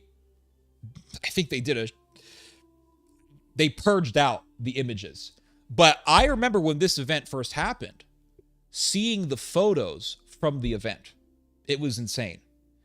You have Robert Spencer, Pamela Geller, Geert Wilders, all on the same stage. Geert Wilders, for those of you who don't know, is a Dutch right-wing Zionist politician. He's not really people say he's a Nazi. He's not really a Nazi. He's more of just a Zionist puppet who's paid by the Zionist lobby to make sure that the Netherlands remains pro-Israel. That's pretty much his job. He's not this. I don't like him. I think he's an evil scoundrel, but he's not this Nazi. He's more just an agent for Israel. But anyway, you had Geert Wilders, Robert Spencer, Pamela Geller, all on the same stage, and behind them were these posters of young men who looked like they were young teenagers, and they're doing these very suggestive poses. And they looked very young. I'm not saying that they were young, but they were made to look young, is what I'm saying. And it was very bizarre. And I remember writing about this and talking about this at that time, saying, why is Robert Spencer, who is supposed to be a Catholic, like, I met Robert Spencer many years. I met him back in 2011, 2012. I met him. He's supposed to be a Catholic. I think he was a part of the Melkite Church and all this stuff. And there was Robert Spencer on this platform where they had these very abominable posters in the back. Very weird. And so I said, this whole anti-Islam movement is being used to advance the agenda of Sodom and Gomorrah. That's what I concluded. And I remember in that same year, there was a book that came out, and it was this is just what it was. It's abominable, but this is what it was. It was a homosexual novel in which Sodom activities were described. And Robert Spencer, one of the biggest voices for the counter-jihad movement, reads the book and then gives a book review on the book that was promoting Sodom. Now, the book was anti-Islam, but it was a novel, a story about two members of Sodom, or several members. I don't know. I didn't read the damn thing. But I did read Robert Spencer's review of the book. And Robert Spencer talks about the Sodom stuff in the book, and he says that the book is wonderful. And he gave it this very praising review. Really, Mr. Spencer? So here was this Catholic, supposedly Catholic guy, promoting Sodom, being involved in Sodom activism, all in the name of fighting Islam. So I came to the conclusion years ago that the whole anti-Islam movement was used as a vehicle by which to advance the Sodom agenda. And not just the Sodom agenda, but the eugenics agenda. So, for example, in 2007, the counter-jihad movement did its first international conference in the EU parliamentarian building in Brussels. Yes, this actually happened. You can look it up. My father was never invited. I think it's because my father was an ex-Muslim who converted to Christianity, and my father was bent on bringing Muslims to Christ. My father wasn't bent on some crazy nationalist agenda. My father was focused on bringing Muslims to Christ. And that wasn't the agenda that the Zionists who were pushing for this movement wanted. They didn't want Muslims to come to Christ. They wanted Muslims dead. And they wanted Muslims to be hated. And they wanted Muslims to be deported. And they wanted Muslims to be really under the crosshairs of these nationalistic and Zionist forces. But the people who were invited to this conference were Robert Spencer. I believe Pamela Geller was invited. I think Ayaan Hirsi Ali was there as well, if I'm not mistaken. But here's my main focus here. My main focus about this story was that the guy who organized the event for the first international conference of the counter-jihad movement was a Flemish nationalist by the name of Philip de Winter. Philip de Winter is a Nazi. I can say this with absolute confidence. The man is a Nazi. This is a guy who years ago took part in a neo-Nazi procession in Europe in which he visited a Wehrmacht graveyard. This is a man who did a speech years ago in which he said that if he takes power, that he will transform Europe into a white Europa, meaning he will get rid of all the non-whites in Europe, meaning he wants to implement a Holocaust. The guy is a Nazi. And there was Robert Spencer and a bunch of these other counter-jihad activists in this movement, in this conference, organized by a neo-Nazi. And then it just so happens that years later, Robert Spencer goes to Sweden, where he does a conference, where he takes part in a conference in favor of the Sweden Democrats. Well, the Sweden Democrats is right now one of the biggest parties in Sweden, but it's a party that was founded by members of the Swedish SS. It's a far-right party founded by members of the Swedish SS. And there was Robert Spencer talking for this party. Then there was another major counter-jihad outlet that was very popular in the early 2000s and in the early to mid 2010s. It was called Front Page Magazine, which was created by a guy named David Horowitz of the Horowitz Freedom Center, which was backed by a Zionist investor by the name of Bob Shillman. It was also backed by some other Zionist billionaires.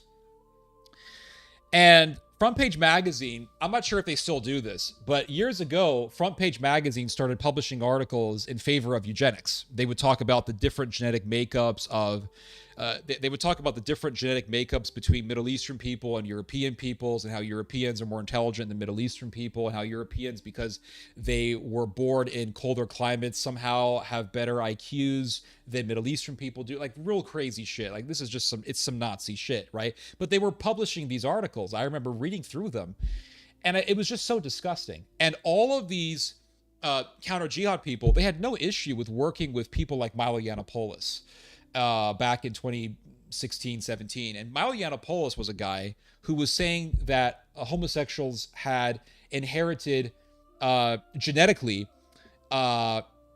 superior intelligence to non-homosexuals, basically saying that homosexuals were genetically more intelligent than non-homosexuals, than normal people, and promoting Sodom eugenics.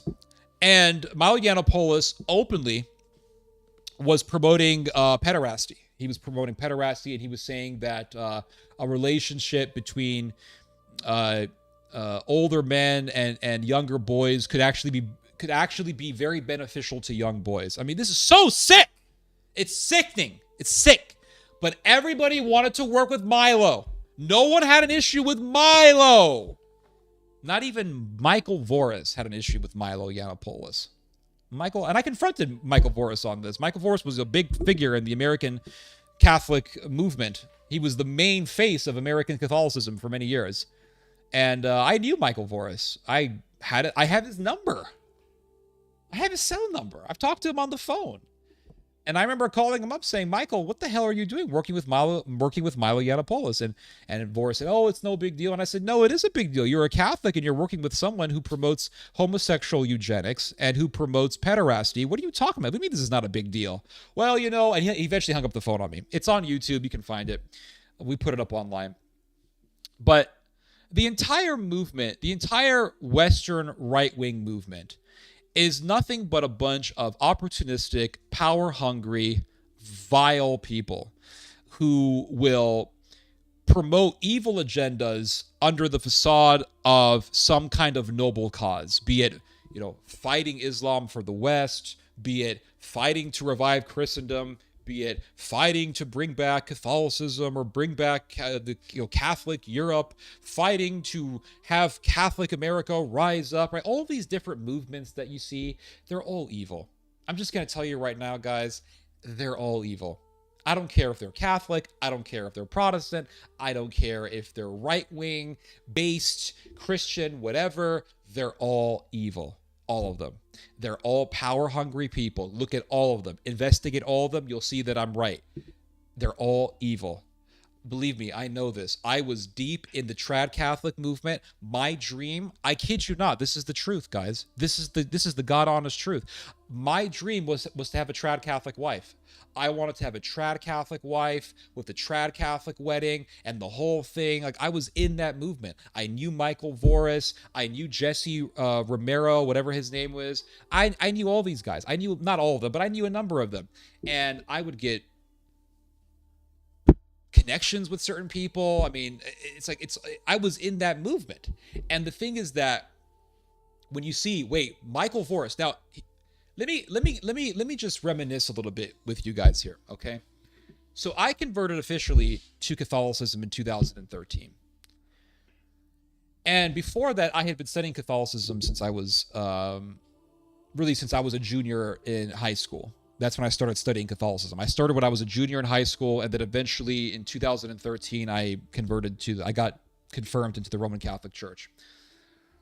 Now, when I first became a Catholic, okay, this is exactly what I'm telling you guys about. I remember seeing this video of Michael Voris. Michael Voris was this big figurehead in the American Catholic activist movement. He was by far the biggest voice in the world of American Catholic activism. I don't think there was anyone bigger than Michael Voris. Anyone. No one in EWTN, which is the #1 Catholic broadcasting network, could top Michael Voris when it came to popularity. No one. And the thing is that I used to watch Michael Voris every day. Like, every day I would watch Michael Voris. He had this show. It was, I think it was called St. Michael's Television or something like that. And I would watch his show every day. No joke. Without any exaggeration. Like, I'd watch his stuff every day.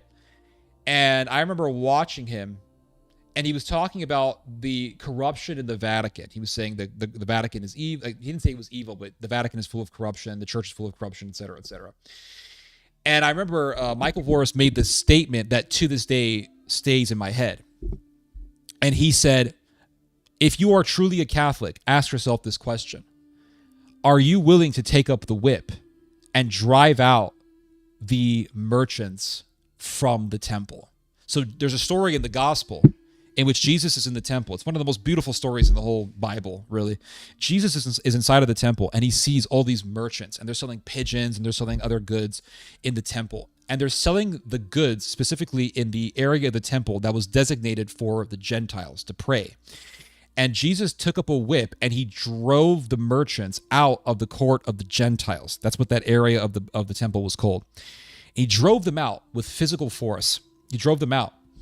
And he said, my father's house was built to be a home of prayer for all nations, and you have made it into a den of thieves. This is what Jesus tells the merchants after he drove them out.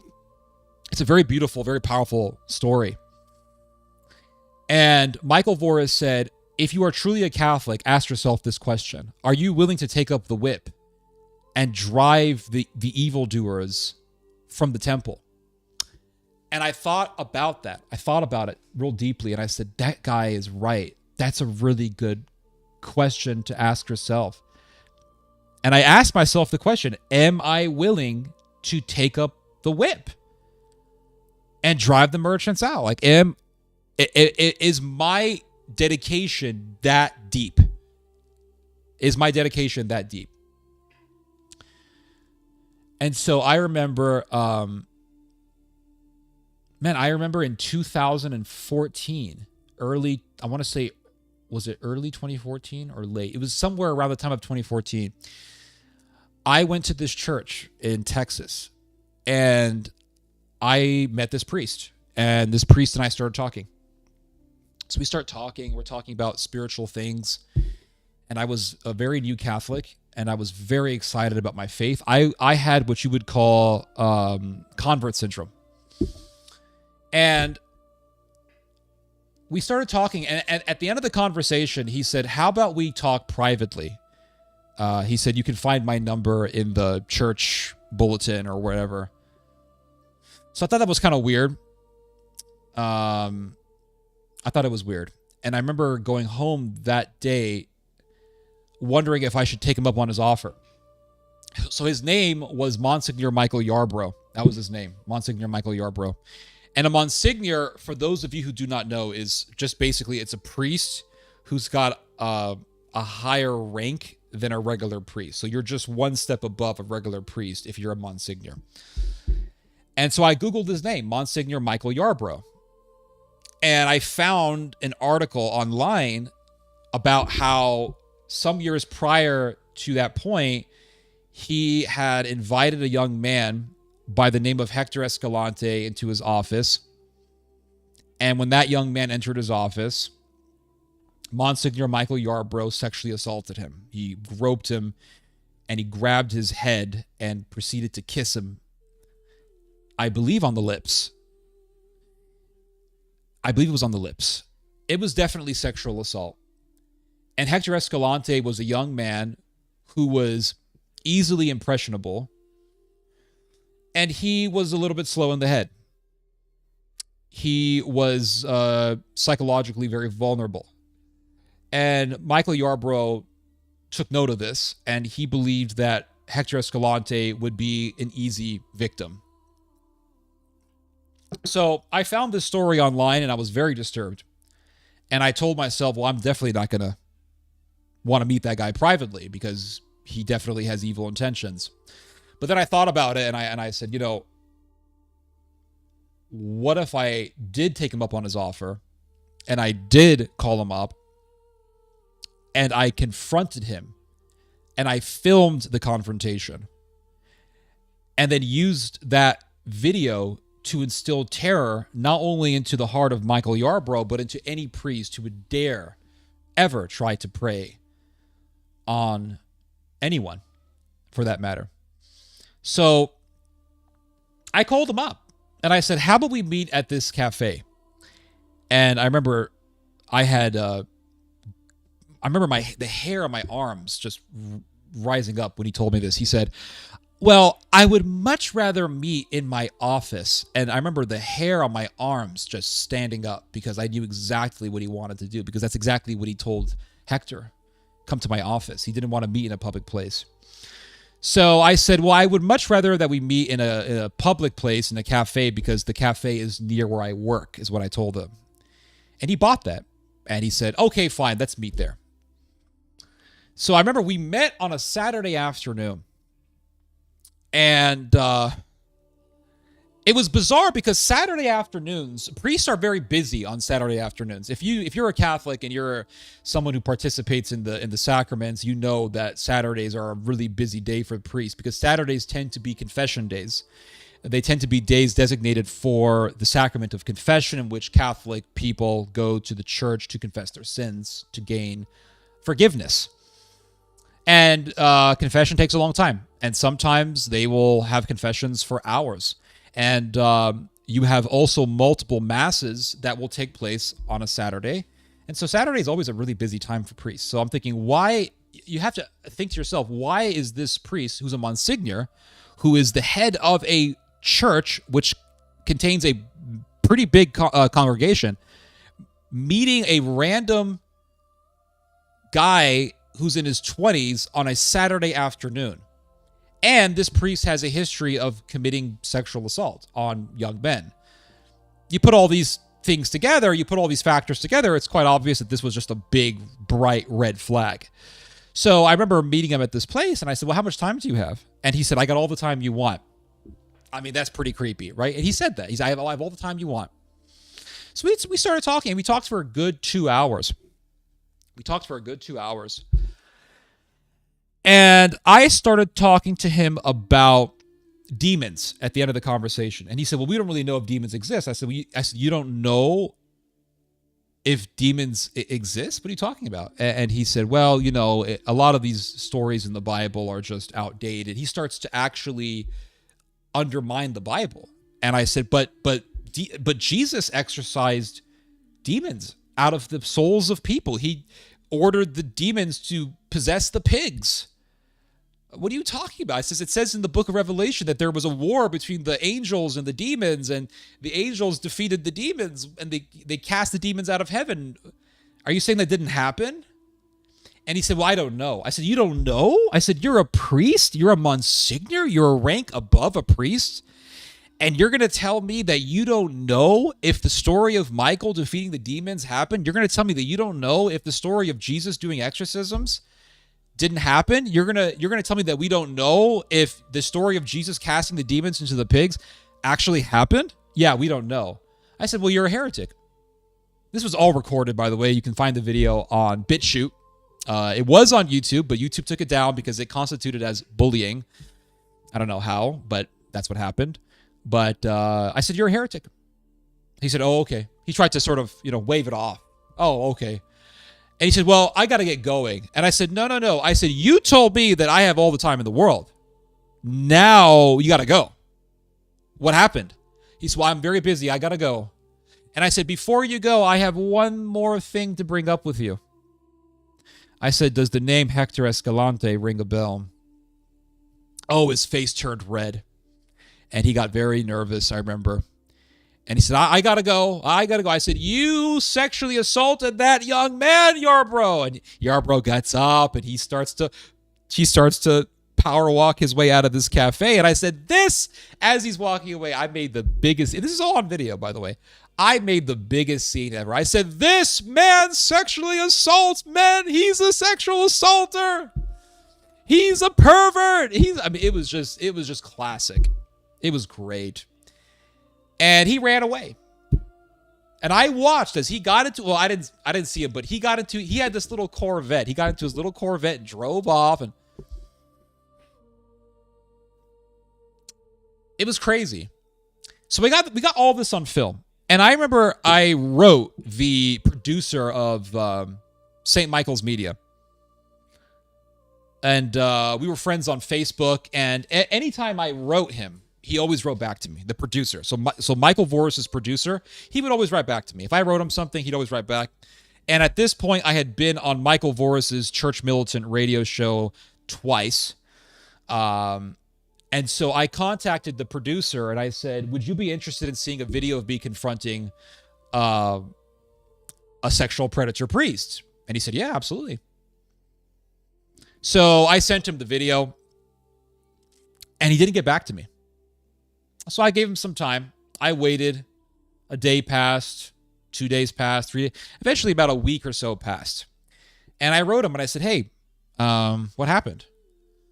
And he wrote back to me. And he said, Ted, we reviewed your video.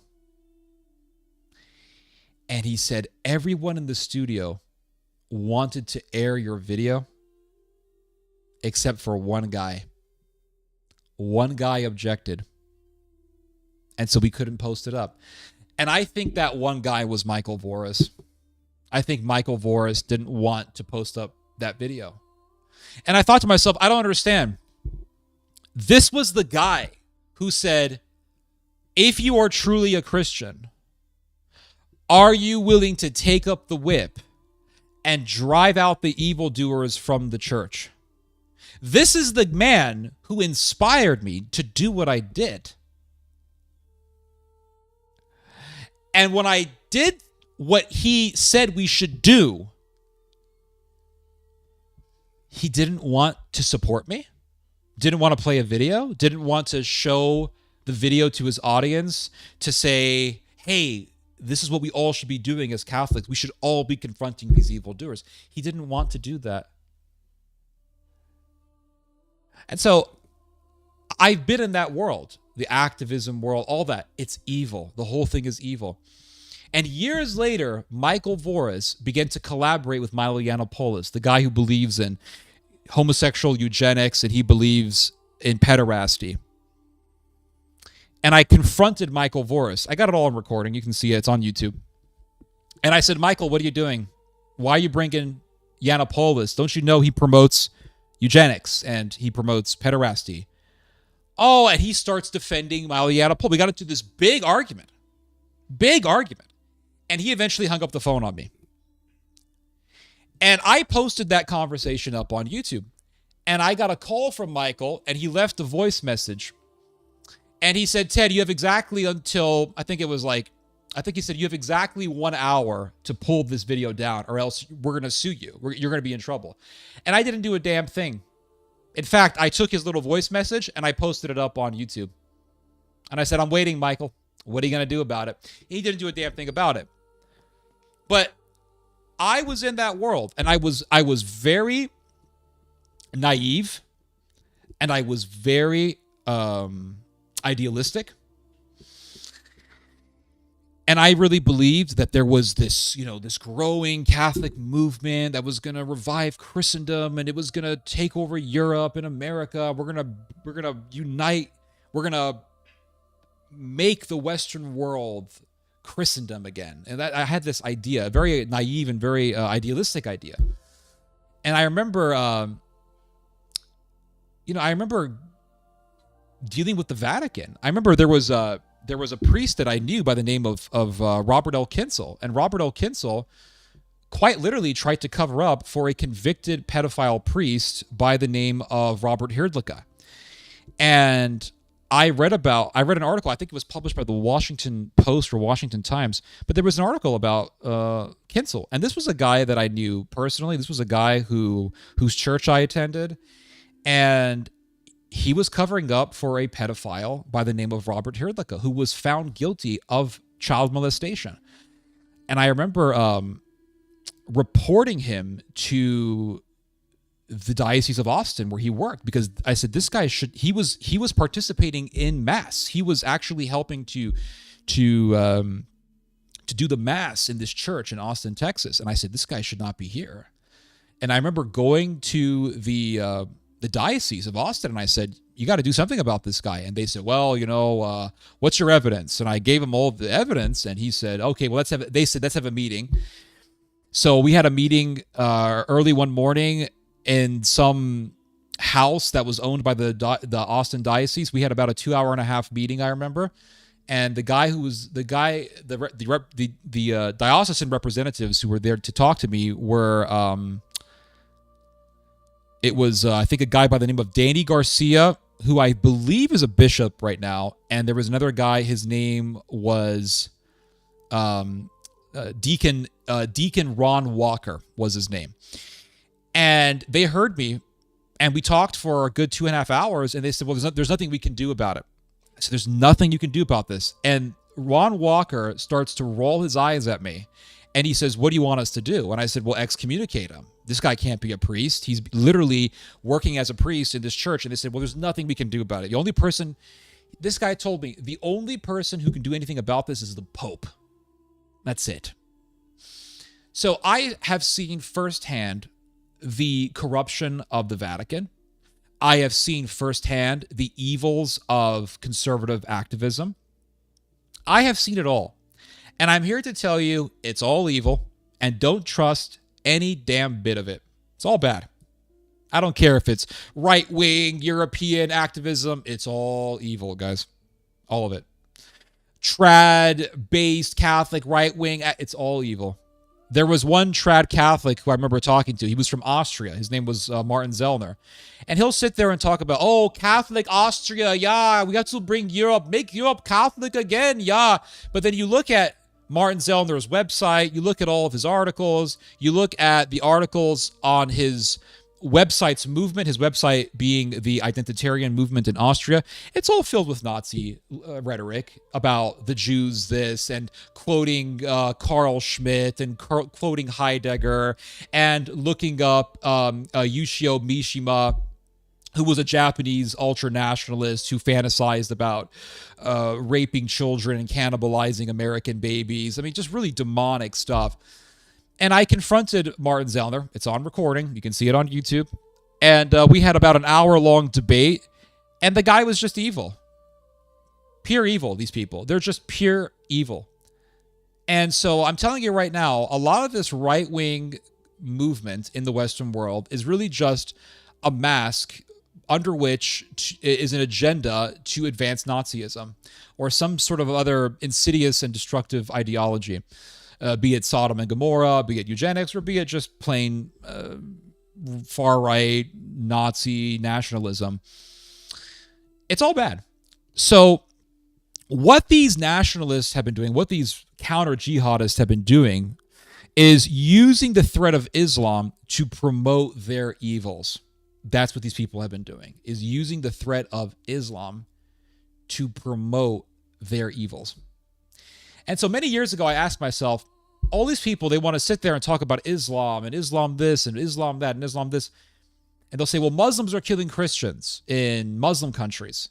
But they would never bring up the fact that Buddhists and Hindus were also killing Christians in their own countries. Hindus are killing Christians in India.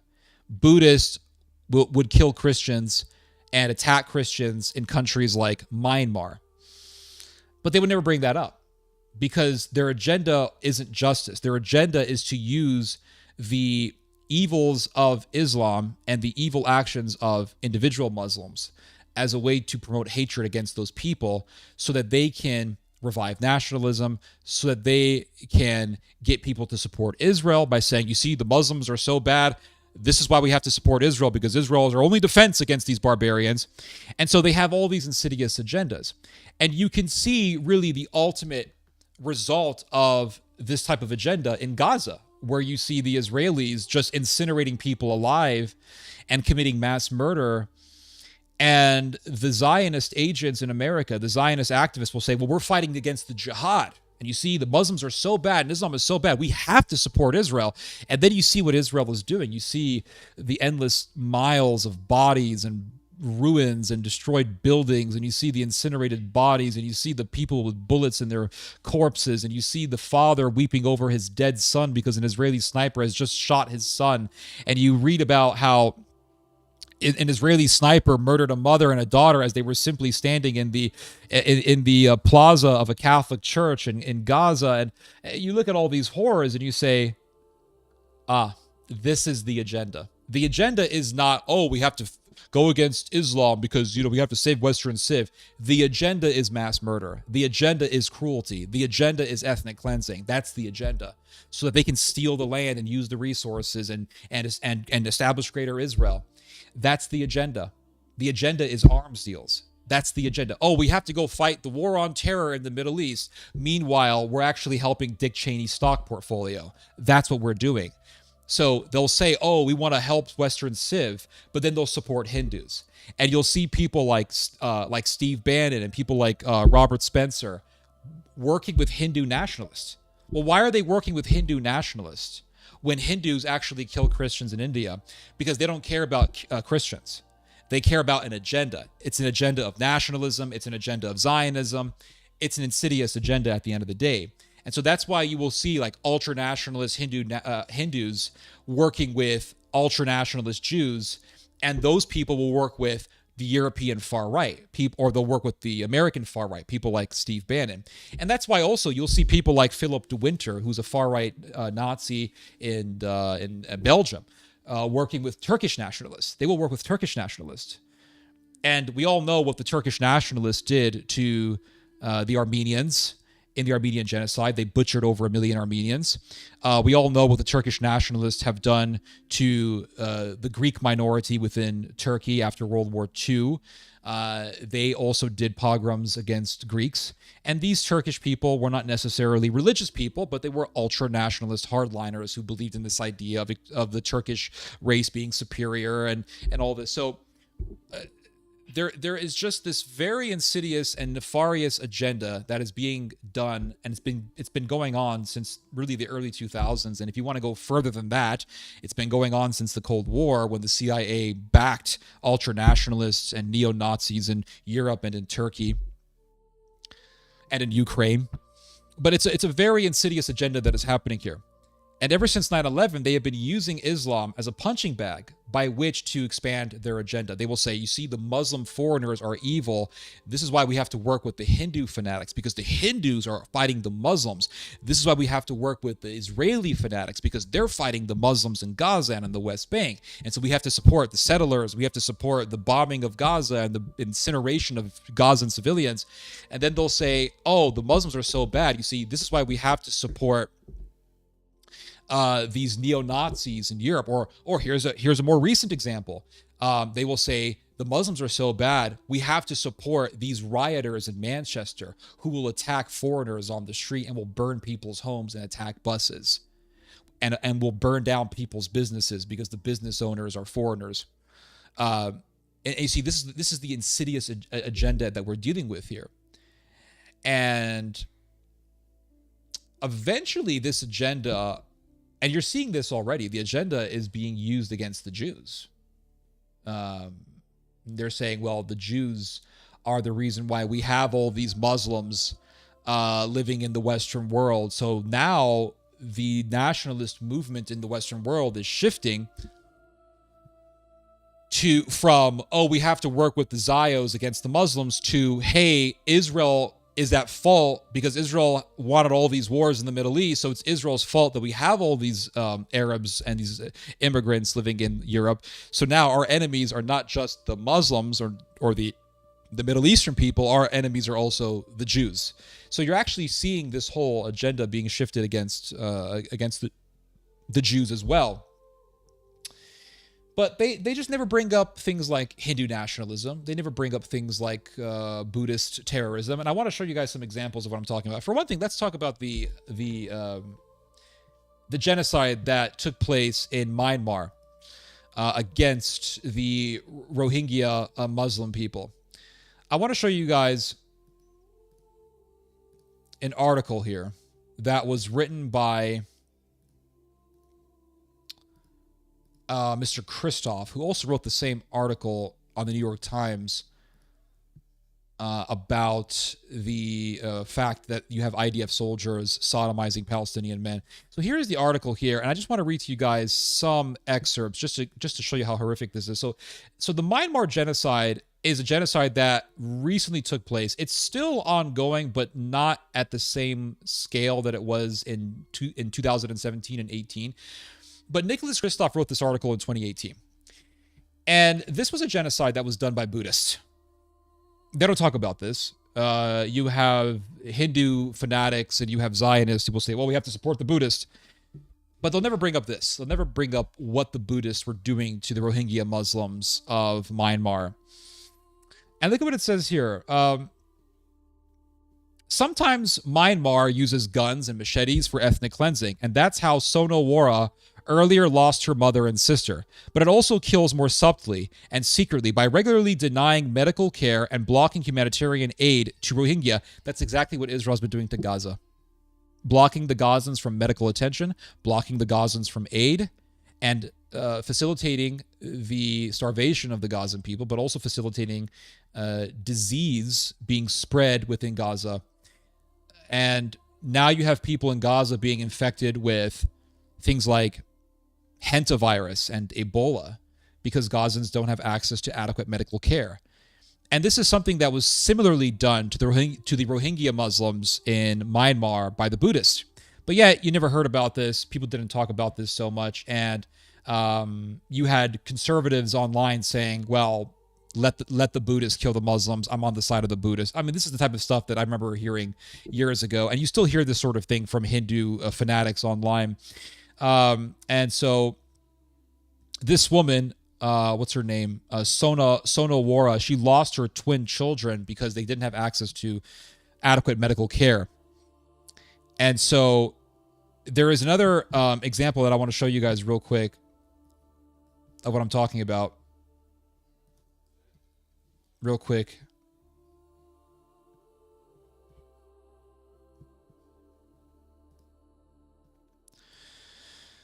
So it's actually in the same article. Never mind. So let's just go back to this article here.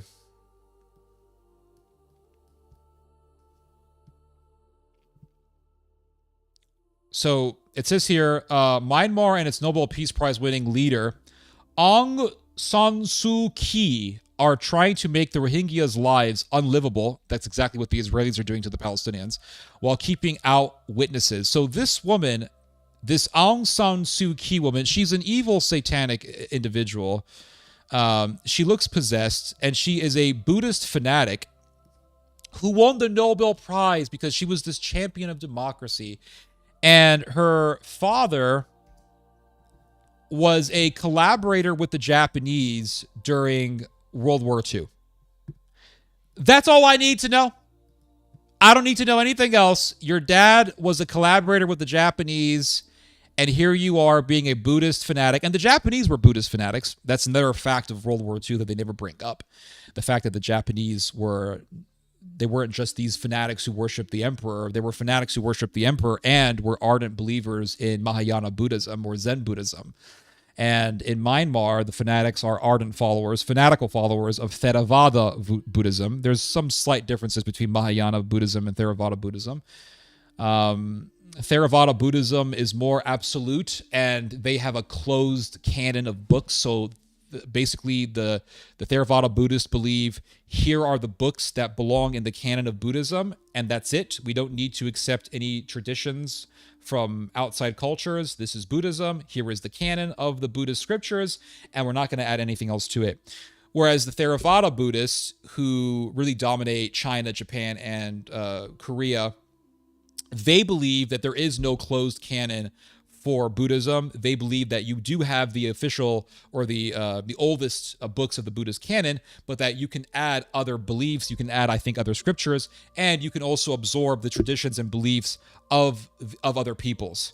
And that is the reason why Japanese Buddhists have no issue in worshiping the emperor and then worshiping the Buddha and saying that the emperor is also Buddha. And they will read the Mahayana Buddhist scriptures. They will read the same scriptures that Theravada Buddhists believe in, but they will also add in other things. For example, they will incorporate Buddhism with Shintoism. And this is something that the Theravadists would reject, but the Mahayanists have no issue with. So that's roughly the difference between the Mahayana and the Theravada Buddhist. Other than that, they both can be very fanatical and they both can be very genocidal, as we have seen in Myanmar, but also as we have seen in the case of Imperial Japan, in which Japan invaded its neighbors and proceeded to butcher tens of millions of people during the reign of terror of Imperial Japan. But anyway, yeah, this is this woman here, Aung San Suu Kyi. She's an evil woman. She was overthrown by the military in 2021. I'm not saying the military is any better, but this woman was an evil genocidal fanatic. But going back to this article here, where is it? Here it is. So it says here, Myanmar and its Nobel Peace Prize winning leader, Aung San Suu Kyi. So this bitch wins the Nobel Prize and then she commits a genocide. How does this happen? So she is trying to make the lives of the Rohingya Muslims unlivable while keeping out witnesses. The government fired a warning flare when it arrested 2 Reuters journalists. The Israelis murder journalists, so they're not that different. And these journalists were reporting for an army massacre of Rohingya Muslims. The reporters face up to 14 years in prison for committing superb journalism. Entering Myanmar on a tourist visa, I was able to slip undetected into 5 Rohingya villages. What I found was a slow motion genocide. Now, they want you to focus on, what the Muslims did and this and that, but they don't want you to focus on Buddhist violence. And, I saw this sort of thing a lot in the 2010s where you would see people like, for example, there was a guy named, I think his name was Bill Warner. And Warner became one of the biggest voices for the counter-jihad movement. He was friends with Robert Spencer and the whole gang. And he made some videos on YouTube that became pretty viral. And Bill Warner would just bash Islam incessantly, just bashing Islam like a broken record. And he would bash Islam all the time, and then he would praise Buddhism. He would say, well, the Buddhist, now you have peaceful Buddhists and peaceful Hindus, but the Muslims, they're bad. They're bad. But the Buddhists are, konnichiwa, Buddha, Buddha, Buddha, Buddha, so peaceful. But Bill Warner would never bring up this. Bill Warner would never bring up what the Japanese Buddhist fanatics did during World War II. He would say, when the Muslims took over a land, they would build a mosque as a way to conquer those people. But he would never bring up the fact that during World War II, when the Japanese massacred the people of Nanking, which was the capital city of China at that time, the Japanese also built a Buddhist temple. They erected a Buddhist temple as a way of domination, but they don't bring that up. Yeah, they don't bring that up. And so let's see. It says here, I'll just read it. One theory is that Myanmar is trying to create such misery and fear that the Rohingya will flee on their own so that the army doesn't need to bother with messy business of massacres. It's like the Israelis. I was particularly shaken by the account of a woman named Hasina Begum, who told me how soldiers had executed the men and boys in her village, had made a bonfire of their bodies, and had then taken the women to a hut to be raped. And this is what this woman told Nicholas Kristof, quote, I was trying to hide my baby under my scarf, but they saw her leg. They grabbed my baby by the leg and threw her into the fire. Now, all of you people who sit there, Muslim are bad, Muslim, Buddhists are good, Muslim are bad, is this what you support? Because I'll bring up this stuff. They'll say, no, Buddhists are right, Hindus are right. This is what you support?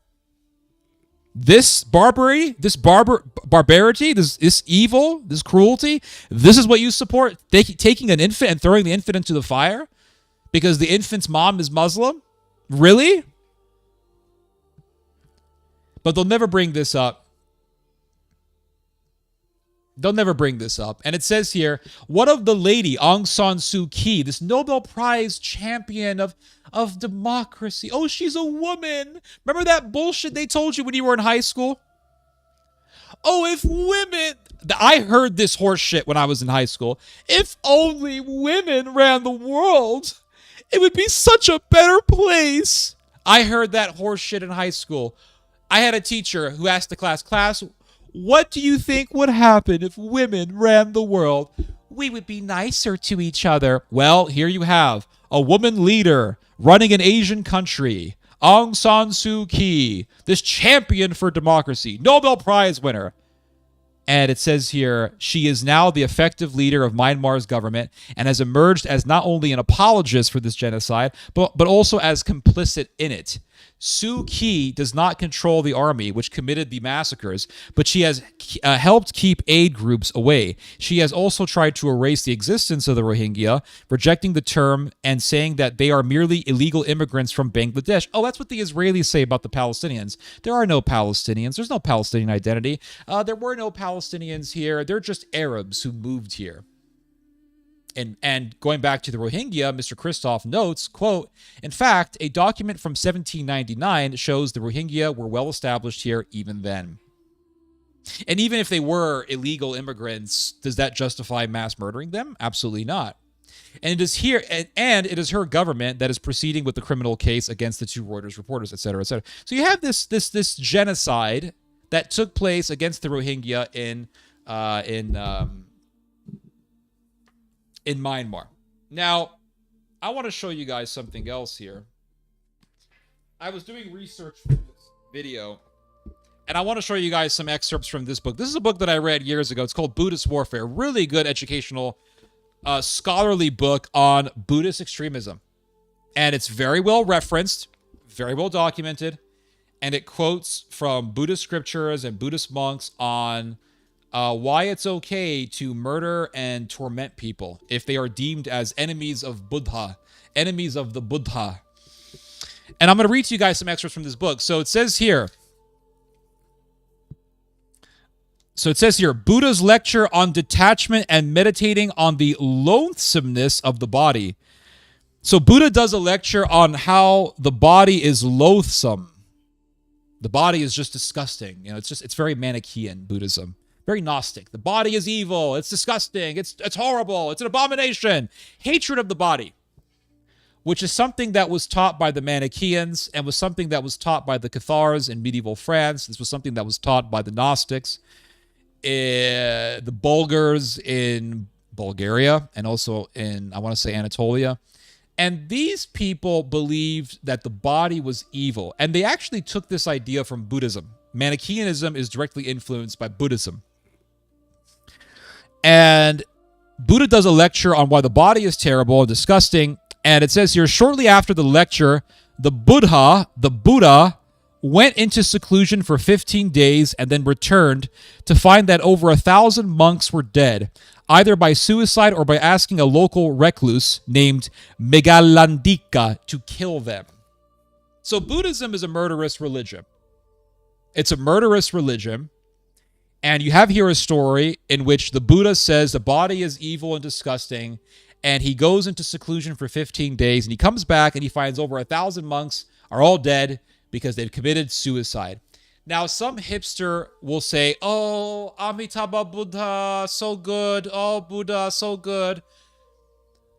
But then they'll hear about the Jim Jones mass suicide scenario, and they'll say, oh, that's terrible. How is this any different? This is just some Jonestown suicide cult.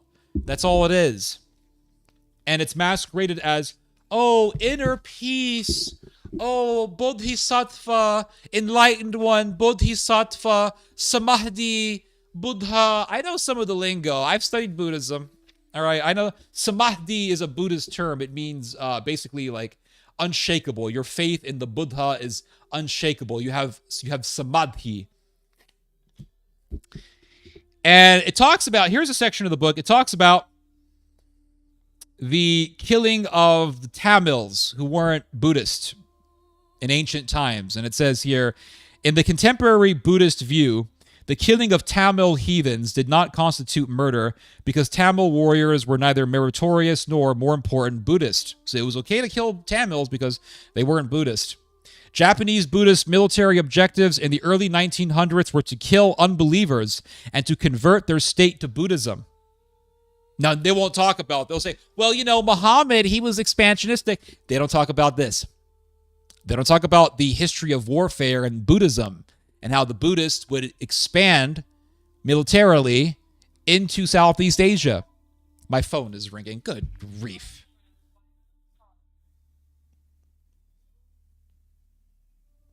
So that's the thing.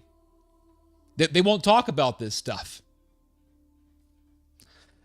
So the Japanese in the early 1900s, they had the Meiji regime. It's called the Meiji era of Japanese history. It's basically when Japan united as a country.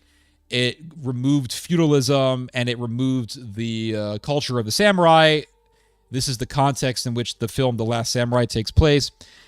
And they said, we're going to unite all of Japan under the emperor. So this is called the Meiji era of Japan. It was also a time wherein Japan absorbed Western military technology, and it absorbed steamboat engines and all that stuff. And Japan really became a serious power. It defeated China in a war over Korea, and it also defeated Russia in a war from 1904 to 1905. It's called the First Russo-Japanese War. And so the Japanese had this ideology of expansionism, but they also had this ideology of spreading the belief in Amitabha Buddha. The Japanese had a cult of Amitabha Buddha. And they believed that one could gain salvation by simply repeating the name Amitabha Buddha over and over again. And there was a story that I remember reading years ago that took place in the time of the Russo-Japanese War of 1904 to 1905. And there was a Russian guy who said that he had participated in a battle with the Japanese, and the Russians defeated the Japanese in the battle. And he said that you could see all these Japanese corpses strewn all over the ground, and it was really cold outside. It was snowing. I don't know if it was snowing, but it was really cold outside. And he said that as you were standing near this ground that was riddled with bodies, he said you could hear these wounded Japanese soldiers saying Amitabha Buddha, Amitabha Buddha, Amitabha Buddha over and over again, because they believed that by doing that they would gain salvation. Now, they will say, well, Ted, you're right about Japanese extremism and all, but the reason why we talk about Islam as opposed to talking about Buddhism is because Buddhism is not expansionistic like Islam is. Well, how in the hell do you explain the fact that Japan invaded its neighbors and did so in the name of not just the emperor, but in the name of Buddha and the name of real Buddhism? And this happened in the lifetime of our grandparents and our great-grandparents. Very recent. Very recent. So let's read some more stuff here from this book. This really disturbing stuff here, guys. So it says here, so it talks about the emperor, the Buddhist emperor Asoka. The most famous of these cases is the Mauryan emperor Asoka, who, after massacring thousands of people and conquering most of South Asia, converted to Buddhism and then enjoyed a peaceful, stable reign. So here's a case of a guy who expanded and then converted to Buddhism, and he saw no issue between what he was doing and his Buddhist religion. And he didn't mind massacring people either. And look at here. Here is a quote from a Buddhist scripture. The implicit Buddhist understanding of state and violence is such that, as it says in the Vinaya, which is a Buddhist scripture, quote, those who administer torture and maiming are called kings. So you can torture people, you can kill people for Buddhism. It's A-OK, nothing wrong with it. But this is peaceful, wonderful Buddhism that all these anti-Muslim people want you to revere. Here's another example. So it says here, the example of a Buddhist saint like Vakali, that's his name, who attains nirvana while slicing his own throat with the Buddha's approval, is completely different from the example of the average suicide victim who covets non-existence. So we have here a guy in Buddhism named Vakali who slit his own throat under the consent of the Buddha himself, and he is a saint. So suicide is okay, mass suicide is okay, mass murder is okay, torture is okay in Buddhism. And here is another quote. This is a quote from the Buddhist scripture. It's hard for me to pronounce this, but it's called the Mahaprajna Paramitopadesa. And it says here, now look, it actually gives a rationalization of murder. This is an absolute mind fry, but just look at how this Buddhist scripture rationalizes murder. Since the living being, or the sattva, does not exist, neither does the sin of murder. So Buddhism believes that the human body is basically a giant illusion. Reality is an illusion. Nothing's real. There is no good. There is no evil. Everything is relative. And therefore, because everything is just a big illusion, then you can kill people and you're technically not a murderer, because how could you murder something that doesn't exist? Therefore, when you murder people, you're not really murdering them. You're simply just killing some sort of an illusion. Since the living being, or the sattva, does not exist, neither does the sin of murder. And since the sin of murder does not exist, there is no longer any reason to forbid it. So now look at this. The Bible says, thou shalt not murder. Buddhist scripture says, since the sin of murder does not exist, there is no longer any reason to forbid it.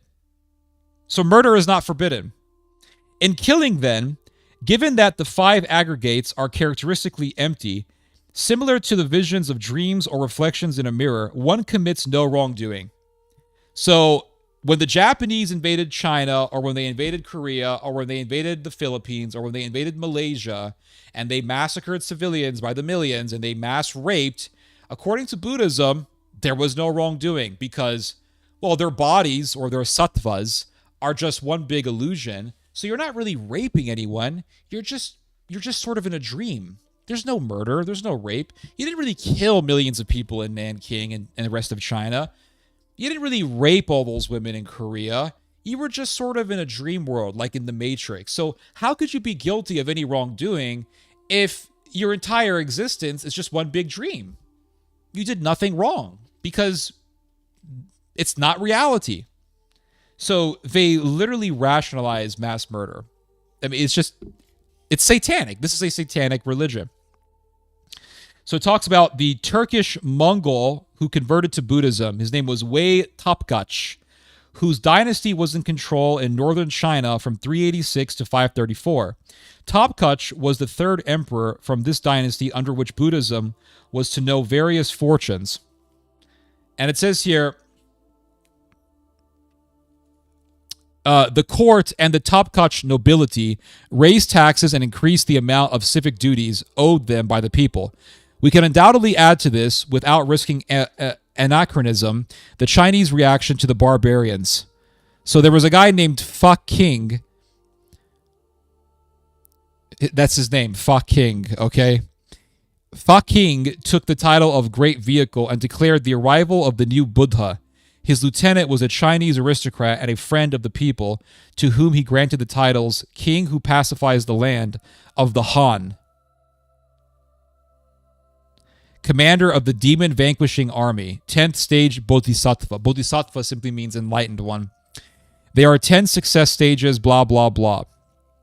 So this is what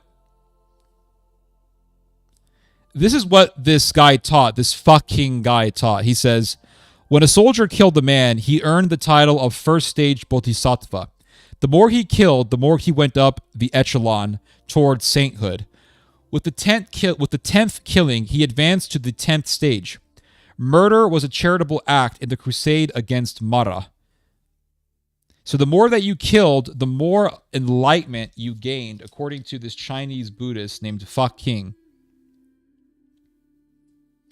And it says here, the insurgents were given an alcoholic drug that made them crazy to such an extent that fathers and sons, older and younger brothers, no longer recognized one another and didn't think twice before killing each other. Quote, the only thing that mattered was killing, unquote. I mean, this is the history of Buddhism they never talk about. So let's see. It says here, now check this out.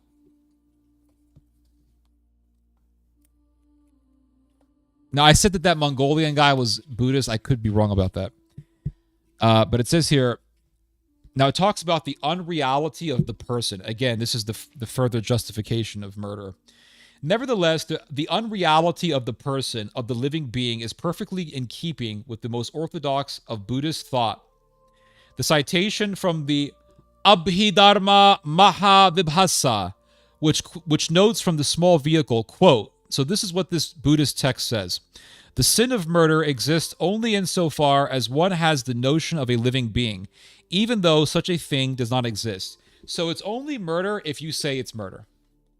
So if you were a member of the Imperial Japanese military and you raped and you killed, you only committed murder if you thought you were committing murder. So in other words, you are your own God, and you dictate what is murder, what is not murder. You dictate what is wrong, what is good. Now look at this here. It talks about this text called the Kaushitaki Upanishad. And this is what it says in this Buddhist text. If you know me, you will not lose your estate, even if you know me through flight. So the Buddha is speaking here.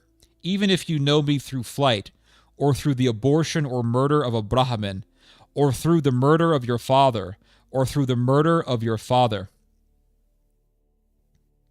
And the Bhagavad Gita, which is one of the most important texts in Hinduism, which is the foundation for Buddhism, says, bodies end. The soul enveloped by the body is eternal, indestructible, and infinite. Therefore, fight, O Bharata, believing that the one does the killing, thinking that the other is killed, is to be duly mistaken. One neither kills nor is killed.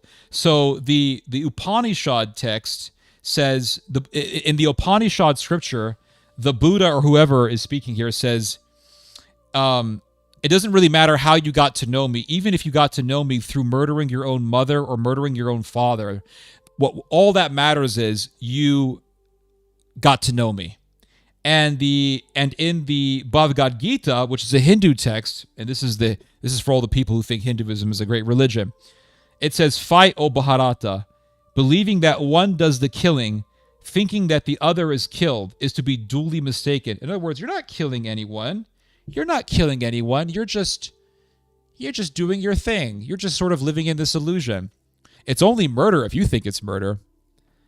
And it says here, now this is a quote from a Japanese Buddhist during, I want to say, World War II. His name was Suzuki.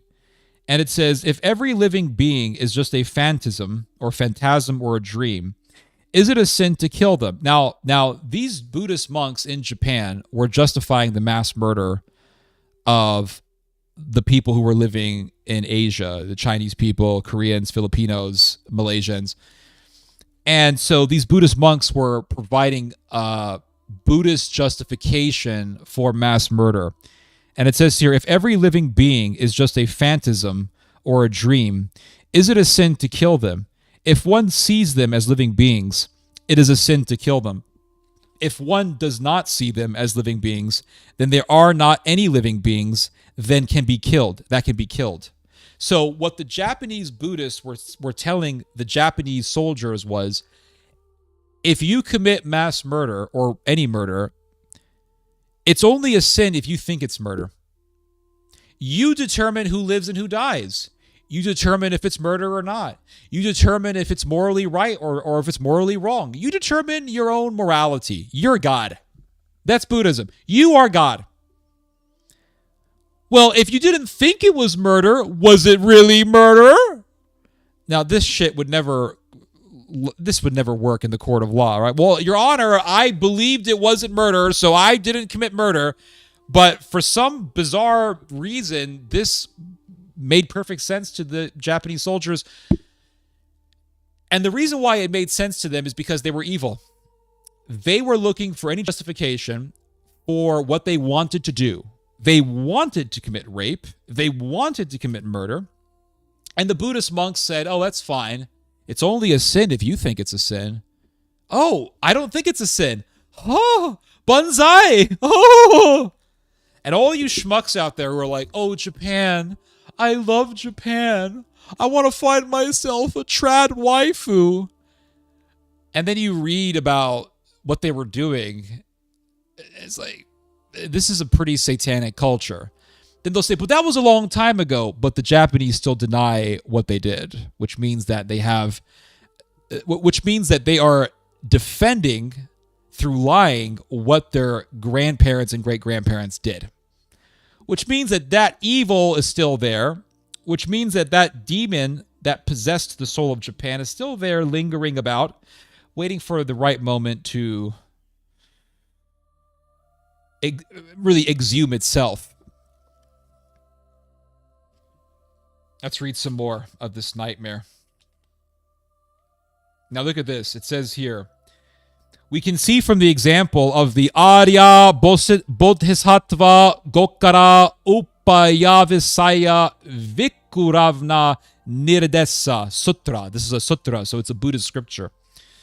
That Buddhist kings had conceptual resources at their disposal that supported warfare, torture, and harsh punishments. So torture is okay. You could torture people. That's fine, according to Buddhism.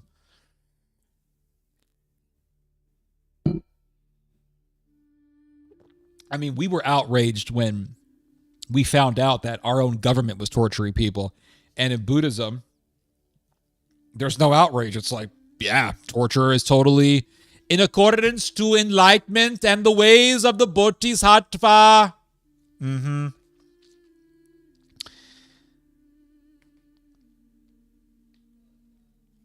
Now it says here, the exploration of its intellectual details opens up an ever wider view of a sort of Buddhism strongly at odds with the pacifist stereotypes. Here, an armed bodyguard accompanies the Buddha and threatens to destroy those who offend him. So the Buddha had a bodyguard who said, anyone who offends the Buddha, I'm going to kill him. All right, this was the peaceful religion.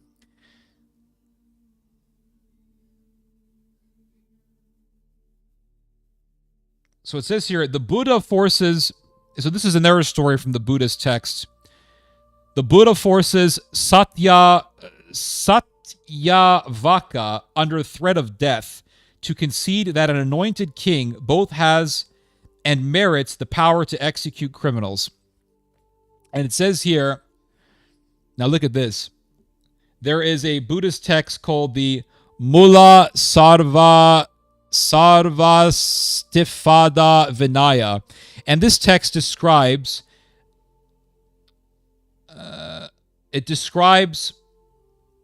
Asoka, the Buddhist king. Hold on a second. Is this talking about Asoka? No, it talks about this Buddhist king. I think it's Asoka, but I'm not sure. But it talks about this Buddhist king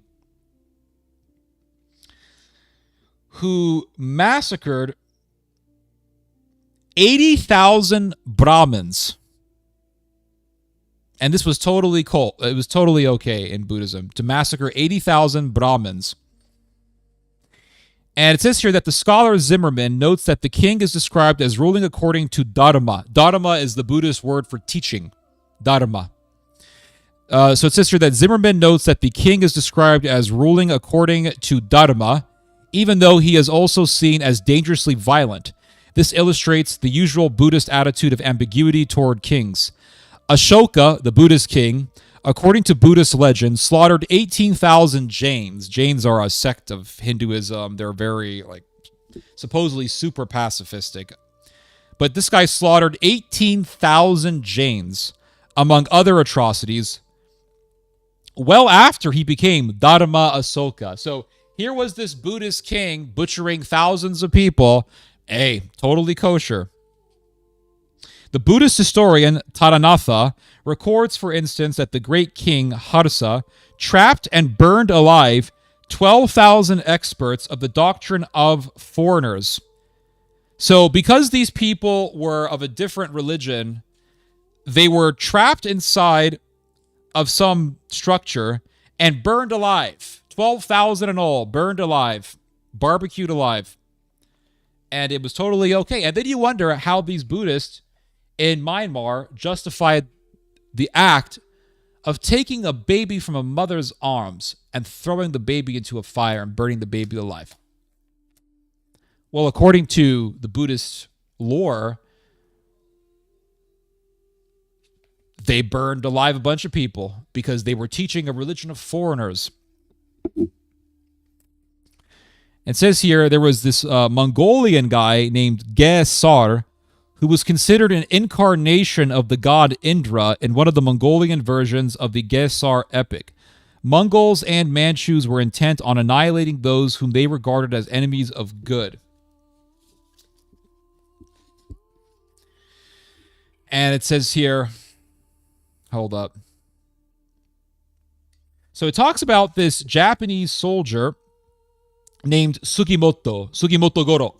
Sugimoto Goro was basically a modern-day samurai. Here is a picture of Sugimoto Goro. Sugimoto Goro.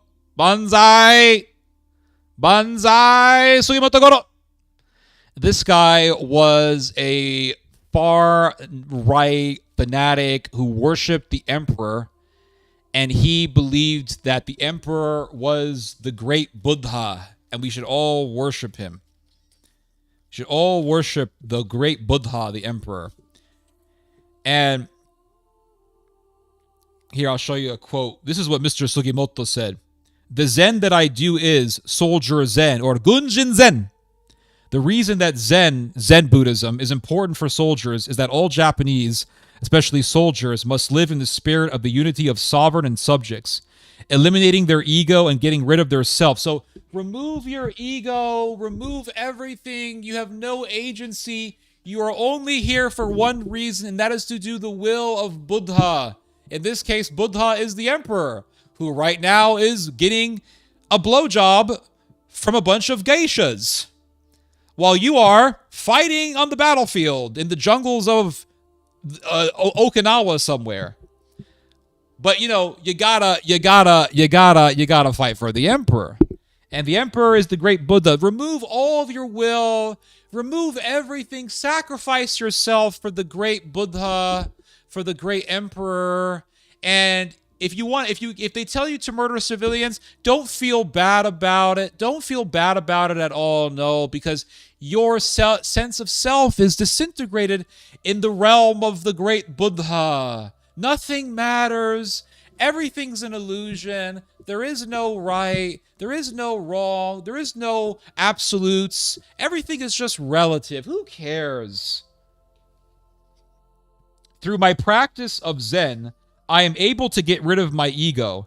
In facilitating the accomplishment of this, Zen becomes, as it is, the true spirit of the imperial military. And what was the true spirit? What was the fruits of the labor of the imperial military of Japan? Hundreds of thousands of women raped, millions dead, people cannibalized, Unit 731 doing experiments on people. These are all the evils of imperial Japan. And according to Mr. Sugimoto Goro, it was all for the glory of emperor. And Zen was really the religion of the imperial forces. And so everything was for Zen. Everything was in accordance to the Buddha and to Dharma. And so it says here, let's see. So Sugimoto Goro, I'm going to find a quote for you guys here.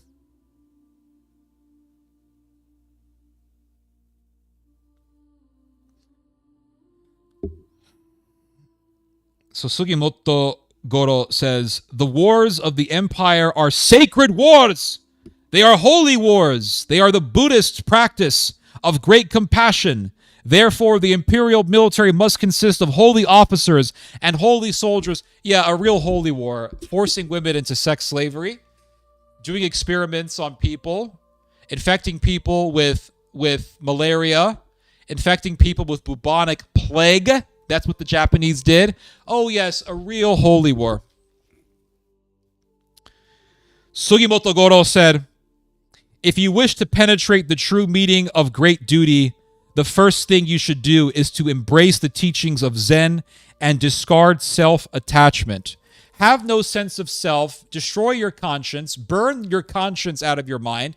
There is no right or wrong. All that matters is do what the emperor wants you to do. You go fight in the wars, the emperor gets blowjobs. And so Mr. Sugimoto Goro says, Zen Master Dogen said, to study the Buddha Dharma is to study the self. To study the self is to forget the self. Unquote. To forget the self means to discard both body and mind, to discard beyond discarding, to discard until there is nothing left to discard. Have no sense of self, just become a complete slave for the emperor, a killing machine for the emperor. This is called reaching the great way in which there is no doubt. This is the great law of the universe. In this way, the great spirit of the highest righteousness and the purest of the pure manifests itself in the individual. This is the unity of the sovereign and his subjects, the origin of faith in the emperor. And then he says here, warriors who sacrifice their lives for the emperor will not die, but live forever. Truly, they should be called gods and Buddhas, for whom there is no life or death. Where there is absolute loyalty, there is no life or death. Where there is life and death, there is no absolute loyalty. When a person talks of his view of life and death, that person has not yet become pure in heart. If you are not willing to die for emperor and to kill for emperor, you are not pure in heart. You're filthy. And then it says here that the Buddhist Japanese monk Ta Kuan wrote, hold on, this is here, addressing his patron, the highly accomplished. Yeah, the Buddhist monk Ta Kuan wrote, "The uplifted sword has no will of its own. It is all of emptiness. It is like a flash of lightning. The man who is about to be struck down is also of emptiness." So when the Japs took the Chinese civilians and forced them on their knee, this happened in the 20th century. Guys, my grandmother was alive when this shit was happening, when the Japanese were mass murdering and mass raping their neighbors, when they were forcing Chinese people to get on their knees so that they can behead them with the samurai sword. My grandma was alive, and my grandmother passed away in January of 2024. This wasn't that long ago. And now today we have Japan talking about reviving its military. We got the Japanese wanting to sell their state-of-the-art naval ship. Oh, yeah, I'm sure you guys didn't hear about this one.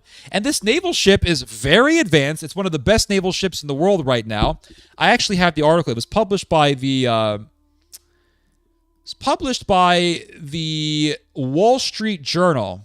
I'll show it to you guys real quick. Hold up. This is very interesting. Now, look at this. The Japanese are coming back. And you have, and you say, well, actually, there's no ideology. Shinzo Abe, whose grandfather was a massive war criminal during World War II. His grandfather's name was, what was his name? Nobusuke Kishi. Nobusuke Kishi, the grandfather of Prime Minister Shinzo Abe, or Abe Shinzo, was a war criminal. And he wanted to revive Japan's military.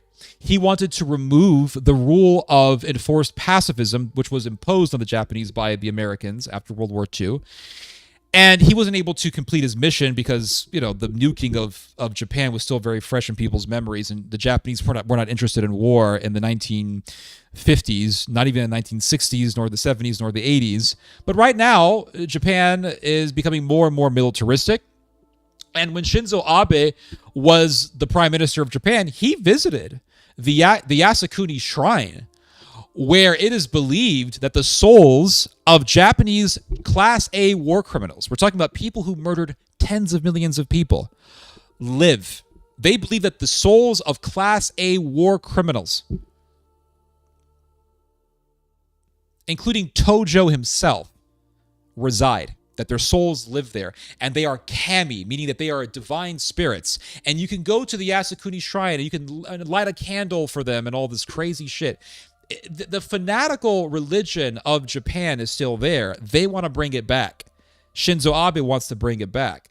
And Shinzo Abe was into Zen Buddhism. And so in Japan, being in accordance to the Mahayana Buddhist tradition, which believes in mixing Buddhism with native traditions like Shintoism, they have this syncretism between Buddhism and Shinto paganism, and that's why the Japanese in back in the day, in imperial days, didn't mind worshiping the emperor and worshiping Buddha at the same time, or even declaring the emperor to be Buddha. So this evil is there. You know, the Yasukuni Shrine is there. Hardline Japanese politicians still visit the Yasukuni Shrine. And Shinzo Abe was a member of a cult called,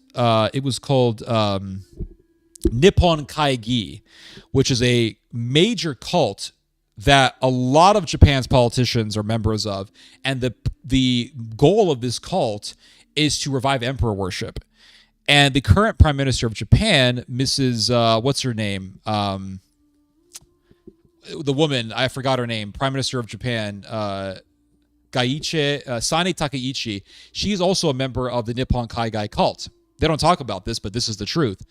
And the Japanese, when they were murdering people by the millions, they had this belief that they weren't really committing murder. So according to the Japanese monk, Ta Kuan, it says here that the man who was about to be struck down by the sword is also of emptiness, and so is the one who wields the sword. So the one who wields the sword, the one who does the killing, and the one who is killed is all emptiness. It's all illusion. None of it is real. Therefore, no murder is done. no murder is taken. There is no sin. There is no crime. So when the Japanese were mass beheading people, in their minds, it was like, we're not committing anything wrong. The one who strikes and the one who is struck by the sword is all non-being, non-existence. None of them are possessed of a mind that has any substantiality, as each of them is emptiness and has no mind. The striking man is not a man. The sword in his hand is not a sword, and the eye who is about to be struck down is like the splitting of the spring breeze in a flash of lightning. So it's all fake. It's all garbage. And you're seeing the monster of Japan coming back. The Wall Street Journal just put up this article here.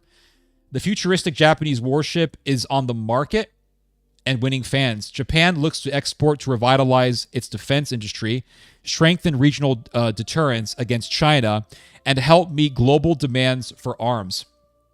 And it says here, among the more eye-catching products in Tokyo's new defense shopfront, the sleek and stealthy warship that can hunt submarines.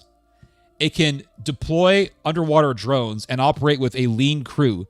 The Mogami-class frigate, which Japan's Maritime Self-Defense Force has been sailing since 2022, is the kind of high-tech weaponry that Japan wants to sell overseas. So Japan right now is getting into the business of selling high-tech weaponry. The Japanese have a pretty big navy. They have one of the biggest economies in the world. They are one of the most technologically innovative countries on earth, which means they can make a powerful military if they want to. They have the means, they have the brains, they have the money, they have all the wherewithal to make a pretty massive force.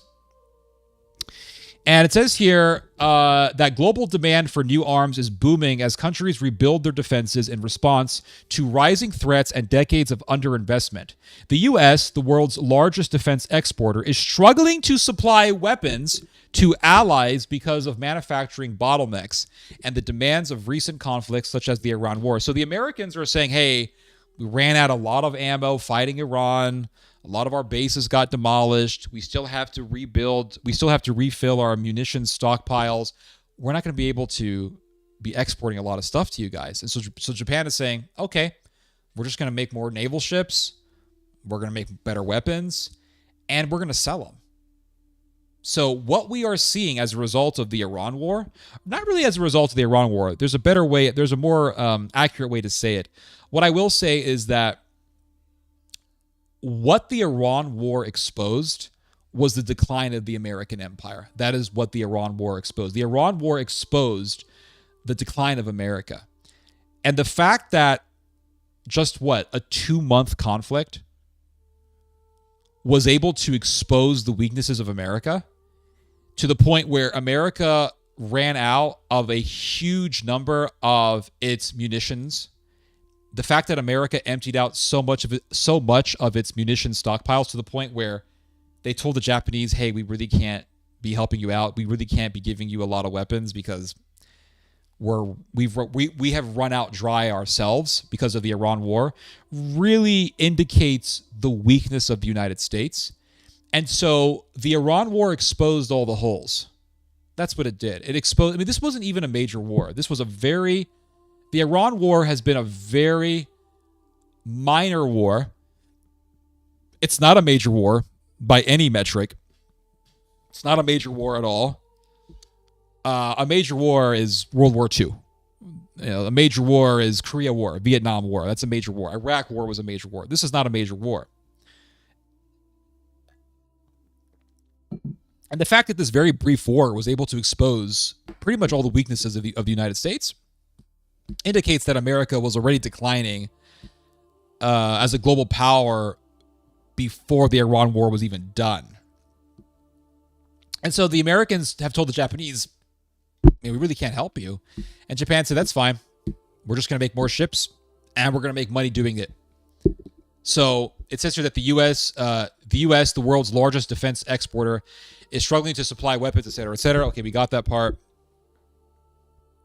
And it says here, manufacturer Mitsubishi Heavy Industries. By the way, Mitsubishi Heavy Industries was involved in massive war crimes during World War II and even buried alive POWs. So the Mitsubishi Heavy Industries, which built the Zero fighter plane in World War II, and some of the Imperial Japanese Navy's biggest warships, will, by the end of the month, have cranked out 10 Mogamis since 2019, a period during which a U.S. program to replace its aging frigates has been beset by design changes, ballooning costs, and cancellation. So the Americans have said, hey, we're going to age our frigates, and America hasn't been able to do that. Or sorry, I think it says here that the Americans were supposed to help the Japanese get more frigates, and the Americans haven't been able to do that because of all the difficulties that America is going through.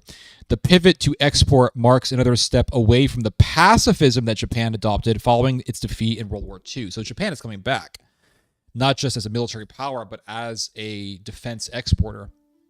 And it says here that Prime Minister Sanae Takaichi is spearheading a broader overhaul of Japanese defense policy in response to what officials describe as the most dangerous security environment modern Japan has ever faced. So the Japanese are saying this is the most dangerous time for us since World War II, and we have to do something. We have this rising China. We have China spreading itself more and more on the Pacific Ocean.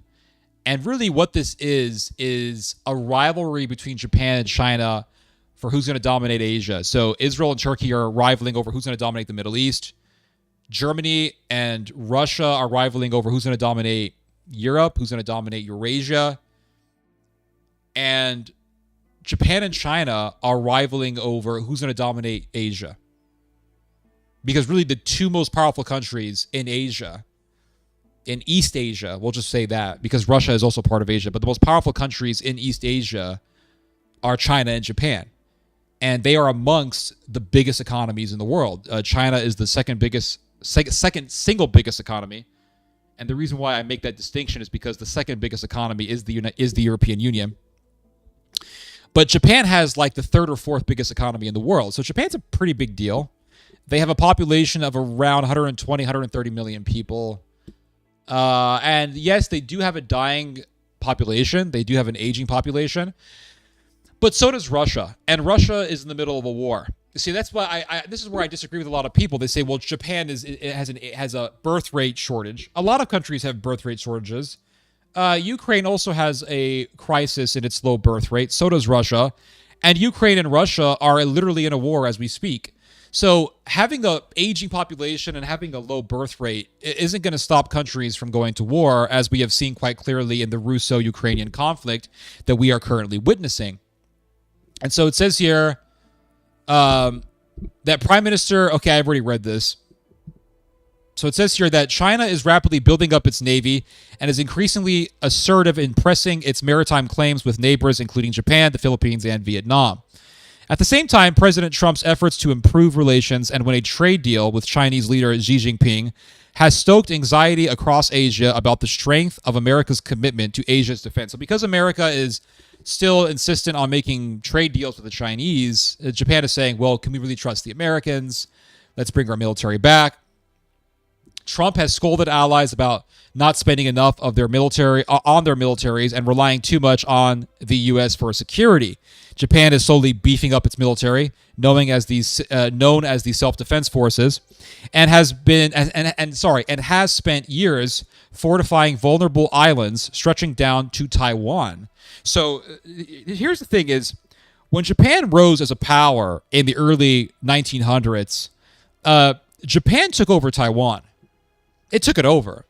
And for about 50 years, Taiwan was under Japan. It was a part of Japan's imperial empire, as was Korea. And so after World War II, Japan lost Taiwan, and Taiwan was given over to the Chinese. So one thing to understand here is that in the perspective of the Japanese, Taiwan belongs to Japan. Now, in the perspective of the Chinese, Taiwan is China. In the perspective of the Japanese, Taiwan is a part of Japan's sphere of influence and really should belong to the Japanese. And Taiwan is a very important territory because between Taiwan and China, you have the Strait of Taiwan. And it's a massive trade route. So again, like with the case of the Strait of Hormuz, you have here a situation in which two big regional powers are vying over a massive trade route. And so it says here, this damn microphone, it says here, by relaxing restrictions on arms exports, Japan hopes to revitalize its small defense industry and play a bigger role in regional security by equipping countries such as Australia, Indonesia, and the Philippines. The U.S.'s effort to build its own next generation frigate has been troubled. The latest budget request from the Navy puts the cost of the first of the new FFX frigates at around $1.4 billion. So America is supposed to be building its own new frigate, and America has been hindered because of the Iran war. The newest version of the Mogami has a price tag of about $710 million, according to Japan's 2025 defense budget. So it costs $1.4 billion to build a number of American frigates. And in order to build the newest version of the Mogami, it costs $710 million. So the Japanese frigate is cheaper. And look at the comparison here between the Japanese Mogami, the Chinese Jiangkai, the Aquitaine class from France, and the Inspiration class of the UK, and the Chungnam class of South Korea. So the Jiangkai 3 class frigate, which is Chinese, has a displacement of 6,000 metric tons, a range of 5.8 thousand miles, and its top speed is 32 miles per hour. And if you look at the Japanese frigate, the Mogami, it has a displacement of 6,200 metric tons. It has a range of 11,500 miles. So it can out-travel the Chinese frigate. And it's a little bit faster than the Chinese frigate. But it's a pretty high-tech ship. And it says here that the ship's compact, angular design helps it hide from enemy radar among the waves. So this ship will be able to hide from the notice of enemy radar systems, making it very dangerous. And it says here that a twin gas turbine and diesel engine system lets it operate far from shore.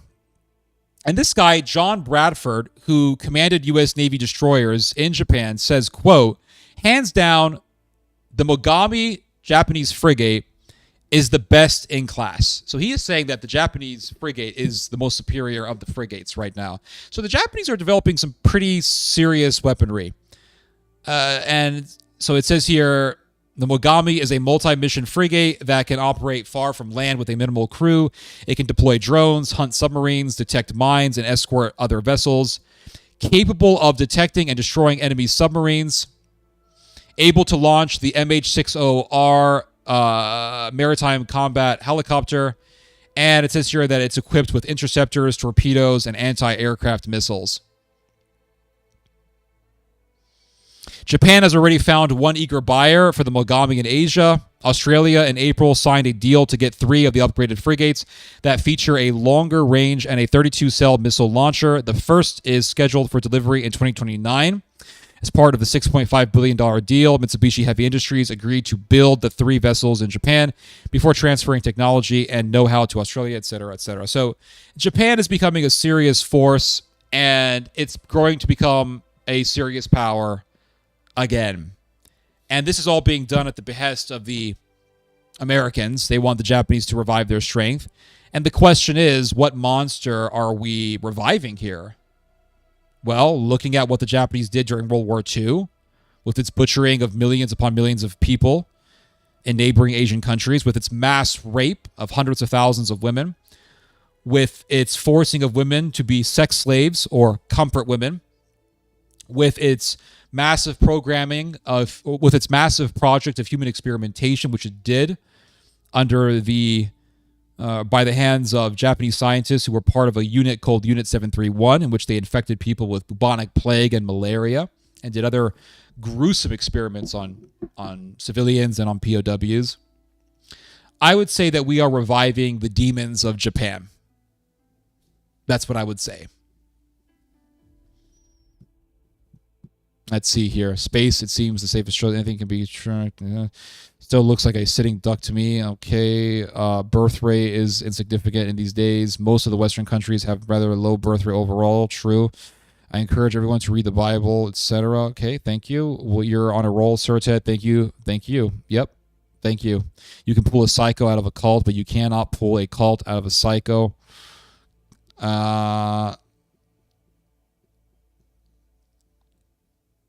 Let's see here. Yeah, it wasn't that long ago. It sounds like it was. It wasn't. It wasn't long ago at all. Love these streams. Always informational. Appreciate that. Thank you. The Satanic Credo, do what thou wilt. Yup. It's insane. Yup. My dad was born in Poland during the war. Damn. Like, literal, I'm about to do horrific shit. I'll just disassociate. Exactly. Yup. Exactly. When I was 16, I thought I was... Okay, I'm not going to say that. North Korean leader recently said Japan is turning into a war state. He's right. Yep. And here we are. We're bashing North Korea, but here we are supporting Japan with all of its sickness and all of its just evil. Peter, if you ever hear a Buddhist about just look at him and laugh, the double standards are crazy. Yep. Weebs. Yep. Theo must be awesome in a bar. I'm very good as a drinking partner, I will say. If you drink with me, we'll have a good time because I'll just talk and talk and talk and talk. Living in the West kind of isolates you. True. Fucking crazy. I didn't know this about Buddhism. Yeah, a lot of people don't know that. I didn't know this about this stuff until like late 2010 is when I started looking more into this. People bring up Islam 24/7. And people like me never knew this about Buddhism. Yeah. People think it's peaceful. I know. The devil only comes to steal, kill, and destroy. Absolutely.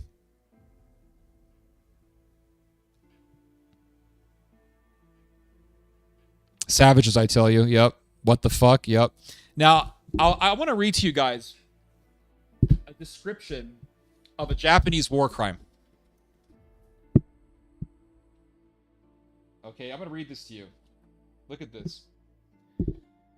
So here is a book that I read years ago. It's called Hidden Horrors, Japanese War Crimes in World War II, and it's by a Japanese professor by the name of Yuki Tanaka. And this is what Mr. Tanaka had to say. So he talks about this Chinese young man by the name of Wang Hyung. And he was a cook for the Japanese and the Taiwanese. Taiwanese collaborated with the Japanese during World War II, just like Ukraine collaborated with the Germans. And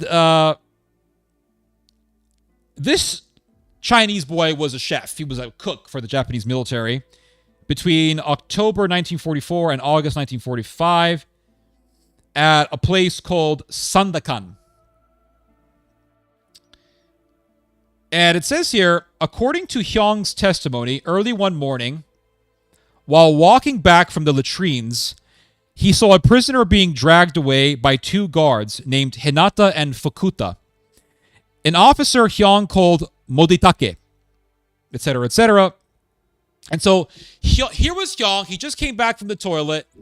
And as he's walking, he sees these Japanese soldiers doing something really disturbing to a POW. I believe this was an Australian POW. And it says here that Hyung followed behind secretly and hid under an unused hut that had not been burned down. He saw the POW dragged over to a large timber cross about 80 meters away from where he was hiding. And this is what Mr. Hyung recounted. So Mr. Hyung literally witnessed the crucifixion of a Western POW. They crucified this man because he was a Christian.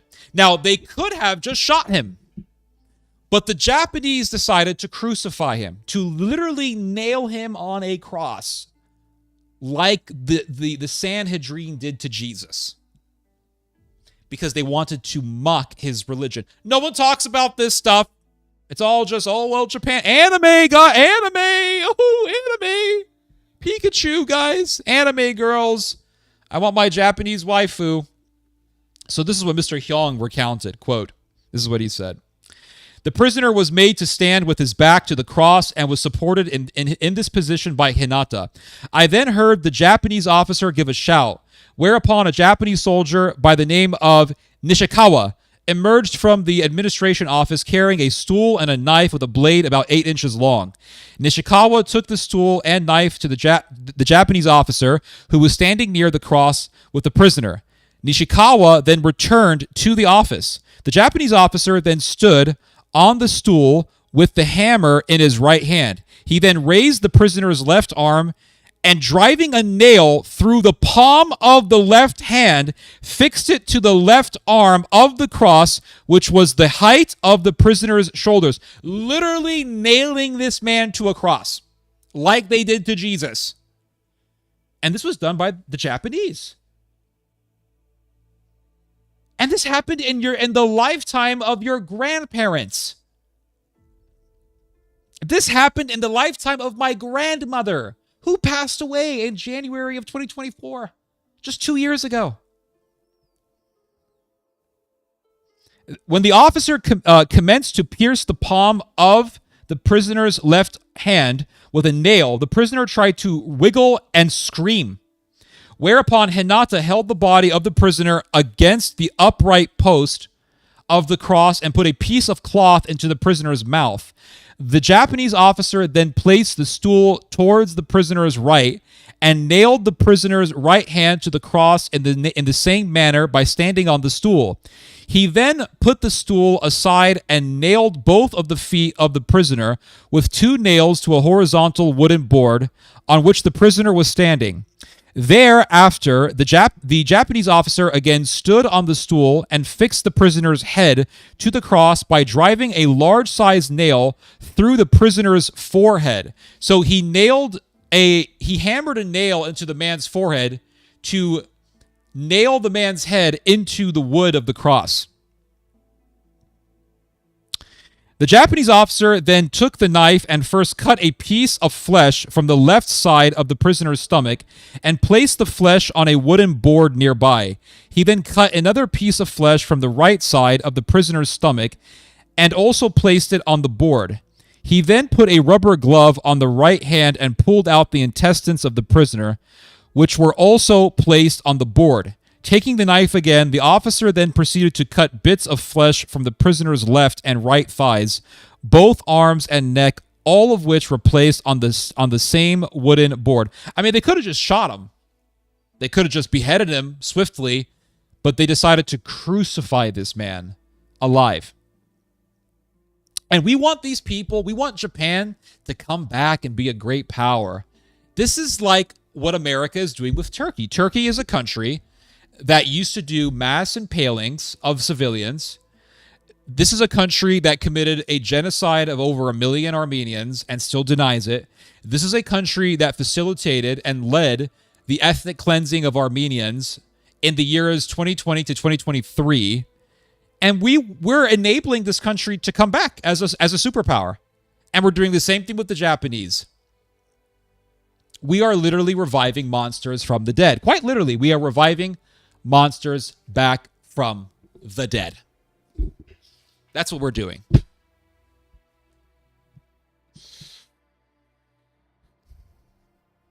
What the fuck? Yeah. It starts as an evil dream and ends with what feels like sleep paralysis. It would never work in the court of law, the modern one. Not sure about that. You know, it's telling that Westerners' only criticism of Buddhism is that Buddha said women can't achieve enlightenment. Oh, yeah, that's their only issue. Everything else is totally fine. Iran was one of the last moral outposts in the world that outlaws Masonic temples, homosexuality, and abortion. Well, I hear that Iran's got a lot of cross-dressers, so I'm not sure about that. Animals are better than humans. They are. Especially cats.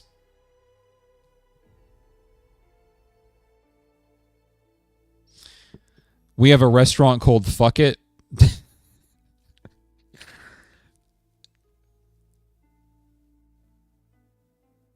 Fucking. Are you a Christian? Yes, I am. Let's see here.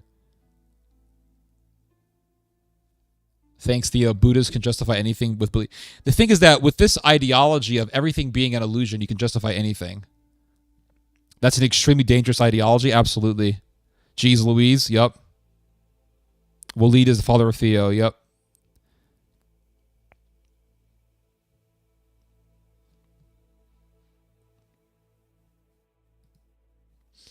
People bring up German and Russian atrocities 24/7 and never jab. Yeah, they never really get talked about seriously. It doesn't matter. China won't let this happen anyway, and they hold all the cards.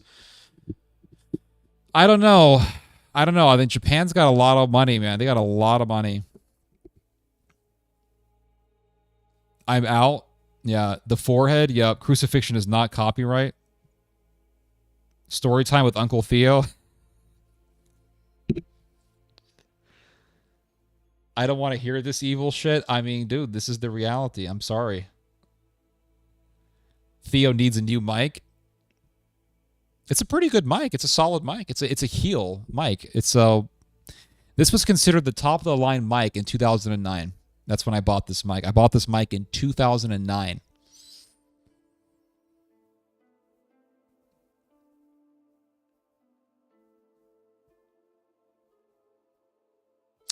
I think that Japan will try to rise up. Yes, I do. Not saying they're going to succeed, but I think they will try. Just like, hey, look, Ukraine is bombing Russia every day. We didn't expect that to happen, but it's happening.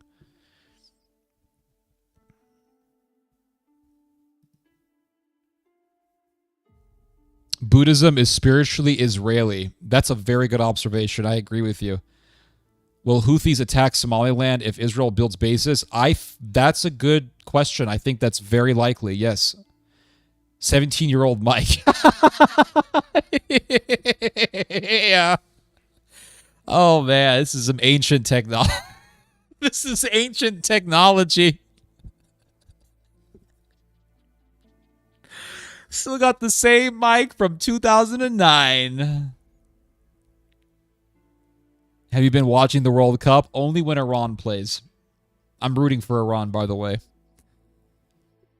I think Imperial Japan was even more sadistic than Nazi Germany. You know what? You're right. It was. Yeah, you're right. Absolutely. You can't say that. That's people can't. Some people can't handle that, but it is the truth. Yeah, they were. Even some Nazis. There was a Nazi diplomat named John Rabe who was absolutely horrified. He was the Nazi German ambassador to China, and he witnessed the atrocities that were happening in Nanking, and he was horrified by what he saw. Cats are the best. Yup. Not without rare earths. Japan can't do shit. They're fucked as long as China remains in power. China has grievances, rightfully so. China does have rightful grievances. That's correct. But Japan right now is the fourth biggest economy in the world. It's been making pretty advanced technology right now. And remember, Japan and Turkey are very close. And Japan is very interested in the minerals in Central Asia. And so I think that if I think if Turkey can get its foot deep in Central Asia, it could definitely help Turkey. It can definitely help Japan gain more resources in Central Asia. Not even Nazi Germany had Unit 731. Well, Nazi Germany did some fucked up shit too. I mean, they did human experiments. There was Joseph Mengele, and there were others like him. But the Unit 731 was pretty satanic. There was way more horrific shit that Japan did. Birds of a feather flock together. They do. Absolutely. Absolutely, guys.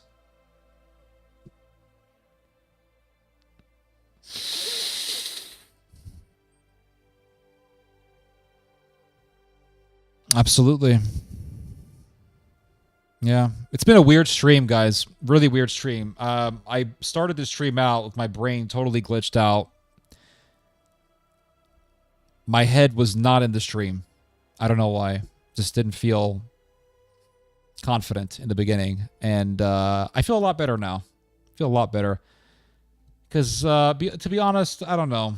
Sometimes I don't really care about this whole Iran stuff. It's like, okay, do I have to talk about this shit? Gotta drive? All right, man. Be safe. Anyway, guys, I'll see y'all later. We had a good stream. I really enjoyed doing the last part of the stream. I think it was really fascinating. How do you deal with people in your family if they reject Christ. If you have people in your family who reject Christ, don't preach to them. Don't bother preaching to them because you're only going to get them to hate you even more. Just be yourself and don't preach. Be yourself, do the right thing, but don't preach is my advice to you. Anyway, guys, I hope that helps. Thanks for the stream. Appreciate that, Mr. Vegas. I'll say goodbye to you guys. See you later, Alexis Corral, Vegas Devs, Jack17, Peter Warhead, Linux Wizard. Always enjoy your username and your profile picture. Total Entropy, Ella, Alexis Corral, Dawood, Planetary Wish, Burger King. Really love your handle there. Slav Marine, damn monsters. I agree. Let's see here. General Noticer, 2.5 years following this channel and 12 years since I've listened to your father. Wow, wow, wow. I shake your hand, man. I appreciate that. Thank you so much. Let's see. Edwin Weber, Catherine Galpo, Glowsticks, Jacob Glowsticks. And who else? Yeah. Fish Got Nukes. And anyone else who I did not mention, I thank you very much for listening to me, and we had a great time. The first part of the stream was a little bit murky, but the latter part was great, and we had a good time. So I'm happy to be informative to you guys. I'm happy to tell you guys things you never heard of before. And that's it. I'll see you guys soon, God willing. And you guys just heard some theology. God bless.